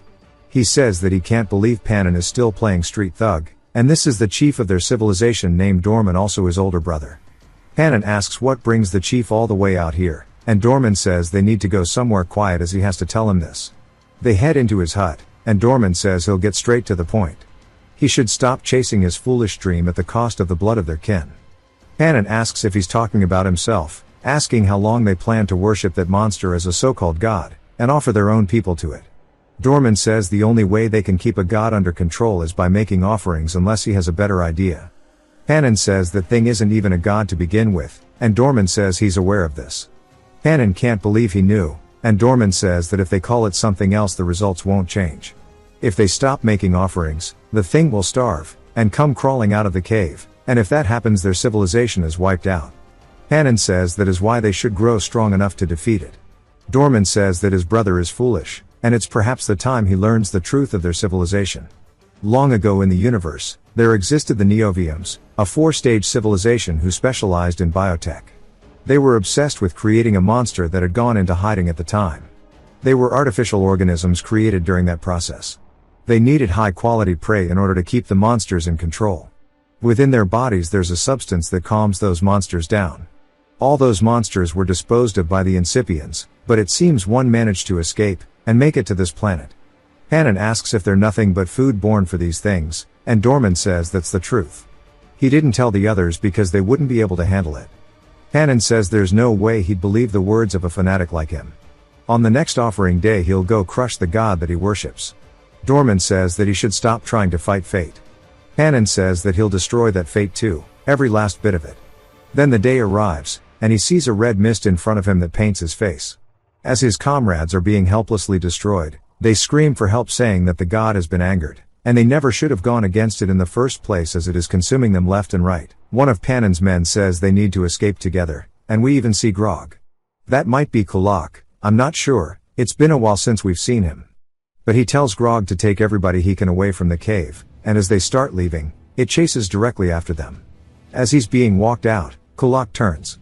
But Dorman yells out to it saying that he's brought plenty of offerings that it loves so much, telling it to get back into its damn cave. Panon is surprised to see his older brother, and Dorman says that he already told him that they were born to be eaten by it. As he allows himself to be sacrificed as well, he says that he can never escape that fate. It wasn't a bad attempt though, as he also wanted him to succeed, and to destroy this wretched fate they have to suffer through. And that is why Panon needs the power to stand against these creatures.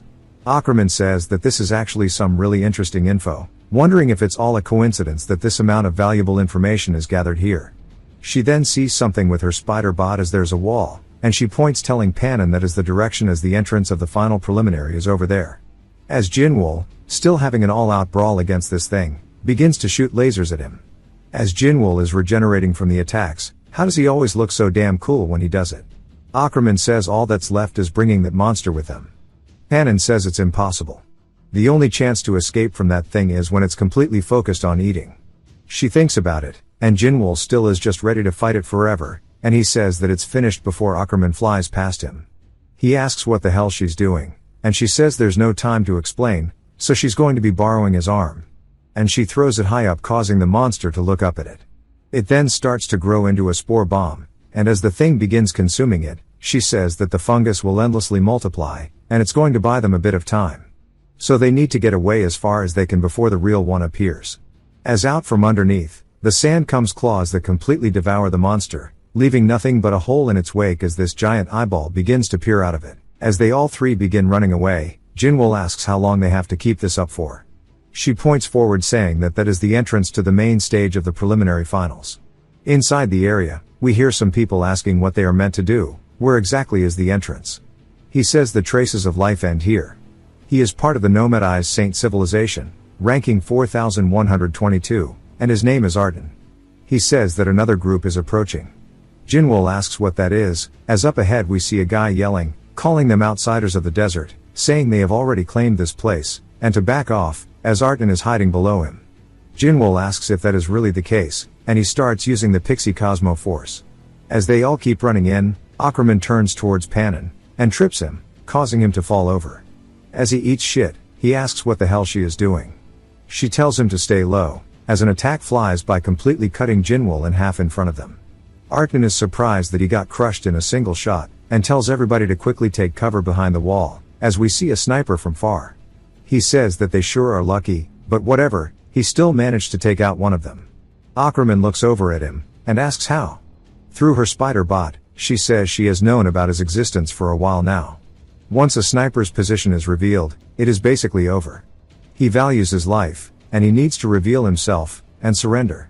He tells her to stop bluffing, as she can't do anything while he is dozens of kilometers away. He shoots out more attacks towards her, and they just breeze past her, as if he was shooting outlines around him, POV your teammates in a Counter-Strike match. As she continues walking forward without a care in the world, the dude takes off his mask asking what the hell is going on, and she tells him that it is not too late, and that if he surrenders peacefully this can be resolved. He tells her to shut up, and crushes the bug, and she says she knew he would refuse. Something flies in grazing his cheek, as he narrowly dodges it, and Panon was the one who threw it. He asks what the hell that was, and puts his mask back on, wondering what they were plotting. They start mumbling, and he tries to figure out what they are saying.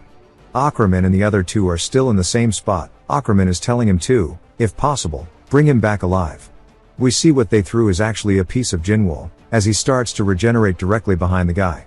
On the other side of the wall, Arden and the rest are wondering if it's over, so Arden decides to scan for life. He says there are a total of 4 close, and Jinwoo asks if life detects his ability. It causes him to freak out, as we see the sniper beat up in front of him.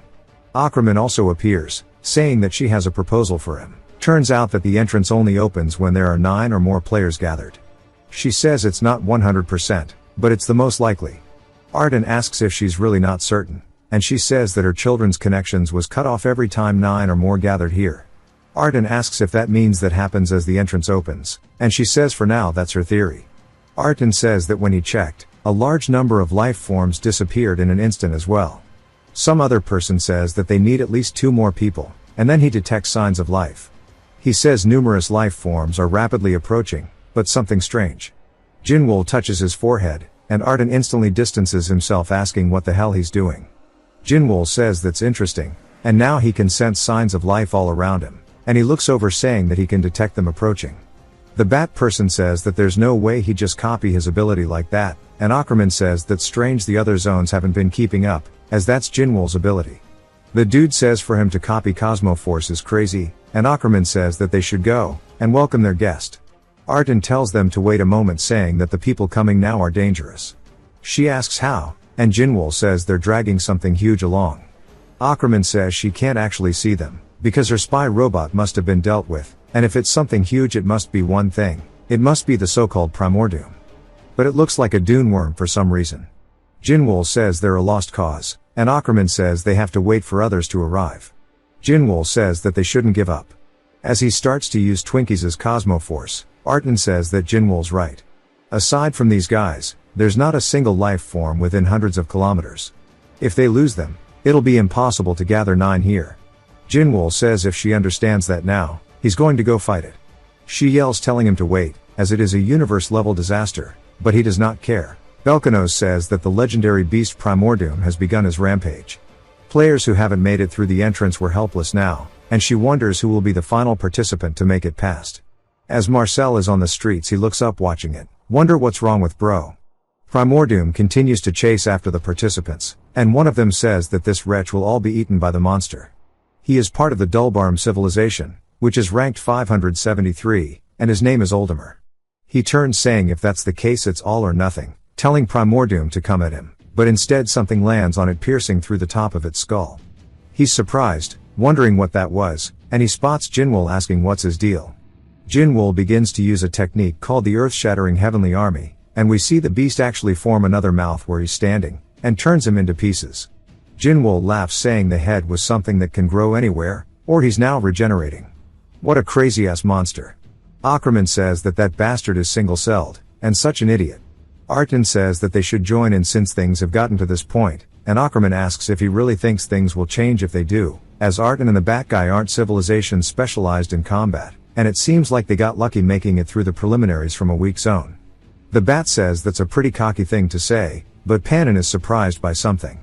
Artin says he agrees, especially when the strongest warrior of the preliminaries came from their zone.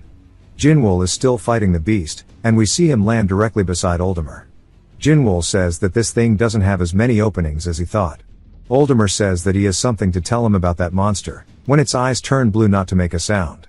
Jinwoo wonders what he means by the eyes turning blue, and he sees it asking if that's what he means. His upper half then explodes, as we see the blue eyes must have something to do with it, as there are explosions all over. After they start to settle, Jinwoo says he understands now, and that it reacts to sounds, and makes explosions. Oldimer asks why the hell he's yapping saying he told him to stay quiet, as almost everyone died from that. Jinwoo says that he still managed to survive somehow, and Oldimer says that bastards with regeneration are always so careless. As they now start to get swarmed, Oldimer asks when they got this close. The Bat and that other dude ask if this is the legendary beast, as they step up. Bucket Hat leaps off the floor saying that's not beautiful at all, as he starts slicing through, and it looks as if his ability is ripping spacetime itself. Oldimer says that's a dimensional sword, and he recognizes it. Jinwoo does as well, saying that technique is similar to what that wing guy used. Ackerman says that's correct, he's the representative of the Ser Guardian civilization. Jinwoo asks if he's famous, and Ackerman says of course he is, he's probably the only one here who doesn't know him. Only civilizations ranked below 500 participate in the preliminaries. The higher ranked elite skip straight to the finals, meaning the highest ranking civilization in the preliminaries is ranked 501, and the representative of that civilization is him. As his mask breaks we finally see his face. His name is Astron. Ackerman says judging by the look on Jinwoo's face he seems interested, but he better give it up because in the final preliminaries Astron stands at the very pinnacle of everybody here, as he lands down with her slicing through Primordium. She says as expected he's holding his own against that legendary beast, but we see it's now completely regenerated, and he says that he can't believe that even the dimensional blade only has a temporary effect on it, and that he'll keep cutting it up until he can no longer regenerate. Ackerman then says something about the future, as there's going to be a massive explosion, wondering if the catalyst is Astron this time. The chances of the top-ranked participant of the preliminaries is 0% to win, and from the very beginning everything was meaningless in front of that disaster. As its eyes begin to shift colors, there's a massive explosion just as she had predicted, and we see Pannin watching from far back. We see a shell made by Oldimer, but for some reason we hear Ackerman's voice saying that the explosion is greater than she anticipated. Now she's using him as cover. She says that if she had transferred into this one she would have been in serious danger. The ones who survived are herself, and of course none other than Jinwoo, as we see a giant purple orb beginning to form directly above where Primordium was, and if I'm not mistaken this is Leviathan's power. Ackerman recognizes it as well, saying that it is Leviathan's cosmoforce as it starts to suck up everything in the area.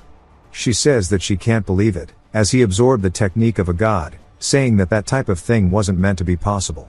She tells Jinwoo that is enough, and to stop it as the enemy is defeated, but she says that he can't hear her. They're in danger. At this rate they'll all get swept up in his technique, and there is only one option she has left. She crouches down before dashing forward, saying that she needs to stop him by force, so she pierces straight through his throat. She then cuts his head off, and grabs onto it.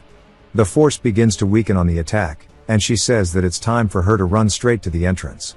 One of the gods says that the Inforian is handling things quite well, and it seems that all the gods are actually watching this. Another one says indeed, the judgment as well as the actions following that are decent if somewhat of her origin, and they decide not to underestimate her too much. They say that child has probably experienced that technique before, so that level of response is only natural. We meet another one of the End Sapiens named Lumineer, and Lumineer says the ignorance of failing to grasp the essence of the technique is proof of their flaws. That reconstruction isn't meant for absorption, but a technique designed to create new life. As expected, an artificial one is not nearly as beautiful. As we see, a strawn has now been somehow fused with it. Leviathan asks what the hell they're all yapping about, as that's not the biggest worry they have right now. That lower civilization bastard is using his technique right now. One of the other End Sapiens says that he knows how to copy the opponent's skill, so it's not actually that surprising. His name is Barakash. One of the other gods says that it's definitely out of the ordinary, a power that can steal others as something that he's never heard of before, and is so unbalanced. More importantly, his ability to replicate their abilities as well is dangerous. Barakash says they're overreacting to some guy who's just clumsily imitating it. The other god though says reconstruction is a technique that utilizes more than 5 cosmo forces simultaneously. Just being able to mimic it alone makes him a threat, and his name is Arcanon. And Arcanon says that a threat like him must be eliminated immediately, but Mullender says that his brother shouldn't rush to stuff like that, and the conversation should end here. After all, him using Leviathan's power may not have been the little warrior's will. Leviathan just wonders what the hell this bastard is plotting. We see Panon looking over the entire thing, asking what the hell is going on. Ackerman gets beside him on the wall, asking about the ones who ran away from here, saying that she needs to know how many there are. He says that 3 ran away here, and 4 total including the one they captured earlier. She says if they count them too, that makes 7, and that they're short by 1. Arton says that it's actually 8, as we see just his head. She says she sees, but sits there and does a double take for a second, as he starts to reform right beside her. She says that his civilization has the ability to turn into a spirit form. He says thanks to that he was able to survive. They decide that it's time for them to head down the entrance, as we see the Primordium Astron hybrid from behind. It starts to come in with a dimensional slash, tearing across the sky, making the walls shatter. Panon asks what the hell that is, and Ackerman says this is awful, and that he has been consumed by the technique, and that they need to run as he is no longer a Astron. The other survivors say there's no way, asking how he turned into such a monster. The entrance begins to open, and everybody decides they have to hurry in, because if they don't, that bastard will kill them. But in an instant, 2 of them get their heads cut clean off before they can even react. The rest realize now that they're not going to be able to escape as fast as they want. The entrance only opens when the minimum amount of people needed are gathered, meaning if they lose a member it's going to close. Jinwoo in his head says to stop wasting time, and run, and finally he speaks, saying it but in a weak voice. Ackerman asks what he said, and he tells her to shut up, and stick close. His ability is unstable, so she needs to close the distance. She says she understands that the monster absorbed his weapon as well. As we see it with the Eternal Steel, she says this is a strategy that gives them a fair chance. Panon begins to wrap around the monster, and Jinwoo, using Twinkies' power, starts to control it, pulling it backwards as Ackerman and the rest dive forward directly towards it. They make it down into the hole following the monster, and the gate closes right over them. We see tons of eyeballs, and a familiar face as its version saying that they've finally arrived. We see Jinwoo rummaging through Arton's clothes, and Arton wonders what's going on. He wakes up asking Jinwoo what the hell he's doing. Jinwoo says that he didn't know he was alive. Arton asks if this is the main stage of the final preliminaries, but wonders what he was doing to him. Jinwoo says there weren't any decent tops around, so he was going to steal his clothes. Arton asks why there are no other bodies to loot from, but says that he understands now. A fight broke out after they entered, so everyone's an enemy, but it's not surprising. He wonders where the rest are, saying there's no way he killed them. Jinwoo says that he doesn't know either, when he came to it was just them here. Arton says he sees, even if they fall through the same entrance they get scattered randomly, and maybe it's a good thing, at least they are away from that monster. Jinwoo says that his injuries are pretty serious though, and at this stage he is just baggage to him as it stands. Arton says that he let his guard down in front of an enemy, and he can't fight him like this, wondering if this is the end, but Jinwoo tells him not to move as it's not easy to use a skill he's not proficient in. He begins healing him, which catches Arton off guard, but Ren is so happy saying that he's using her ability, and she begins sitting there screaming. Lena asks how this is happening, because he shouldn't have had any contact with Ren without his restrainer on. That means that power absorption wasn't Cosmo Force after all. Jinwoo says that they should move before they lose any more strong ones, and Arton asks why he would help him even though they're enemies, and the final round is a solo match. Jinwoo smiles saying that it's obvious, He's not leaving behind a high-performance detector like himself, so he should hurry up and detect the strong ones, and tell him where they are. Jinwoo then wonders what's up with his eyes, but says he's seen these before, as Version is leaping at him from the sky. He comes in with an attack, but Jinwoo dodges underneath it.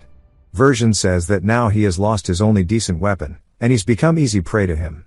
Jinwoo instantly counters with the whirlwind heavenly fist hitting him in the head, saying that he doesn't need a weapon like that. Version tells him that arrogance only makes him weaker, without that weapon he won't even be able to scratch him. Jinwoo begins to harden his skin as it turns red, and he asks if he's talking about himself, and he swings down cutting Version's arm clean off as he dashes by. Version starts to reattach it saying that his whole body is covered in blue blades, and that is the cosmo force of the mantrax species, and that he sure does have a lot of cheap tricks. Jinwoo raises his foot before stomping it down using the sky step martial art to shatter the ground, and disrupt his vision. Now that there's smoke covering his vision, Version says that it's regular, and it's not harmful. That means that he's trying to aim for his blind spots. But it's too bad for him, as his body has tons of eyes, so he doesn't have a single blind spot. An attack flies in from the top, and Version dodges it by turning his head slightly, but we see it cut through the head of one of his basilisks, and it actually grazed his cheek, which Version didn't expect.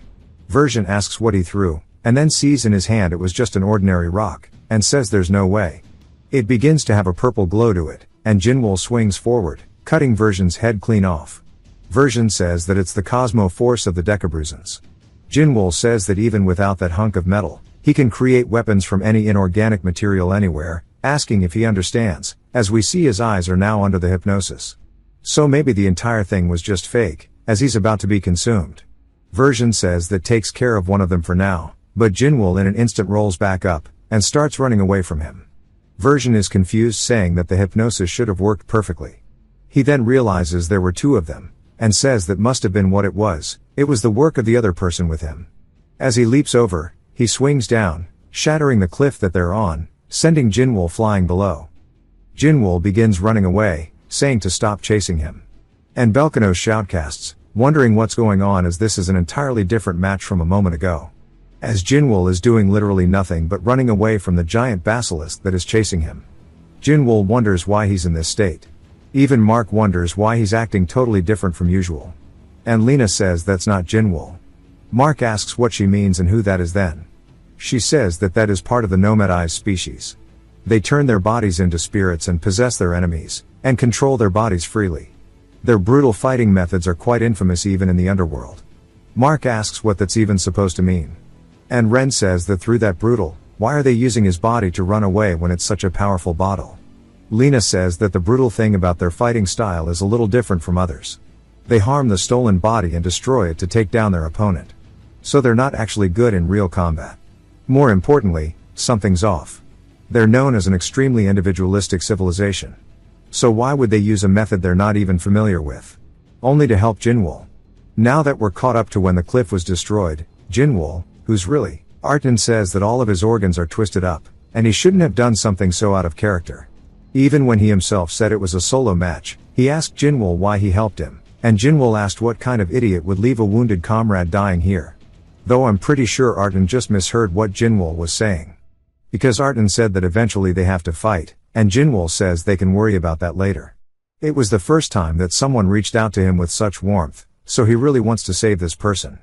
As he lands on his feet, he says that he won't give up, and then realizes that Jinwoo's regenerating, saying that he forgot about this. And with this, he can definitely escape. But his head gets shoved straight into the ground, and he says it's impossible, as he won't be able to get away from this monster, with half of his face being destroyed. Version finds it surprising that Jinwoo can regenerate even when he doesn't have control over his own body, saying that he's going to kill him over and over until Artin's mind breaks. Artin says that it really was meaningless, and his judgment was a mistake. Of course, there's no way he'd say that. As he flies out of Jinwoo's body, straight into Version's, starting to possess him, he says now it's over, but when he opens his eyes, he's completely wrapped up by basilisk inside of his mind, and he wonders what the hell is going on here. Version welcomes him to his insides, saying that his kind stores dozens to hundreds of basilisk inside of his body. In his case, he stores thousands, and those stored within him resonate and live with him. In other words, his body isn't something he can control alone. Artin says that if he loses in this state, his soul will be completely erased. Version starts to spit out blood, and Arden wonders why he's acting weird all of a sudden. As we see, it was Jinwoo. He says without that damn necklace, it's harder to realize when he's in an illusion. Arden gets out of his body and floats over. Jinwoo says he just healed him and he's back to being a mess already. Arden says that he doesn't understand how much trouble he went through, but Jinwoo tells him he did well. Judging by the situation, it looks like he fought in his place, and that if he leaves the rest to him and focuses on recovering, it should be okay. Arden blushes, saying for him to do as he likes, but to be careful of his hypnosis. But of course, it's already affecting Jinwoo, and Arden realizes this is bad, saying that now that he knows how his regeneration works, all he has to do is give his head a hit, as he swings, knocking Jinwoo out of it, putting a hole in his head. Jinwoo comes to and uses the mantrax's skin hardening, saying that he's so sick of this hypnosis, and he uses the blades to cut through the basilisk in front of him. He asks where the hell the bastard ran off to, and he tells his detector to look for him. Arden confused, but we see a version up on a floating island saying that he needs to hurry up and recover. Jinwoo finds him, and version barely blocks the attack. Jinwoo then comes in with the blue blades, but of course falls under their hypnosis, so Arden helps him. Jinwoo snaps out of it and finishes the job, and says that Arden's not bad at all. With this method, hypnosis won't interfere. Arden, of course, proud, says it's nothing special, and Jinwoo says they should fight properly. Grog, though, begins sweating and screams out for Panin. As we see that him and Ackerman have been defeated by Astron, we get a flashback to 1 hour ago, and Panin wakes up, saying that this must be the incite. He says that he can't believe Ackerman's up before him. She tells him to be quiet, pointing forward. We see the monster right there. Panin says that Monster Bastard came in with him, but wonders if Astron is going to regain his mind.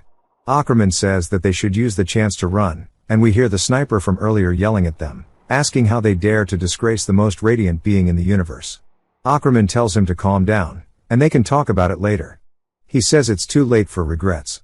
He fell for that cowardly ambush before, but there won't be any more of that kind of luck, and he's going to finish them right here and now. All three of them. Ackerman asks what he means by three, as we see Astron dashing straight towards the two of them. It flies over Ackerman and Panin, and instead grabs the sniper off the ground, and by the throat slams him into a wall. The sniper says he's sure, he already said, that this shit won't work anymore, as he comes in with a punch, hitting Astron, sending him flying. He says that he shines brighter than anyone else. He is from the Rusaline Saint civilization, which is ranked 572. His name is Ormian. Astron dashes off, straight into Ormian's attacks, not even trying to avoid them. Ormian rears back his fist and comes in with a punch that sends out a giant shockwave throughout the area. Ackerman says that she didn't expect somebody from their civilization to enter overdrive. Panin asks what that is, and she says simply put, it's when the Cosmo Force evolves to the next level.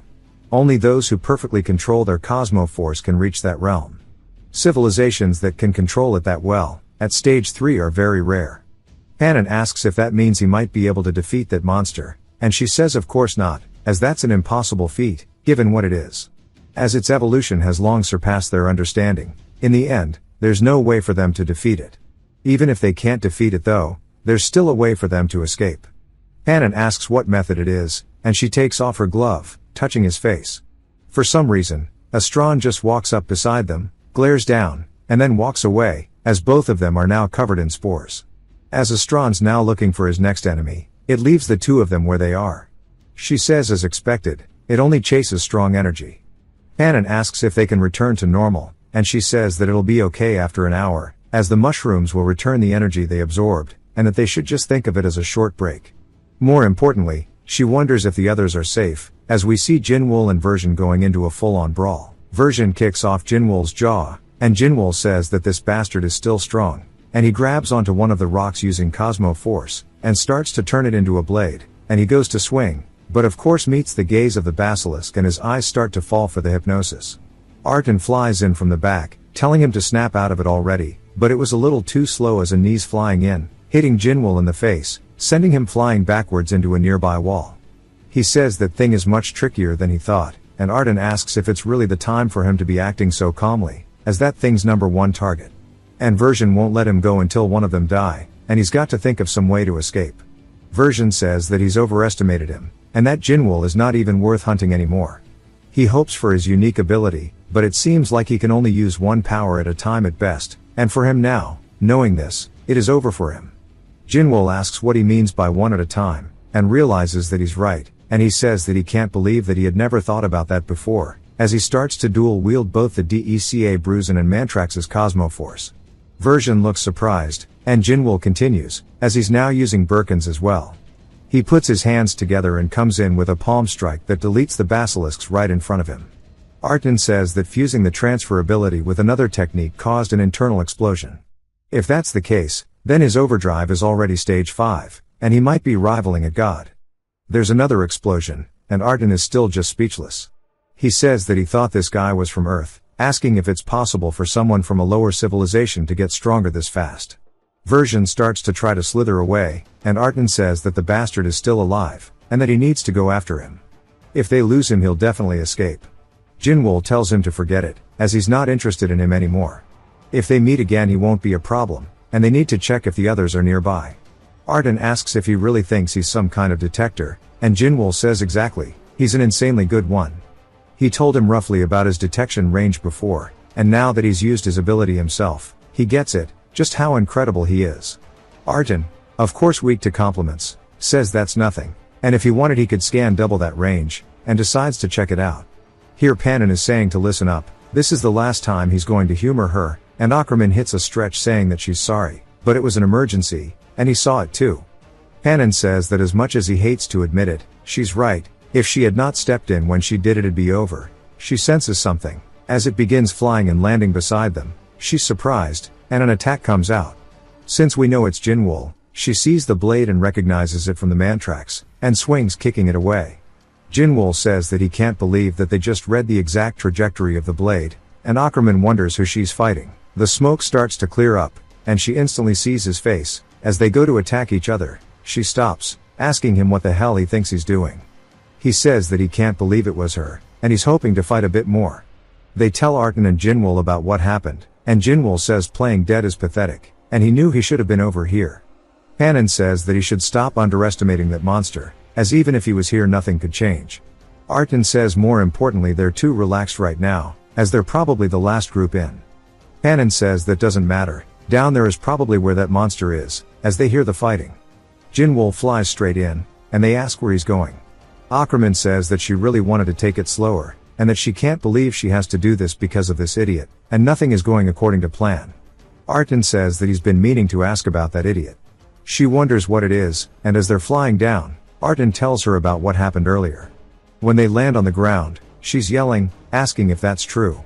Artin says yeah, he used 2 abilities at the same time. She says that even among stage 3 civilizations some do have multiple abilities, but using multiple simultaneously without restrictions is impossible for a stage 3 civilization. It's on a whole different level from the overdrive they saw earlier. She wonders what the hell is the source of Jinwoo's power. Jinwoo lands way deeper down, and asks how much further he has to go, as it's the same place every single time. Artin is with him now.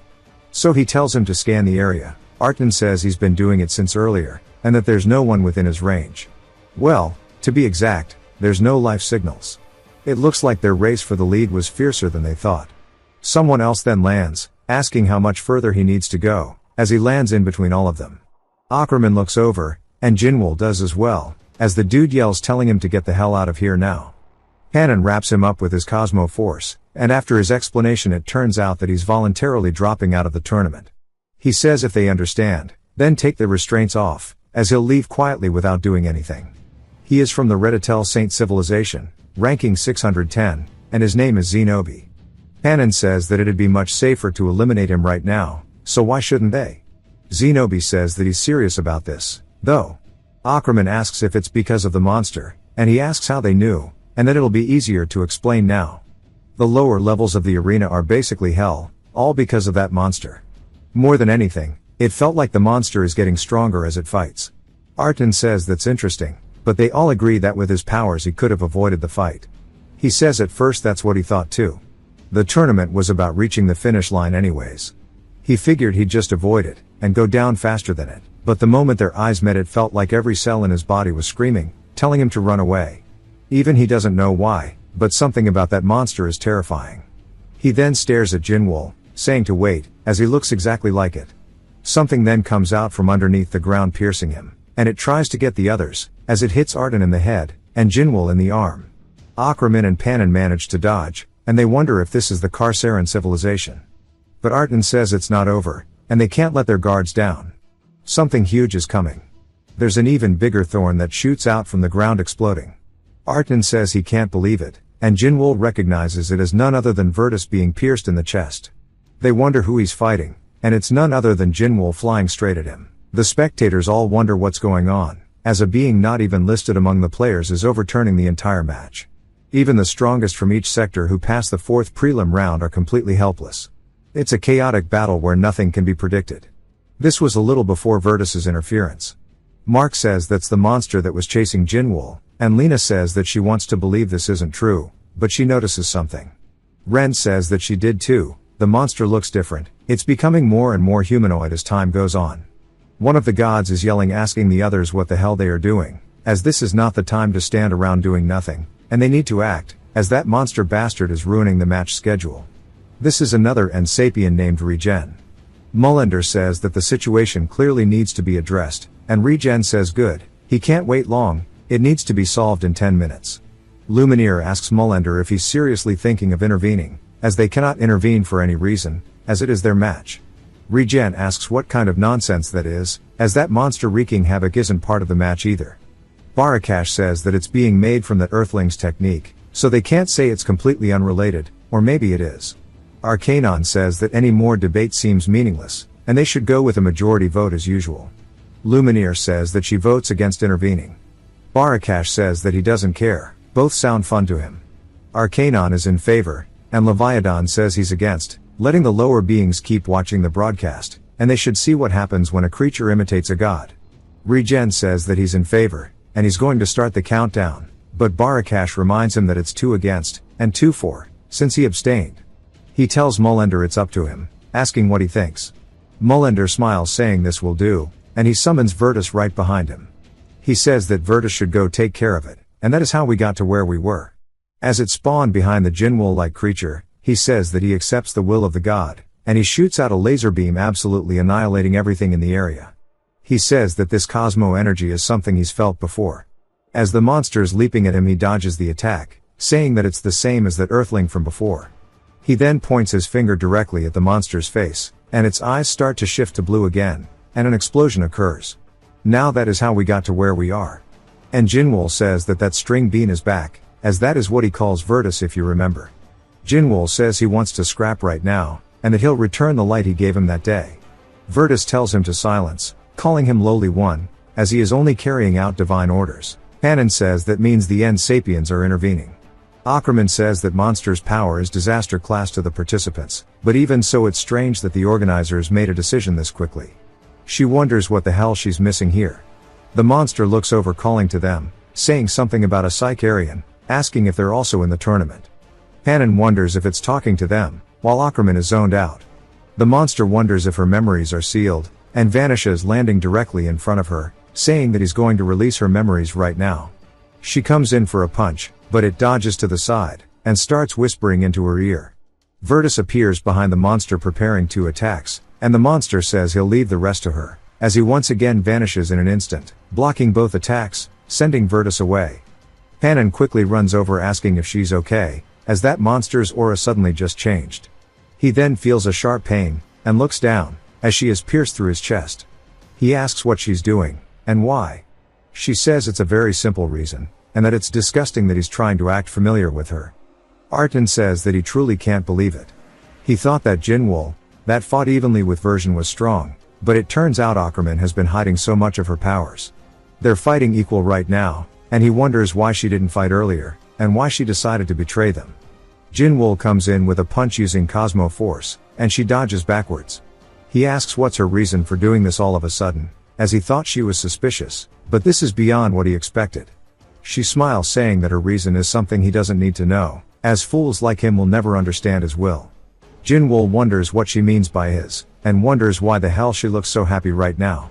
Since long ago, matured Inforia saints have followed their instincts, and traveled the universe collecting information on living beings.